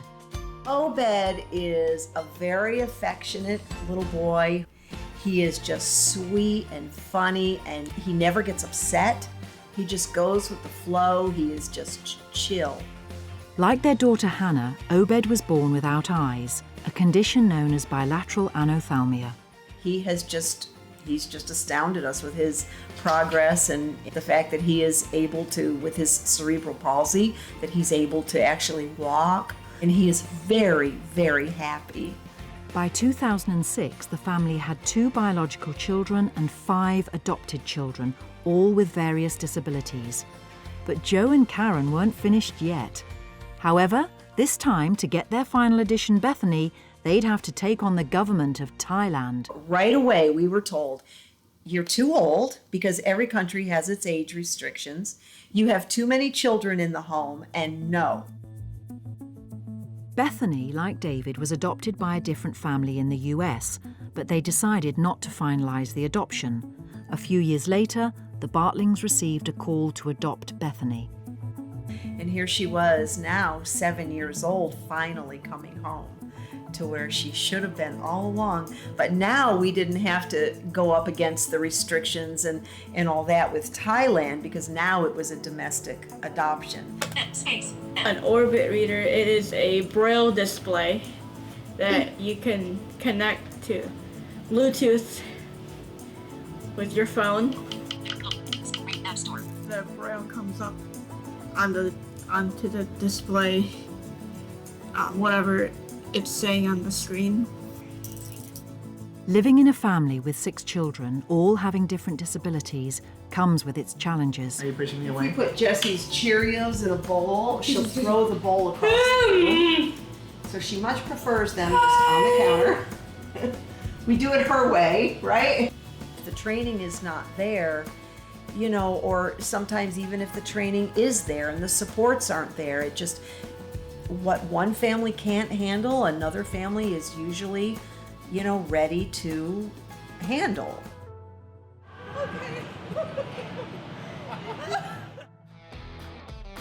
Next, daughter Hannah heads off to earn a crust at the local bakery. This part is a little chipped right here. But now, back with the Williams family, who are discovering the life-changing effects medical marijuana is having on their customers. She said, because what you do allows my 5-year-old niece to function.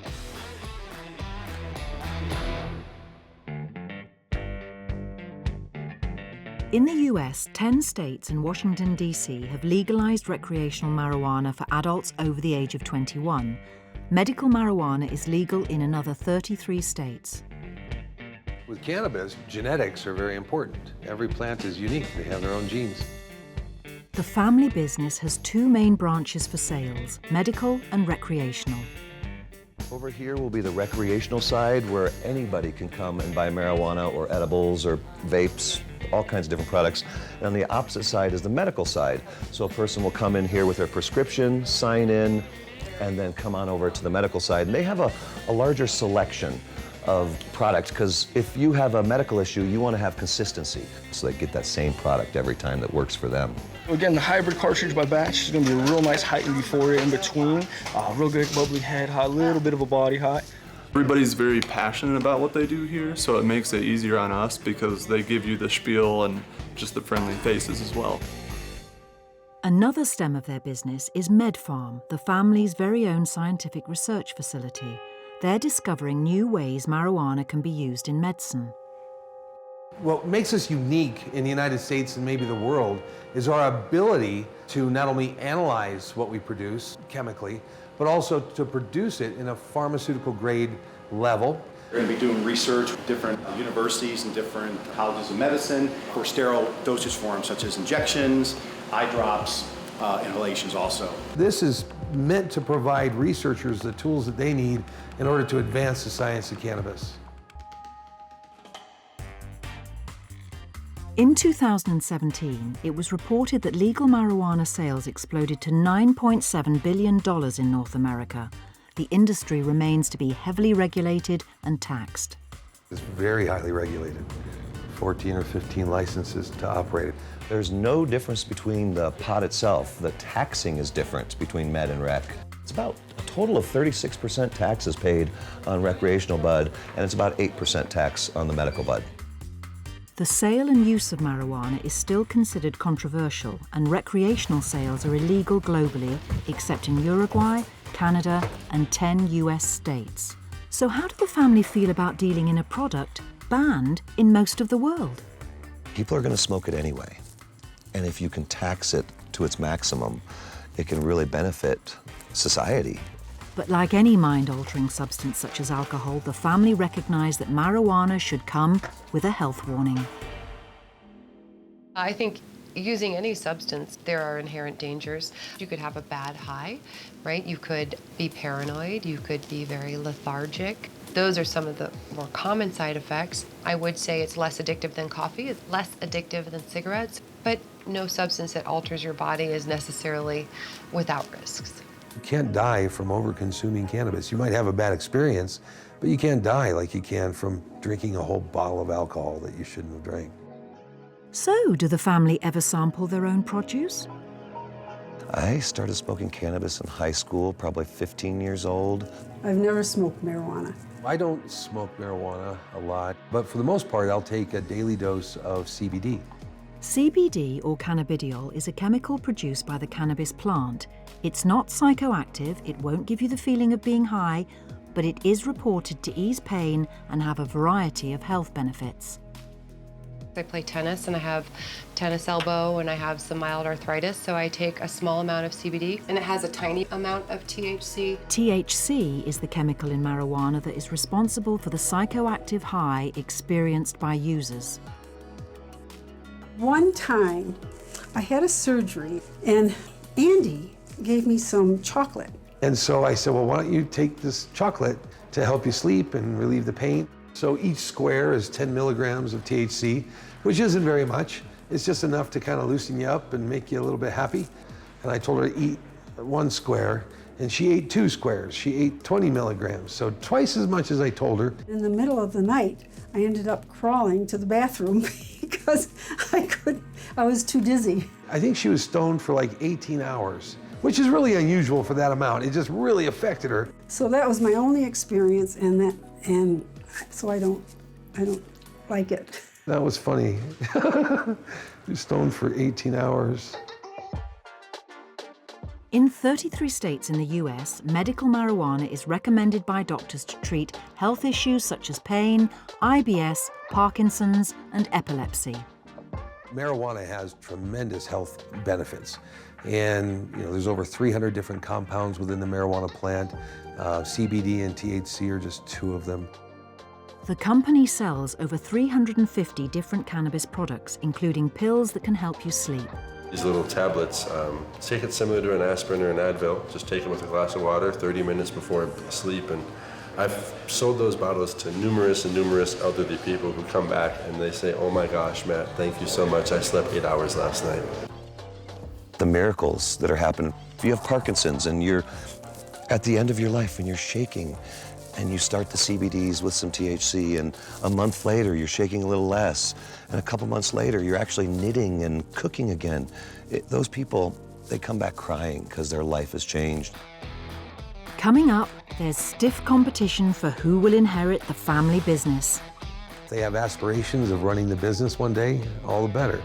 Doesn't mean they'll get it. Next, we're back with the Mays family, who are hitting the brakes on their journey. We will transition into this home recognizing and understanding the value of time spent with our kids. After traveling across the US, the Mays family have completed their search for a new place to settle down in Redding, California. They have parked their home at a local caravan park. We're currently in Redding, California. That's where we decided to settle down for the kids to go to school. When I looked at homeschooling, I just didn't feel like it was something that I could fit. You guys want to walk over and sit down and have a little snack? A little picnic. Next to the creek? We came here, I immediately just fell in love with the temperature of the place. The weather is really nice in California. And the people, we immediately got connected to a really good group of friends and community. We kept the school routine, so we stay still in one area. And then we travel on summers, weekends, and holidays every time we can. With the bus parked up and the kids now at school permanently, the family are still living in their home on 4 wheels for the foreseeable future. One of the best bits about having a bus is that we can pick up the kids after school and then go somewhere and have a picnic in a completely different scenery. Get away from the mundane. The opportunity is endless with it. I like how it moves around. I like to go just to different fun places. You can just go and do whatever we want after school. It's just so much fun. Now the family are planning to continue living on the bus, but do want to move back into a house eventually. We really have always dreamed about building our own house. Part of the reason we chose living on the bus is to save money so that we could build a house in the future, but the connection was the #1 reason. But will the couple have the same issues that made them up sticks in the first place? Whenever we go back into the house, some things that we'll take from this experience is the connection with our family. We will transition into this home recognizing and understanding the value of time spent with our kids. I think that my parents made the best decision ever to get us onto the bus. We love the lessons we've learned through it, and I really think that our marriage wouldn't have made it if we hadn't have made this choice. I think that we would have just continued that life of disconnection. The ability to go and travel across America it's been a beautiful experience. This decision to flip our life upside down for the sake of our marriage and our kids, this has been the best decision we could have ever made.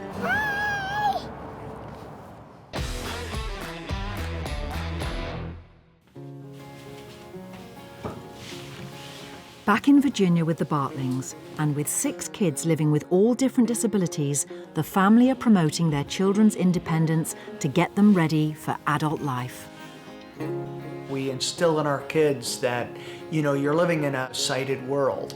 So the expectation for a visually impaired person or blind person is higher. Well, I'm ready when you are. I was born ready. You were born ready, weren't you? Yeah. Some of the children are already benefiting from that preparation. Son David is now at college and daughter Hannah is heading to her job at a bakery. I like everything. Washing dishes, drying dishes, and making recipes. And I like scooping cookies. And I like going into the chocolate room and packaging room.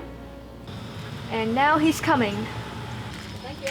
You're welcome. Hannah was in special education, and she went to an academy basically for job training and that sort of thing. And fortunately for us, she had taken culinary classes, and they paired her with a coffee shop and bakery in town that employs other people with different kinds of disabilities working alongside typical employees. It's the first time they've ever had a blind person or even a visually impaired person in their kitchen.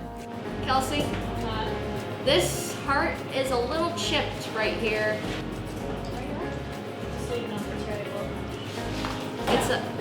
It's a dud. I like all tasks about my job. I like getting along with all my employees that are entertaining to me. I'm entertaining to them.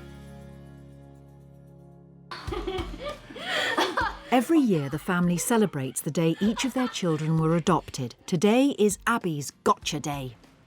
This is my mom and dad's anniversary and Abby's Gotcha Day.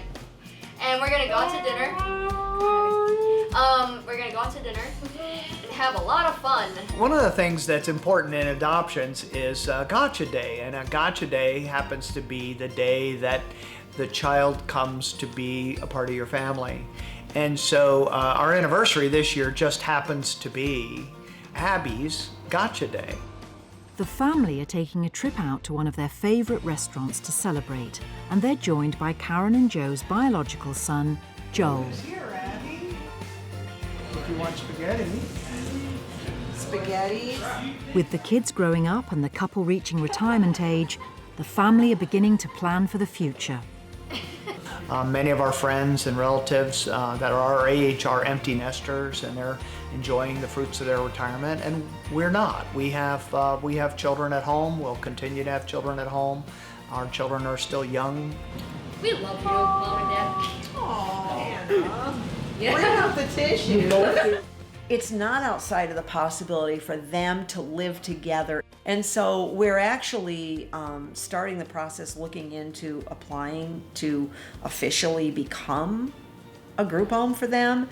And in that case, the idea would be that hired help, hired caregivers and attendants would come in to do the day-to-day. It has its challenges, certainly, but without the challenges, then, there wouldn't be any reward either. Yeah. You'll kiss Daddy. The kids are they're just amazing kids, and you just see how they interact, or, you know, if they've really succeeded at something, you know, and you're just like, yeah, this is pretty cool. This is pretty cool.